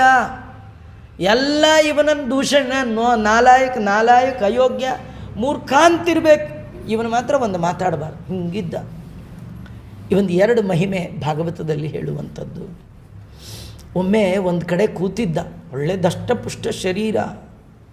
ಯಾವ ಕಾಲಕ್ಕೆ ದೇವ್ರು ಏನು ಕೊಡ್ತಾನೋ, ಜಾಸ್ತಿ ಕೊಟ್ಟರೆ ಜಾಸ್ತಿ, ಕಡಿಮೆ ಕೊಟ್ಟರೆ ಕಡಿಮೆ, ಸೀದಿದ್ದೋ ಹಳಸಿದ್ದೋ ಒಂದು ಮಾತಾಡ್ತಿರ್ಲಿಲ್ಲ. ತುಂಬ ಹಾಕಿದ್ರೆ ತುಂಬ ತಿನ್ನುವವ, ಸ್ವಲ್ಪ ಹಾಕಿದ್ರೆ ಅಷ್ಟೇ. ಸೀದೋಗಿದೆಯಲ್ಲ, ನೀವೇನು ಇದೆಲ್ಲ ಮಾಡೋಕ್ಕೆ ಹೋಗಬೇಡಿ. ದೇವರ ಪ್ರಸಾದ ಹಾಕಿದಾಗ ಕಂಪ್ಲೇಂಟ್ ಹೇಳದೆ ಊಟ ಮಾಡಿಬಿಟ್ರೆ ಸಾಕು. ಭರತನ ಕತೆ ನಾವು ನೆನ್ಪಿಟ್ಕೊಳ್ಬೇಕು. ನಿಮ್ಮ ಮನೆಯಲ್ಲಿ ಹೆಂಡತಿಯೋ ಮಕ್ಕಳು ಬಡಿಸುವಾಗ ಅದಕ್ಕೆ ದೇವರ ತೀರ್ಥ ಹಾಕಿ ಕೃಷ್ಣಾರ್ಪಣ ಅಂತ ಊಟ ಮಾಡೋಕ್ಕೆ ಶುರು ಮಾಡಿದ್ರೆ ಭಗವಂತನ ಪ್ರಸಾದ. ಅದರ ಮೇಲೆ ಕಂಪ್ಲೇಂಟ್ ಮಾಡಬೇಡಿ. ತಿನ್ನುವಾಗ ಸುಮ್ಮನೆ ಇರೋದಷ್ಟೇ ಅಲ್ಲ, ಚೆನ್ನಾಗಿದೆ ಅಂತ ತಿನ್ನಬೇಕಂತ. ಆನಂದ ತಿಂತಿದ್ನಂತವನು. ಅವನು ಮಾನಸಿಕವಾಗಿ ಆನಂದ ಪಟ್ಟ ಕಾರಣ ತಿಂದ ಎಲ್ಲ ಆಹಾರ ಆರೋಗ್ಯವಾಗಿ ಪರಿಣಮಿಸ್ತಿತ್ತು. ನಾವು ತಿನ್ನುವಾಗಲೇ ಗೋಳು, ಬೇಜಾರು, ಬೈತಾ ಅಂತ ತಿಂತೀವಿ, ಅದು ರೋಗವಾಗಿ ಪರಿಣಮಿಸುತ್ತೆ ಆಹಾರ. ದಷ್ಟಪುಷ್ಟವಾಗಿದ್ದ. ಆ ಊರಿನ ಒಬ್ಬ ರಾಜ, ಅವನಿಗೆ ಸಂತಾನ ಇರಲಿಲ್ಲ. ಮಕ್ಕಳಾದರೆ ನರಬಲಿ ಕೊಡ್ತೀನಿ ಅಂತ ಹರಿಸ್ಕೊಂಡಿದ್ದ. ನೋಡಿ ಏನು ಬುದ್ಧಿ ನೋಡಿ. ಯಾರೋ ಕೆಲವ್ರು ಹಿಂಗೆ, ನಮಗೆ ಮಕ್ಕಳಾದರೆ ಪಕ್ಕದ ಮನೆಯವ್ರ ತಲೆ ಗುಂಡು ಹೊಡಿಸ್ತೀನಿ ತಿರುಪ್ತಿ ಬೆಳ್ಕೊಂಡಂಗೆ, ಇವನಿಗೆ ಮಕ್ಕಳಾದರೆ ಇದ್ದವ್ರ ಮಕ್ಕಳು ತಲೆ ತೆಗಿತೀನಿ ಹಿಂಗೆ ಹರಿಸ್ಕೊಂಡಿದ್ದ. ರಾಜರಿ ಪೈಸಾ ಇದ್ದವ್ರು ಇಂಥದ್ದೆಲ್ಲ ಹರಕೆ ಹೊತ್ಕೊಳ್ತಾರೆ. ಕಡೆ ಗಂಡು ಮಗು ಹಾಗೇ ಬಿಡ್ತೀರಿ, ಕಾಸು ಕೊಟ್ಟು ಯಾರನ್ನೋ ಒಬ್ಬ ಹಿಡ್ಕೊಂಬಂದ ಬಲಿ ಪಶುವನ್ನು. ಅವನು ಹೇಗೋ ಗೊತ್ತಾಯ್ತು ಅವನು ನನ್ನ ನಾಳೆ ಬೆಳಗ್ಗೆ ಇಂದ್ರಾರಮಣ ಮುಗಿಸ್ತಾರೆ ಅಂತ. ಅವನು ಹೇಗೋ ಮಾಡಿ ತಪ್ಪಿಸ್ಕೊಂಡ್ಬಿಟ್ಟ. ರಾಜನಿಗೆ ಕೆಟ್ಟ ಸಿಟ್ಟು, ತನ್ನ ದೂತರಿಗೆ ಹೇಳಿದ, ಬೆಳಗ್ಗೆ 9 ಅದರದ್ದು ಬಲಿ, ಅಷ್ಟರೊಳಗೆ ನೀವು ಒಂದು ವ್ಯಕ್ತಿನ ಕರ್ಕೊಂಡು ಬರಬೇಕು, ಇಲ್ಲದೆ ನಿಮ್ಮದೇ ತೆಗಿತೀನಿ, ನನಗೇನು ಯಾವುದಾದ್ರು ತಲೆ ಬಲಿ ಅಷ್ಟೇ ಅಂತ. ಇವರು ಪಾಪ ಹುಡುಕಿ ನೋಡ್ತಾ ಇದ್ದಾರೆ. ಅಷ್ಟರೊಳಗೆ ಒಂದು ಗದ್ದೆಯ ಬದುವಲ್ಲಿ ಕೂತಂಥ ಈ ಭರತನನ್ನು ನೋಡಿದ್ರು. ಎಂಥ ತೇಜಸ್ಸು ಮುಖದಲ್ಲಿ, ಪ್ರಶಾಂತವಾದ ತೇಜಸ್ಸು, ಒಳ್ಳೆ ಕೊಬ್ಬಿದ ಕಾಯ. ಅವನ್ನ ಹೋಗಿ ಕೇಳಿದ್ರು, ನಿನ್ನ ಬಲಿ ಕೊಡ್ತೀವಿ ಬರ್ತೀಯಾ? ಅವನದು ಏನೋ ಒಂದು ನಿಯಮ ಅಂದರೆ, ಯಾರಾದರೂ ಬರ್ತೀಯಾ ಅಂದರೆ ಸಾಕು. ಯಾಕೆ, ಎಲ್ಲಿಗೆ, ಏನು ಕೊಡ್ತೀರಿ, ಎಷ್ಟು ದೂರ, ಕಾರ ಓಲಾನ, ಇವೇನು ಕೇಳ್ತಾನೆ ಇರಲಿಲ್ಲ. ಬರ್ತೀಯಾ ಅಂದರೆ ಸಾಕು, ಎದ್ದು ನಿಂತು ಹೊರಟ್ಬಿಡೋ. ಯಾಕಂದರೆ ಯಾರು ಕರೆದರೆ, ಕರೆದ ವ್ಯಕ್ತಿಗಿಂತಲೂ ಭರತನಿಗೆ ವ್ಯಕ್ತಿಯ ಒಳಗಿರುವ ದೈವಿ ಶಕ್ತಿ ಮಾತ್ರ ಕಾಣ್ತಿತ್ತು. ಕರಿಯಕ್ಕೆ ಇವನು ಯಾರು, ಹೋಗಕ್ಕೆ ನಾನು ಯಾರು, ಒಳಗಿರುವ ದೇವರೇ ಕರೀತಿದ್ದಾನೆ, ಇಟ್ಟಾಂಗೆ ಇರುವೇನೋ ಹರಿಯೇ, ಹೊರಟು ಬಿಡ್ತಿದ್ದಾನೆ. ಈ ದೂತರಿಗೆ ಆಶ್ಚರ್ಯ, ಅಲ್ಲ ಬಲಿಗೆ ಅಂದರೆ ಇಷ್ಟು ನಗನಗ್ತಾ ಕುಣಿತಾ ಬರೋ ಇವನೊಬ್ಬನ್ನೇ ನಾವು ನೋಡಿ ಕರ್ಕೊಂಡು ಹೋದರು. ಅವನಿಗೆ ಮೈಗೆಲ್ಲ ಎಣ್ಣೆ ಹಚ್ಚಿದ್ರು. ಅವನು ಕೇಳಲೇ ಇಲ್ಲ, ನಂಗೆ ಯಾಕೆ ಎಣ್ಣೆ ಹಚ್ತೀರಿ, ಕೇಳಿಲ್ಲ. ಯಾಕಂದರೆ ಆ ದೇಹ ನಂದು ಅನ್ನುವ ಭಾವನೆ ಅವನಿಗಿಲ್ಲ. ಎಣ್ಣೆ ಹಚ್ಚಿದ್ರು, ಬಿಸಿ ನೀರು ಹಾಕಿಸ್ಕೊಂಡ, ಒಳ್ಳೆ ಪಂಚ ಉಡಿಸ್ಕೊಂಡ, ಒಳ್ಳೆ ಚಂದನ ಧಾರಣೆ ಮಾಡಿಸ್ಕೊಂಡ, ಹೂವಿನ ಹಾರ ಹಾಕಿಸ್ಕೊಂಡ, ದೊಡ್ಡ ಎಲೆ ಹಾಕಿದ್ರು, ಬಡಿಸಿದ್ರು, ಊಟ ಮಾಡ್ದ. ಏನು ನಡಿ ಬಲಿ ಕೊಡ್ತೀವಿ ಅಂದರು, ಹೋಗೇ ಬಿಟ್ಟ. ಬಗ್ಗು ತಲೆ ಇಡು ಅಂದರು, ಇಟ್ಟೇ ಬಿಟ್ಟಾರೆ. ಒಂದೇ ಒಂದು ಪ್ರಶ್ನೆ, ನಾವು ಸುಮ್ಮನೆ ಒಂದು ಮಾತ್ರೆ ತೊಗೊಂಡ್ಬಾರು ಅಂದರೆ ಸಾಕು, ಎಷ್ಟು ಪ್ರಶ್ನೆ. ರೋಡಲ್ಲಿ ನಡ್ಕೊಂಡು ಹೋಗ್ಬೇಕಾ, ಸ್ಕೂಟ್ರಲ್ಲಿ ಹೋಗ್ಬೇಕಾ, ಅಂಗಡಿ ಬಾಗಿಲು ತೆಗಿದೇ ಇದ್ರೆ ಆ ಮಾತ್ರೆ ಎಷ್ಟು ಪ್ರಶ್ನೆ ಕೇಳ್ತೀವಿ ರೀ. ಒಂದೇ ಒಂದು ಪ್ರಶ್ನೆನೇ ಇಲ್ಲ ರೀ. ಈ ಭಾಗವತ ನಾವು ಅರ್ಥ ಮಾಡ್ಕೊಳ್ಬೇಕು. ಎಂಥ ಭಗವಂತನಲ್ಲಿ ನಂಬಿಕೆ. ಮಹಾನುಭಾವನಾದ ಭರತ ಆ ಬಲಿಪೀಠದಲ್ಲಿ ತಲೆ ಇಟ್ಟು ಹಾಗೆ ನಿಂತ್ಕೊಂಡು, ದೊಡ್ಡ ಕಟಕ ಜೋರು ಕತ್ತಿ ಎತ್ತಿ ಇನ್ನೇನು ಕತ್ತರಿಸಬೇಕು, 1 ಇಂಚು ಅಲ್ಲಾಡಿಲ್ಲ ರೀ. ಯಾಕಂದರೆ ಅವನಿಗೆ ಒಳಗೊಂದು ನಂಬಿಕೆ, ಆ ಕೊಲ್ಲುವವನಲ್ಲೂ ದೇವರಿದ್ದಾನೆ, ಸಾಯುವ ನನ್ನಲ್ಲೂ ಯಾರಿದ್ದಾರೆ, ದೇವರಿದ್ದಾನೆ. ಸಾಯುವ ಇಚ್ಛೆ ದೇವರಿಗಿದ್ದರೆ ಬದುಕುವ ಇಚ್ಛೆ ನಾ ಮಾಡಿ ಏನು ಪ್ರಯೋಜನ? ನನ್ನ ಇರುವು ನನ್ನ ಅಳಿವು ಎಲ್ಲ ಆ ಭಗವಂತನ ಕೈಯಲ್ಲಿದೆ. ಅವನ ಇಚ್ಛೆ ಬಂದರೆ ಇರ್ತೀನಿ ಅಂತ ದೊಡ್ಡ ಆ ನಂಬಿಕೆ. ಈ ನಂಬಿಕೆ ಭಗವದ್ಭಕ್ತರಾದ ಭರತರಿಗಲ್ಲದೆ ಮತ್ತೆಲ್ಲರಿಗೆ ಬರಲಿಕ್ಕೆ ಸಾಧ್ಯ ಇಲ್ಲ. ಅಲ್ಲ ಆಚಾರ್ಯ, ನಮಗೂ ಬರಲ್ಲ ರೀ. ಪುರಾಣ ಕೇಳ್ತೀವಿ, ಇಂಥ ಭಕ್ತಿ ಅಲ್ಲ, ಇವೆಲ್ಲ ಟಾಪ್ ಲೆವೆಲ್ ರೀ. ಅಲ್ಲ ಹೆಂಗೆ ಗೊತ್ತಾಗುತ್ತೆ ಆಚಾರ್ಯ? ಸುಮ್ಮನೆ ಉದಾಹರಣೆ ಹೇಳ್ತೀನಿ ನೋಡಿರಿ. ಪುರಾಣ ಮುಗಿದ ಮೇಲೆ ಇಲ್ಲಿ ಹೋಗ್ತೀರಿ ಕೆಳಗೆ ರೋಡಲ್ಲಿ, ಆ ಕಡೆಯಿಂದ ಕಾರ್ ಬರ್ತಿರುತ್ತೆ, ನೀವು ಮಧ್ಯೆ ನಿಂತು ಅಂದ್ಕೊಳ್ಳಿ, ನೋಡಿ ದೇವ್ರ ಇಚ್ಛೆ ಇದ್ದರೆ ಕಾರ್ ಮೇಲೆ ಹೋಗಲಿ, ಇಲ್ಲದೆ ಇದ್ದರೆ ಕಾರ್ ಬ್ರೇಕ್ ಫೇಲ್ ಆಗಲಿ ಅಂದ್ಕೊಳ್ಳಿ. ನೋಡೋಣ, ನಾವು ಆ ಕಡೆ ನೋಡಿ ಈ ಕಡೆ ನೋಡಿ ಬೇಡಪ್ಪ ಅಂತ ನಿಂತಿದ್ರೆ ಫುಟ್ಪಾತ್ ಮೇಲೆ ಬಂದು ಹೊಡಿತಾನೆ. ಅದು ಮನೆ ಬರ ಇರುತ್ತೆ, ನೀವು ಅಲ್ಲೇ ನಿಂತ್ಕೊ, ನೀವು ಬರಬೇಡ, ಅಲ್ಲಿಗೆ ಕಳಿಸ್ಕೊಡ್ತೀವಿ. ಹಂಗೆ ಲೈಸೆನ್ಸ್ ಇರುತ್ತಲ್ಲ, ನಮ್ಮನ್ನು ಕೊಲ್ಲಿಕ್ಕೆ ಅವನಿಗೆ ಲೈಸೆನ್ಸ್ ಇರುತ್ತೆ. ಇಂದಿರಾರಮಣ ಗೋವಿಂದ ಅಂಥ ಅದ್ಭುತವಾದ ಸಹನ, ನಂಬಿಕೆ. ಆ ಕಟಕ ಕತ್ತಿ ಎತ್ತಿ ಇನ್ನೇನು ಕುತ್ತಿಗೆ ಮೇಲೆ ಹಾಕಬೇಕು, ಕಾಳಿದೇವಿನೇ ಹೊರಗೆ ಬಂದುಬಿಟ್ಲು. ಆ ಕಟಕನ ಕೈಯನ್ನು ಕತ್ತಿ ಕಿತ್ಕೊಂಡು ಅಲ್ಲಿರುವ ಎಲ್ಲ ದುಷ್ಟರ ತಲೆಯನ್ನು ಚಂಡಾಡಿಬಿಟ್ಟಿದ್ದಾಳೆ. ಆ ಕಾಳಿದೇವಿಯನ್ನು ಸ್ತೋತ್ರ ಮಾಡಿದ. ನಾನು ಎಷ್ಟು ದೊಡ್ಡ ಭಕ್ತ ಅನ್ನುವ ಅಹಂಕಾರವೇ ಬರಲಿಲ್ಲ ಅವನಿಗೆ. ದೇವರ ಮಹಿಮೆ ಇದು, ನಂಬಿ ಕೆಟ್ಟವರಿಲ್ಲವೋ ರಂಗಯ್ಯ ಅಂತ ಹೊರಗೆ ಬಂದಾರಿ. ಇದೊಂದು ದೊಡ್ಡ ಮಹಿಮಾ. ಆ ಭರತನ ಇನ್ನೊಂದು ಮಹಿಮಾ, ಆ ಊರಿನ ಮತ್ತೊಬ್ಬ ರಾಜ ಸಿಂಧು ಸವೀರ ಅಂತ, ಅಲ್ಲಿ ರಹುಗಣ, ಅವನು ಇಕ್ಷುಮದಿ ತೀರದಲ್ಲಿರುವಂಥ ಕಪಿಲರ ಆಶ್ರಮಕ್ಕೆ ಹೆಚ್ಚಿನ ಜ್ಞಾನ ಸಂಪಾದನೆ ಮಾಡಬೇಕು ಮೇನೆಯಲ್ಲಿ ಹೊರಟಿದ್ದ. ಮೇನೆ ಹೊರುವವರಲ್ಲಿ ಒಬ್ಬನಿಗೆ ಏನೋ ಅವನು ಇಂಜೂರು, ಕಾಲೋ ಕೈಯೋ ನೋವು, ಇನ್ನೊಬ್ಬ ಬೇಕು, ಇವನು ಸಿಕ್ಕ ಭರತ. ಅವನನ್ನು ಕರೆದ್ರು, ನಮ್ಮೂರಿನ ರಾಜ ಪಲ್ಲಕ್ಕಿ ಹೊರತೀಯಾ ಬರ್ತೀಯಾ ಅಂದರೆ ಸಾಕ್ರಿ, ಸೀದಾ ಹೊರಟೇ ಬಿಟ್ಟ. ಅವನ ಭುಜದ ಮೇಲೆ ಪಲ್ಲಕ್ಕಿ ಇಟ್ಟರು, ಹೊರಟೇ ಬಿಡ್ತು ಪಲ್ಲಕ್ಕಿ. ಆ ಹಿಂದಿರೋರೆಲ್ಲ ನೋಡ್ಕೊಂಡ್ರು, ನಾವೆಲ್ಲ ಬೇಡ ಹೀಗಿದ್ದಾನೆ ಪೈಲ್ವಾನ್ ಇವನೊಬ್ಬನೇ ಹೊತ್ಕೊಂಡು ಹೋಗ್ಬಿಡ್ಬೋದು ಅಂತ ಅಂದ್ಕೊಂಡ್ರು. ಆದರೆ ಭಗವದ್ಭಕ್ತನಾದ ಭರತಂದು ಒಂದು ಭಾಗವತದ ಧರ್ಮ, ಒಂದೊಂದು ಹೆಜ್ಜೆ ಇಡುವಾಗೂ ನೆಲ ನೋಡಿ ಇಡ್ತಾ ಇದ್ದ. ಯಾಕೆಂದರೆ ನನ್ನ ಹೆಜ್ಜೆಯ ಅಡಿಯಲ್ಲಿ ಯಾವ ಜೀವಕ್ಕೂ ನೋವಾಗಬಾರ್ದು. ನಾವು ಹಾಗಲ್ಲ, ಎಲ್ಲೋ ನೋಡ್ಕೊಂಡು ಕೂತ್ಕೊಳ್ತೀವಿ. 150 ಇರುವೆಗಳ ದುರ್ಮರಣ. ಕಡಿಯೋ ಇರುವೆ ಆದರೂ ಸ್ವಲ್ಪ ಹೊತ್ತಾದ್ಮೇಲೂ ಎಚ್ಚರಿಕೆ ಆಗತ್ತೆ ರೀ. ಪಾಪ ಕರಿ ಇರುವೆ ಅವು ಏನು ಸತ್ತೇ ಹೋಗ್ಬಿಡುತ್ತೆ, ಕೆಮ್ಮಂಗಿಲ್ಲ. ಹಾಗಾದರೆ ಎಲ್ಲರೂ ಕೂಡುವಾಗ, ನಿಲ್ಲುವಾಗ, ಓಡಾಡುವಾಗ ಮತ್ತೊಂದು ಭೂತ ದಯ ಇರಬೇಕು. ಮಾಡ್ತಿದ್ದ. ಎಲ್ಲಿಯಾದರೂ ರಸ್ತೆಯಲ್ಲಿ ಕಾಡಿನ ಮಧ್ಯ ಮಾರ್ಗದಲ್ಲಿ ಗೊದ್ದಗಳ ಸಾಲು ಹೊರಟಿದ್ರೆ ಅಷ್ಟು ಬಿಟ್ಟು ಜಂಪ್ ಹೊಡೆದು ಮುಂದೆ ಹೋಗ್ತಿದ್ದ. ಇವನು ಜಂಪ್ ಹೊಡೆಯೋದು ಅವ್ರಿಗೇನು ಗೊತ್ತಾಗ್ಬೇಕ್ರಿ, ಹಿಂದಿನವ್ರಿಗೆ. ಅವ್ರದ್ದು ನಾರ್ಮಲ್ಲು, ಇವೊಂದು ಅಬ್ನಾರ್ಮಲ್ ನಡಿಗೆ. ಒಳಗೆ ಕೂತು ರಾಜನಿಗೆ ಹಂಪಲ್ ಗಾಡಿ ಹೋದಾಗ ಟಪ್ ಟಪ್ ಟಪ್ ಹೊಡಿತಿತ್ತು. ಅದ್ರ ಮೇಲೆ ಕಿರೀಟ ಬೇರೆ. ಆ ಕಿರೀಟ ಹೆಲ್ಮೆಟ್ ಇದ್ದು ಹೊಡ್ಕೊಂಡ್ರೆ ಹೆಂಗಾಗುತ್ತೋ ಹಾಗೆ ಹೊಡೆದು ಹೊಡಿತಾ ಇದೆ. ಸಾಕಾಯಿತು. ಒಂದು ಸತಿ ಏನೋ ಗೊತ್ತಿಲ್ಲ, 2 ಸತಿ ಗೊತ್ತಿಲ್ಲ, 3ನೇ ಸತಿ ಸೇಮ್ ಬೈದ. ಒಳಗೆ ರಾಜ ಕೂತಿದ್ದೀನಿ, ಮೈ ಮೇಲೆ ಎಚ್ಚರಿಕೆ ಇದೆಯಾ ಇಲ್ಲ ಅಂತ. ಅವರಂದರು, ಸ್ವಾಮಿ ನಾವು ಸರ್ವಿಸ್ ಹ್ಯಾಂಡು, 35 ವರ್ಷ ಇದೇ ಕೆಲಸ. ಅವನು ಹೊಸಬ, ಎಲ್ಬೋರ್ಡ್, ಅವನಿಗೆ ಹೇಳ್ರಿ. ರಾಜ ಹೀಗೆ ಬಗ್ಗಿ ನೋಡ್ದ, ಮುಂದಿರೋನ್ನ ನೋಡ್ತಾನೆ. ಚೆನ್ನಾಗಿ ದಪ್ಪಗಿದ್ದಾನೆ, ಫಸ್ಟ್ ಕ್ಲಾಸ್ ಎತ್ಕೊಂಡು ಹೋಗ್ಬೋದು. ಕೇಳ್ದ, ಏನಪ್ಪ ಊಟ ಮಾಡಿಲ್ಲ, ನೀವು ಒಬ್ಬನೇ ಹೊತ್ಕೊಂಡ್ಬರ್ತಾ ಇದೆಯಾ? ಮೇಲೆ ರಾಜ ಕೂತಿದ್ದೀನಿ, ನೆಟ್ಟಿಗೆ ಹೋಗ್ಬೇಕು ಗೊತ್ತಿದೆಯಾ ಇಲ್ಲ? ಜೋರು ಮಾಡಿದ್ರು. ಇವನು ಕಿವಿ ಮೇಲೆ ಹಾಕ್ಕೊಳ್ಳಿಲ್ಲ ರೀ. ಯಾರೋ ನಂಗಂತ ಇದ್ದಾರೆ, ಏನಂತ ಇದ್ದಾರೆ ನೋಡಿ ತಿರುಗಬೇಕ ಬೇಡ, ತಿರುಗಿ ಕೂಡ ಹೊಟ್ಟೆಬಿಟ್ರು. ಮತ್ತೊಂದು ಇರುವೆ ಸಾಲ್ ಹಾಗೆ ಸೇಮ್ ಲಾಂಗ್ ಜಂಪು. ರಾಜ ಅಂದ, ಯಾಕೋ ನೀನು ಬದುಕಿದೆಯಾ ಸತ್ತಿದೆಯಾ ಅಂದ್ಬಿಟ್ಟ. ಯಾವಾಗ ಬದುಕಿದೆಯಾ ಸತ್ತಿದೆಯಾ ಅನ್ನೋ ಆಗ ತಿರುಗಿ ನೋಡ್ತಾ ಇದ್ದಾನೆ. ಅವನ ನೋಟಕ್ಕೆ ಕಂಗಾಲ ಆಗಿಬಿಟ್ಟ. ಆ ಕಣ್ಣಿನ ಒಳಗಿರುವ ಅಮೋಘವಾದ ದಿವ್ಯವಾದ ತೇಜಸ್ಸನ್ನು ನೋಡಿ ರಾಜ ಕೆಳಗಿಳಿದ, ಕಾಲಿಗೆ ಬಿದ್ದ. ನಿಮ್ಮನ್ನು ನೋಡಿದ್ರೆ ಈ ಪಲ್ಲಕ್ಕಿ ಹೊರುವವರಂತೆ ಕಾಣ್ತಾ ಇಲ್ಲ. ನಿಮ್ಮ ಮುಖದಲ್ಲಿ ಅದ್ಭುತವಾದ ತೇಜಸ್ಸಿದೆ, ಯಾರು ನೀವು? ಅದಕ್ಕೆ ಅವನಂದ, ರಾಜ ನಾನು ಯಾರು ಆಮೇಲೆ ನೋಡೋಣ. ನಾನು ಯಾರು ಅಂತ ನಿಂಗೆ ಹೇಳಿದ್ರು ಅರ್ಥ ಆಗಲ್ಲ. ಮೊದಲು ನೀನು ಯಾರು ಅಂತ ನಿನಗೆ ಗೊತ್ತಾಗ್ಬಿಟ್ರೆ ನಾನು ಯಾರು ಅಂತ. ಕೆಲವು ಸುಮ್ಮನೆ ಅಂತಿರ್ತಾರೆ, ನಮ್ಮ ಬಗ್ಗೆ ನಿಮ್ಗೆ ಇನ್ನೂ ಗೊತ್ತಿಲ್ಲ ಅಂತಿರ್ತಾರೆ. ಅವ್ರಿಗೆ ಗೊತ್ತಿರಲ್ಲ. ಯಾರು ಹೇಳಿ, ನೀವು ಹಿಂದಿನ ಜನ್ಮದಲ್ಲಿ ಏನಾಗಿದ್ರೆ ಮುಂದಿನ ಜನ್ಮ ಏನು ಗೊತ್ತಿದೆಯಾ? ಗೊತ್ತಿರಲ್ಲ, ಇನ್ನೊಬ್ಬರ ಮುಂದೆ ಹೊಡೆಯೋದು. ಅದಕ್ಕೆ ಇವನಂತ, ನಾನು ಯಾರು ನಿಂಗೆ ಹೇಳಿದ್ರೆ ಅರ್ಥ ಆಗಲ್ಲ, ನೀನು ಯಾರು ಅಂತ ಗೊತ್ತಾದರೆ ನಾನು ಯಾರು ಅಂತ ಅರ್ಥ ಆಗುತ್ತೆ. ಅವ ಇಮಿಡಿಯೇಟ್ ಹೇಳೋದೇ ಇಲ್ಲ. ಅವನಂತಾನೆ, ನೋಡು ರಾಜ, ನೀ ಏನಂದೆ, ಬದುಕಿದೆಯೋ ಸತ್ತಿದೆಯೋ ಅಂದ್ಯಾ? ಎಲ್ಲ ಬದುಕಿರೋರು ಸಾಯಲಿಕ್ಕೆ ಬದುಕಿದ್ದಾರೆ ಅಂದ್ಬಿಟ್ಟ. ಎಲ್ಲ ಸತ್ತಿರೋರು ಮತ್ತು ಹುಟ್ಟಲಿಕ್ಕೆ ಸತ್ತಿದ್ದಾರೆ. ಏನು ಅರ್ಥ ಆಗಲಿಲ್ಲ. ರಾಜ ಏನಂದರೆ, ಸರಿಯಾಗಿ ನಡಿ ಹಿಂದ್ಯಾ, ಸರಿಯಾಗಿ ಹೊತ್ಕೊಂಡ್ಯಾ ಪಲ್ಲಕ್ಕಿನ? ಯಾರು ಹೊತ್ಕೊಂಡಿದ್ದಾರೋ, ಯಾರು ನಡೀತಾ ಇದ್ದಾರೋ ಅವ್ರಿಗೆ ಹೇಳು ಅಂದ. ಈ ರಾಜನಿಗೆ ಇನ್ನು ಸ್ವಲ್ಪ ತಲೆ ತಿರುಗ್ತು. ಅಲ್ಲಯ್ಯ, ನೀನೇ ಹೊತ್ಕೊಂಡಿದ್ಯಾ, ಇದೇನು ಹಿಂಗೆ ಹೇಳ್ತೀಯ? ನಾನಲ್ಲ ರಾಜ, ನನ್ನ ದೇಹದ ಈ ಭುಜವನ್ನು ಸೊಂಟವನ್ನು ಮಂಡಿಯನ್ನು ಪಾದವನ್ನು ಭೂಮಿಯನ್ನು ಶೇಷನನ್ನು ವಾಯುದೇವರನ್ನು ಭಗವಂತ ಹೀಗೆಲ್ಲ ಹೊತ್ತಿದ್ದಾರೆ.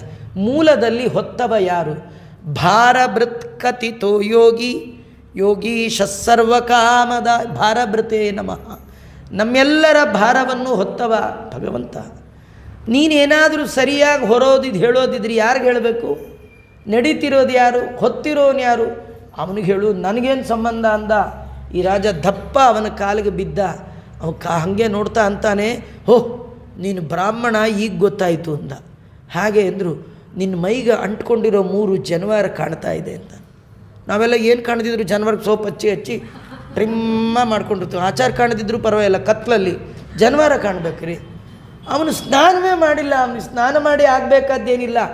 ನಾವೆಲ್ಲ ಈ ಶರೀರ ನನ್ನದು ಅನ್ನುವ ಭಾವನೆ ಇರುವ ತನಕ ನಮಗೆ ಸ್ನಾನ. ಅದಕ್ಕೆ ಕೋಮಾ ಒಳಗೆ ಸ್ನಾನಗೀನ ಇಲ್ಲ, ನಮ್ಮದು ಅನ್ನೋ ಅಭಿಮಾನವೇ ಇಲ್ಲ. ಸ್ನಾನ ಯಾರಿಗೆ ಮಾಡಿಸ್ಬೇಕ್ರಿ? ಅವನು ಎಚ್ಚರಿಕೆಯಲ್ಲೇ ಆ ಭಾವನೆಯಲ್ಲಿ ಬೆಳೆದ ಮಹಾನುಭಾವ. ಅವನು ಯಾವುದೇ ಲೌಕಿಕ ಕರ್ಮದಿಂದ ಆಗಬೇಕಾದ್ದಿಲ್ಲ.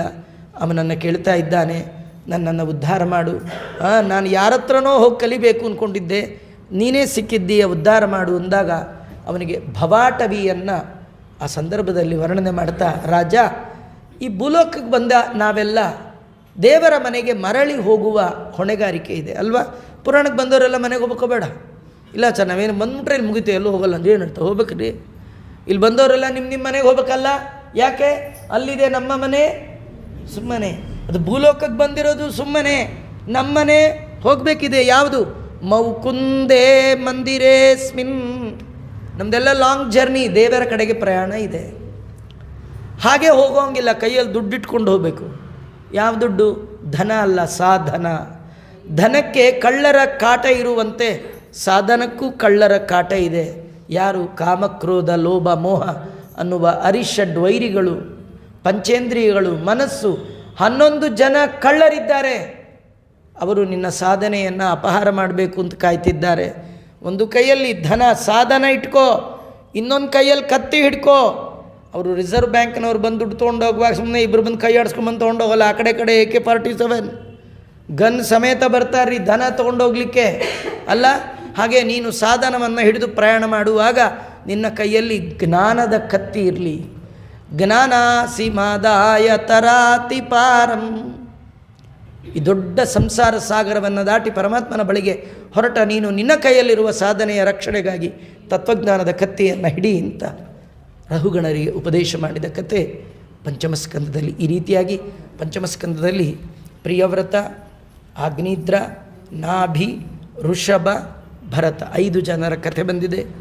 ಪರೀಕ್ಷಿತ ಕೇಳ್ತಾನೆ ನರಕಗಳ ವರ್ಣನೆ ಮಾಡಿ ಅಂತ. ಶುಕಾಚಾರ್ಯರು ಅದ್ಭುತವಾದ ವರ್ಣನೆ ಮಾಡಿದ್ದಾರೆ. ಅಪ್ಪ, ಭೂಮಿಯ ಮೇಲಲ್ಲ, ಭೂಮಿಯ ಕೆಳಗಲ್ಲ, ಅಂತರಾಳದಲ್ಲಿ 86,000 ಯೋಜನ ದೂರದಲ್ಲಿರುವಂತಹ ಲೋಕ ಯಮಲೋಕ. ಸಂಯಮನೀಪುರ, ಅದು ಶ್ಯಾಮಲ ದೇವಿಯಿಂದ ಕೂಡಿ ಯಮದೇವರು ಆಳ್ತಾ ಇದ್ದಾರೆ. 4 ಬಾಗಿಲು, ಪೂರ್ವ, ದಕ್ಷಿಣ, ಪಶ್ಚಿಮ, ಉತ್ತರದ ಬಾಗಿಲುಗಳಿದೆ. ಅದರಲ್ಲಿ ದಕ್ಷಿಣದ ಬಾಗಿಲಿಂದ ಪಾಪಿಗಳು ಹೋಗ್ತಾರೆ. ಇಂಥ ಪಾಪಿಗಳಿಗೆ ಶಿಕ್ಷೆ ಕೊಡಲಿಕ್ಕೆ 84 ಲಕ್ಷ ಬ್ರಾಂಚಸ್ ನರಕಗಳಿದೆ ಅಂತ. ಪರೀಕ್ಷಿತ ಗಿರ್ರಂತ ಇತ್ತು ತಲೆ. 84 ಲಕ್ಷ ಯಾವ್ಯಾವ ನರಕ ಎಲ್ಲ ಹೇಳಲ್ಲಪ್ಪ, ದೊಡ್ಡ ಪುಸ್ತಕ, ನರಕದ ಪುಸ್ತಕ ಆಗಿಬಿಡುತ್ತೆ. 21 ಮಹಾನರಕಗಳು, 28 ಮಹಾನರಕಗಳ ಕಥೆಯನ್ನು ವರ್ಣನೆ ಮಾಡಿದ್ದಾರೆ. ಯಾರು ಏನೇನು ತಪ್ಪು ಮಾಡಿದ್ರೆ ಎಂತೆಂಥ ನರಕಕ್ಕೆ ಹೋಗ್ತಾರೆ, ಅಲ್ಲಿ ಏನೇನು ಶಿಕ್ಷೆ. ಇದನ್ನು ಕೇಳಿ ರಾಜನಿಗೆ ಭಯ ಆಯಿತು. ಅಲ್ಲ, ಪಾಪ ಮಾಡಿದವರೆಲ್ಲ ನರಕಕ್ಕೆ ಹೋಗಲೇಬೇಕಾ? ಬೇರೆ ಏನಾರು ನರಕ ಅವಾಯ್ಡ್ ಮಾಡುವಂಥದ್ದು ಏನಾರು ಇದೆಯಾ ಅಂತ ಕೇಳಿದಾಗ ಭಗವಂತನ ನಾಮಸ್ಮರಣೆ ನಮ್ಮ ಎಲ್ಲ ಪಾಪವನ್ನು ಪರಿಹಾರ ಮಾಡುತ್ತೆ ಅಂತ ಆ ನಾಮಸ್ಮರಣೆಯ ಮಹಿಮೆ ಹೇಳಿದ್ದೆ ಷಷ್ಠ ಸ್ಕಂದ.